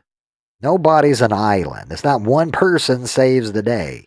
Nancy can verify that too. Again, working in a hospital or working in with senior care, anything like that. Because at the end of the day, we all have somebody to answer to, and none of us can actually succeed without the other person, right? It's a bunch of chains all linked together. And if you guys remember during COVID and stuff, right? We had the supply chain. Remember that got broke. Oh, those people that work at the grocery store, who needs those people? Remember? They started talking about certain jobs that they weren't necessary jobs, right? We didn't need them to function. No. And if you guys haven't realized, if you look back at COVID, all those jobs, remember, unessential, those could be replaced by AI. So if you work in one of those jobs, yeah, I would probably get a career change because your job is on the line. 30% of most jobs in the next 5 years are about to go bye-bye. COVID proved it. McDonald's, we don't need you to flip fries. We can all order from an app. Remember, most of the people didn't even work in the store no more. We don't need that. Fast food's done. Banking's done. People that work in car lots, sales and stuff, done. Real estate agents and stuff, pretty much done. I'm not going to say, is it all going to be completely dissolved? No. But I'm just trying to tell you. Nurses and stuff, who were the front line? I remember we gave all this praise to the nurses and all this other stuff and blah, blah, blah. It was great. But the thing is, everybody went a little too crazy, right? Putting masks on ourselves, putting these big shields over ourselves, people sitting in bubbles. You understand? We had put the world back, I know the United States, 5 to 15 years. We damaged our kids. People, and then people, I don't know. If you want to wear a mask, feel free. But I think you look like an idiot in the middle of the summertime walking around wearing this mask when there ain't no damn COVID. And anything that killed anybody, and I'm not a science denier. Those vaccines, I'm sorry. You took that vaccine, you're a dumbass. Now again, if you felt like it was going to save you and all that and stuff, good. If you feel like it did, it did. But I can tell you right now, I guarantee we don't know the long terms. I think you're going to realize you put more damage on your body. And I'm sitting here going to try, yeah. And again, I respect the doctors, the nurses. The ones I don't respect, though, are some of the doctors. Because I know we all knew this. Because we've seen it. We didn't know at the time, but we know the information coming out. Those numbers we were lied to. When doctors are sitting here, I didn't know a lot of hospitals were getting kickbacks. Because if somebody died of COVID, oh, they got a kickback. So why wouldn't they? Somebody die on a motorcycle accident, come into a hospital. They died of a motorcycle accident, not wearing a helmet, right? But they noticed there was COVID. They had COVID in their system. So COVID must have been what killed them. No, hitting that tree is what killed them. But because they were making all this money in kickbacks, that's why these numbers were high. They were lying. All these people were not dying in the numbers they said. People were dying, but we can't say it was 100%. And that's the thing. How did they help us in the future? If we have another, and I'm not a denier. I'm not saying COVID didn't kill people. It did. Now, I would like to know, what are the factual numbers? How many people, what age groups? Older people we know were dying of the COVID. And that's what people try to hit me with. You're a science denier. You don't believe in the science. No, I don't believe in pharmaceutical companies who can pass drugs without testing, and we were the guinea pigs. And if y'all didn't get to see the news today, it was today or yesterday, RFK blocked. If y'all didn't get to see this, I think it was Pfizer. Yeah, they wanted to do an experiment, right? A trial on 10,000 children for COVID. Why are we still testing damn vaccines for COVID? Oh, just in case we have another outbreak. And why are they picking children? See, my thing is no. And again, people that are working on biomedicine and bioweapons and stuff, what is the insanity? We all know. And again, I'm not blaming China, but we would have say, no, the government and our government was funding this crap too. Gain of function research. Why are we doing any of this? We're playing with stuff that, no, people died, and I don't support any of that. I was forced mandated to take that. Yes, that's what happened with my ex. Yeah, if y'all don't know, many doctors and nurses and stuff, yeah, they were going to have to resign from their job if they didn't take the vax. They were doing that crap here in Florida. Thank God my governor got this stopped. And my ex was like, I don't know what to do. And I was like, look, it's a personal choice. She's like, I don't feel comfortable taking, but I can't lose my job. And I was like, I know. And I was like, I don't know what you do in that one. Because you understand, you don't want to get blacklisted. And she's done medical. She's been working there for 20 years. And they were going to, but thank God the governor stopped this. I can't remember. I don't remember if it was just my state or if it was something in Congress. But yeah, they finally were stopping it. But no, I can only imagine because many people at her hospital, they were resigning. Now, my thing is, if you got doctors and nurses resigning from taking a vaccine, then they don't even believe in it. So if they don't even believe in it, what the hell are they going to make patients take that shit for? So at the end of the day, and again, I'm with most people. That don't mean we're anti-vax. I know vaccines work. However, this situation, I've never lived through a pandemic. This was the first time. I don't think we handled it correctly. I think the majority of us would say, yeah, it wasn't handled correctly. My thing is putting the fear of God into people and forcing people, I'm sorry. I don't care. You know, if you didn't take the vaccine, you can't be around grandma. You're going to kill grandma. And like, I think people were doing the best that they could. I'm talking to average people. There were some people that I think were exploiting all of this and were very evil on what they were doing. And the thing is, just from an outside, it's not even just an outside, it's from my personal experience. You remember going to the grocery stores, Walmart, 10 feet from people having to stand on these stupid little feet print and stuff, little boxes, and the way people would act if you didn't wear a mask? Like people were just, it was insane. That people that you would think were normally decent people, like people were hollering and screaming at each other over the most ridiculous, get away from me. Like people did, they want to stay inside. You don't want to come out. You don't want to socialize with other people. And I get it. Some people are introverts. And then they were like, I wish we had COVID back. I don't know about the rest of you. For the introvert people out there, you think we should bring back COVID for them? I don't know about you. I hated every moment of it. I don't mind standing in the long lines and stuff, but standing in places where 5 people are allowed to enter, then I still got to stand on a 10-foot thing, 10-foot distance. People wiping down, paranoid as shit. Like, it was bad. I pray to God. That's one life experience I'm never going to forget.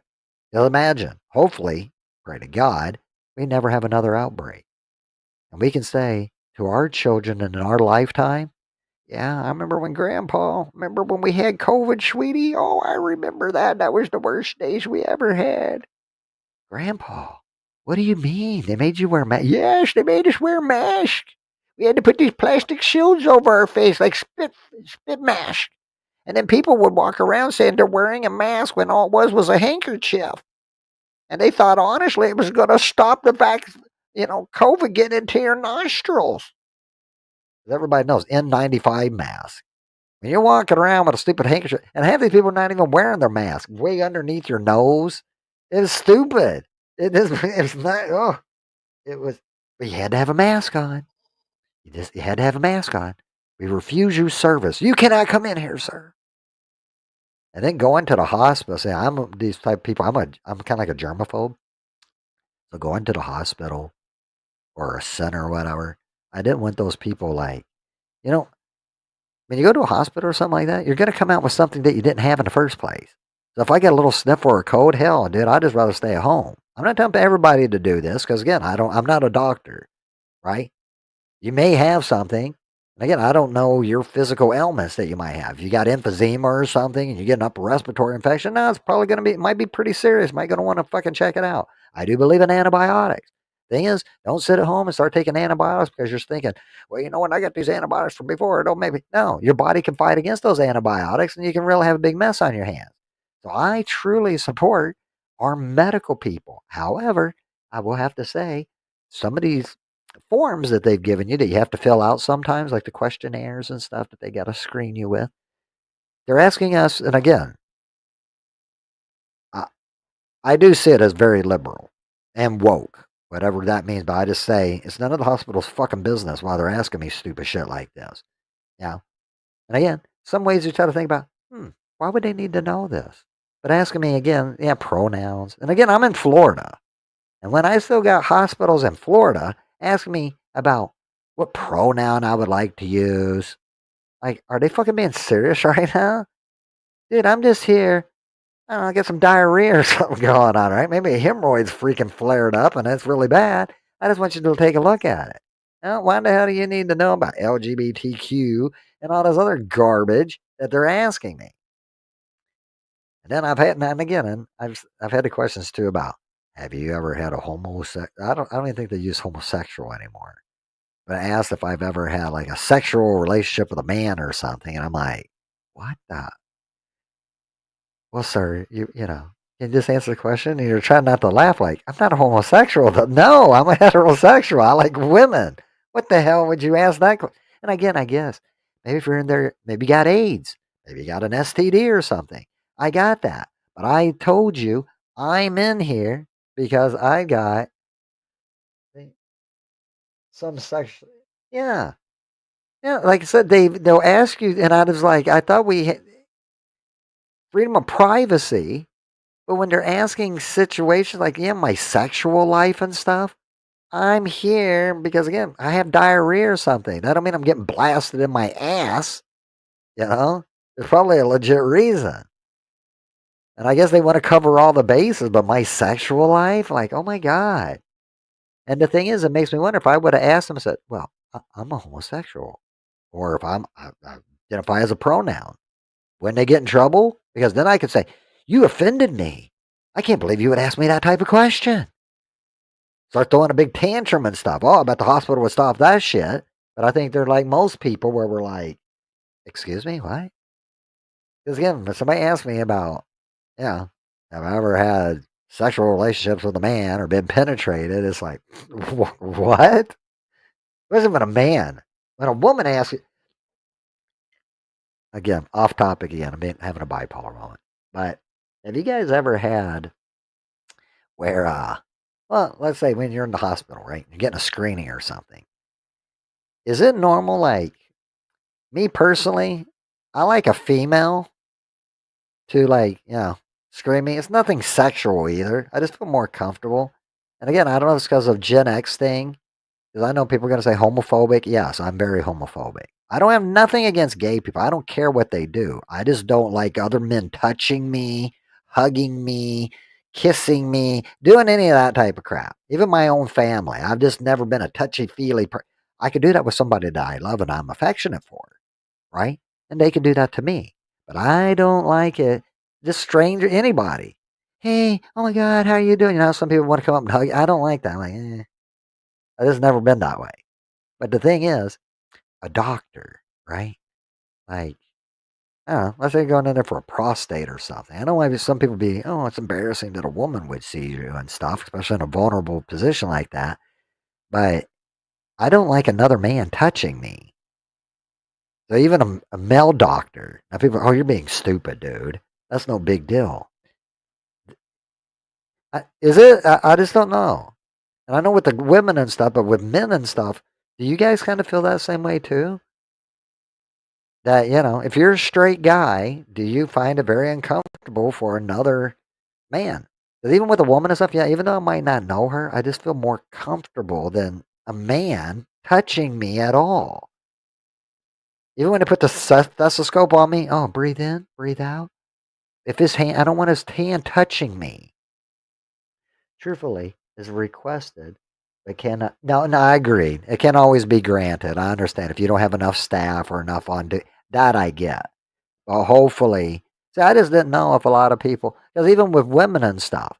Now, my ex, she used to tell me that she preferred a male doctor, especially like a gynecologist or whatever, over a female. And I was like, really? I thought you would want a female because, they should be able to understand more, right? Relate more. She's like, no, women are more aggressive. She said with the male doctors she had, that they're more considerate and more sensitive when they're, touching you down there, getting you like a pap smear or whatever. Oh, okay. So you do prefer males too. Yeah, but she was saying especially like a gynecologist. But I was thinking, oh, okay, yeah. That's what's interesting too, because I'm not saying all females, because it's like, oh well, because my ex said that all females think that way. But when you do start, that's why I like having conversations like this, to where people just being real, talking about just, you know, and again, some people might find it, oh, it's embarrassing or personal. Not really. To me, it's just everyday common talk, because these are situations, especially adults.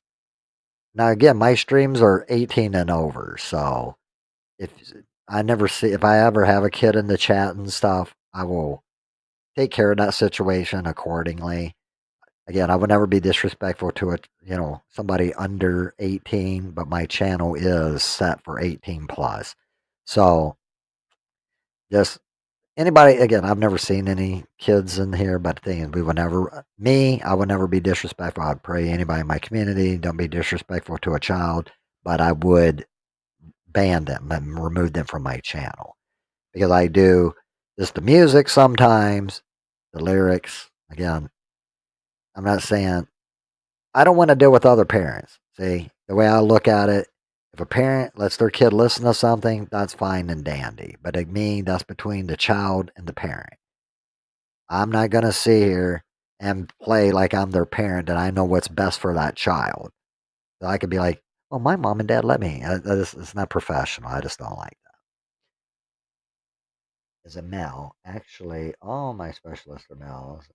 I have a female one. Yeah. Oh, yeah.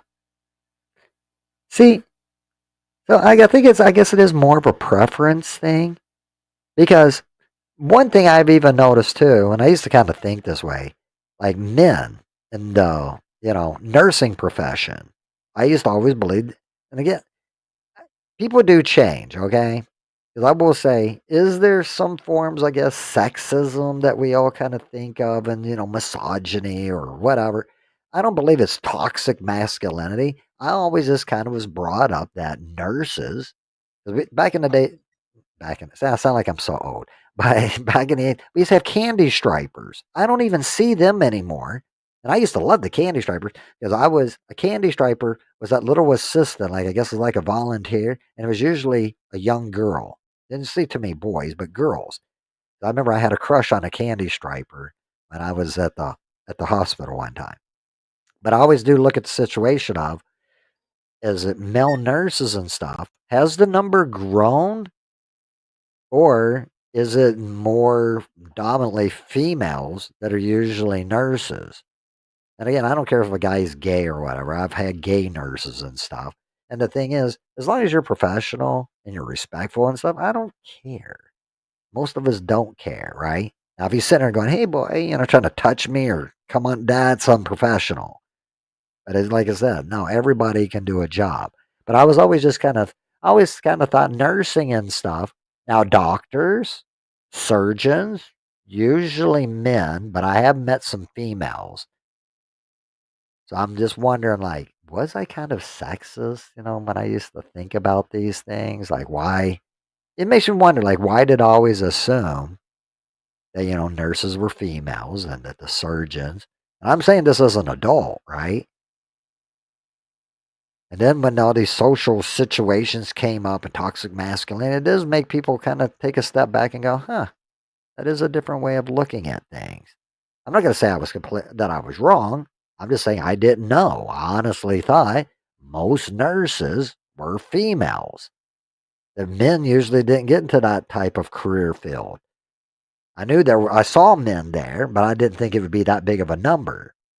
I had to look at the numbers actually. So that's what's great too with the internet. We can look at statistics and we can look at numbers and stuff to see, is it a growing trend? You know, because when they talk about, the pay, was it the pay discrimination between men and women? Like women make 70 cents on the dollar, but the thing is, what they also leave out in some of the statistical facts and stuff, and it's not trying to be sexist or whatever and stuff, that men usually pick more dangerous jobs, and we do work longer hours. Statistically, that's factually true.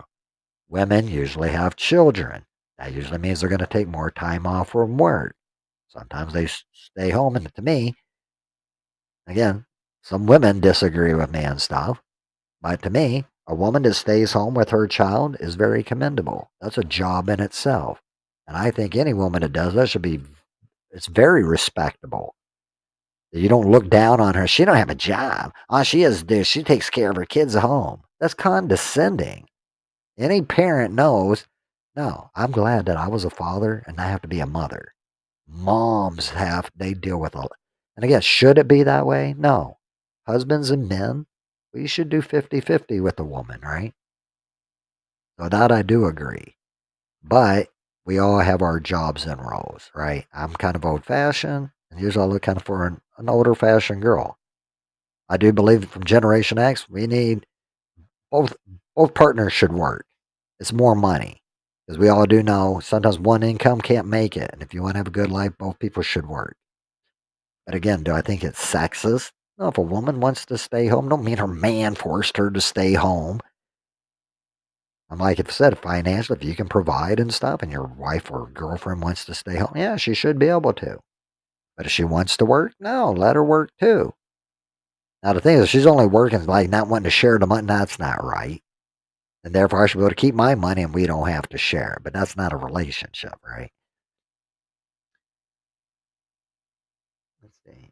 I know it's going to come surprisingly coming from a female, but female, down to prove, just my experience, a lot more nurses in hospitals that do get paid more, right?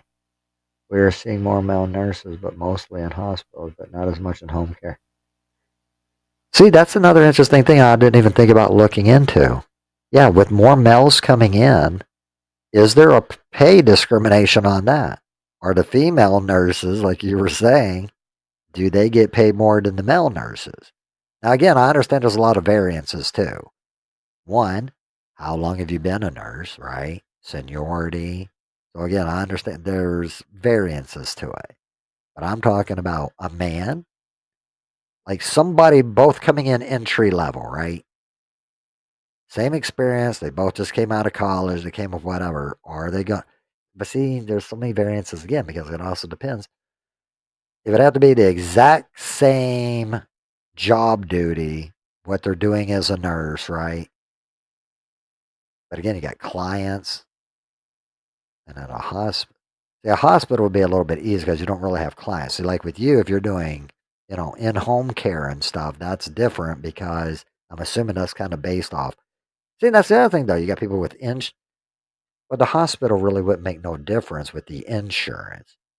The in-home care, I don't know too, because I'm assuming the clients that you might get, because of their insurance, cover different things, and if you can offer that skill set, that could set you apart from somebody like me that maybe I can't do certain skill sets for that patient, but yet you would be. But I don't mean it's sexist because no, you just got more skills than I do, or you've been doing it longer, right? That's the thing people just overlook of that. Everything's not always black and white. Not everything, it is level on a playing field if you look at it rationally. That's not always just based on sex. Both entry level. Mel is getting more money. No, it's been. I don't know. Huh. Yeah. And see, it's essentially when you look at, because when people make that claim so broad, it depends on so many. Like, there's so many variances. What type of career field are you talking about? What's the position? What are the job duties? So if you look at it from male and female, yeah, men work in more dangerous jobs, longer hours. That's statistically proven. And that's not trying to put women down, because the thing is, no, because there's some fields I do know women are making, like you said, they're killing it. CEOs, if you start looking at CEOs now, women are now picking up, competing with male CEOs. There are some women that are out there grinding, and again, go women. I'm never going to put women down. My thing is, though, some of these same women that want to complain later, men are horrible, and that they didn't have children and they resent and all that. You chose to follow your career. I think what people should do, again, me personally, I'm not telling women or men whatever to do, but I honestly think if you ever thought about having a family and stuff, you're gonna have to put your priorities in order. If you really want children, because again, I think a lot of us have done this, following our career to take care of our family. You don't get that time back. Many people made sacrifice because you want to provide for your kids. You worked long hours. You worked all this overtime. You didn't really get to see your kids. But guess what? They're 18. They're grown now. You don't get that time back. Was it worth it? Yeah, you gave your kids a good life, but you didn't get to spend time with them. I don't know about you guys, spending time with younger kids, to me, it's funner than spending time with your adult kids. Well, it's different. I don't want to say it's better. It's different. Adult kids and stuff, you can be more open, have conversations and stuff. Thing is, since they're adults, though, they might tell you stuff that, one, you didn't know, and could also hurt your feelings. But you shouldn't take it personal, because guess what? They're individuals. But you're my son. You should never say that. Why not? You want me to lie? I mean, I'm being who I am. The little kids, that's one thing I like about little kids, though, too. When they're younger, they're very, very truthful. Sometimes they say things like, oh, you can't say that. No, don't. It'll embarrass you in front of other people. Oh, mommy, his breath stinks. Oh, and you're like, oh my God. But then I'll look at my son or something and I would laugh, Hey, that's my boy. Damn, his breath does stink. Shit, whew, his breath does stink, Christian. Damn. Yeah, variances. I'm looking at that time. Wow, guys. I've had plenty of time. On looks like April 7th. My StreamYard resets to 20 hours. So I was trying to burn some hours today. Because like I said, I really haven't streamed in a while. So I still have plenty of hours. But yeah, it looks like I'm going on 4 hours and 32 minutes. Oh wow, yeah, and it's 3:23 in the morning. No wonder I lost a lot of people. All right. Well, I do thank you, and thank you for hanging out with me, Miss Nancy. I truly, truly do appreciate that. And I thank you guys for at the very beginning listening to the music. I probably know I rambled on for probably, I don't know, 2 hours, I'm assuming. Probably talked for 2 hours. Yeah, I know. I just looked down and I was like, holy crap, it's 3:23. But what's great is no YouTube police. And even when I play the music, I won't have any copyrights. Because again, it's all my music. So hopefully, um, I don't know if Chanda will probably even get to watch this and stuff, but I did make a promise to her. I'm going to upload about 20 new songs. I'm trying to make some little videos and stuff, but I'll be posting them throughout the day tomorrow on Chanda's playlist. So she's going to have 20 more new songs she can go through.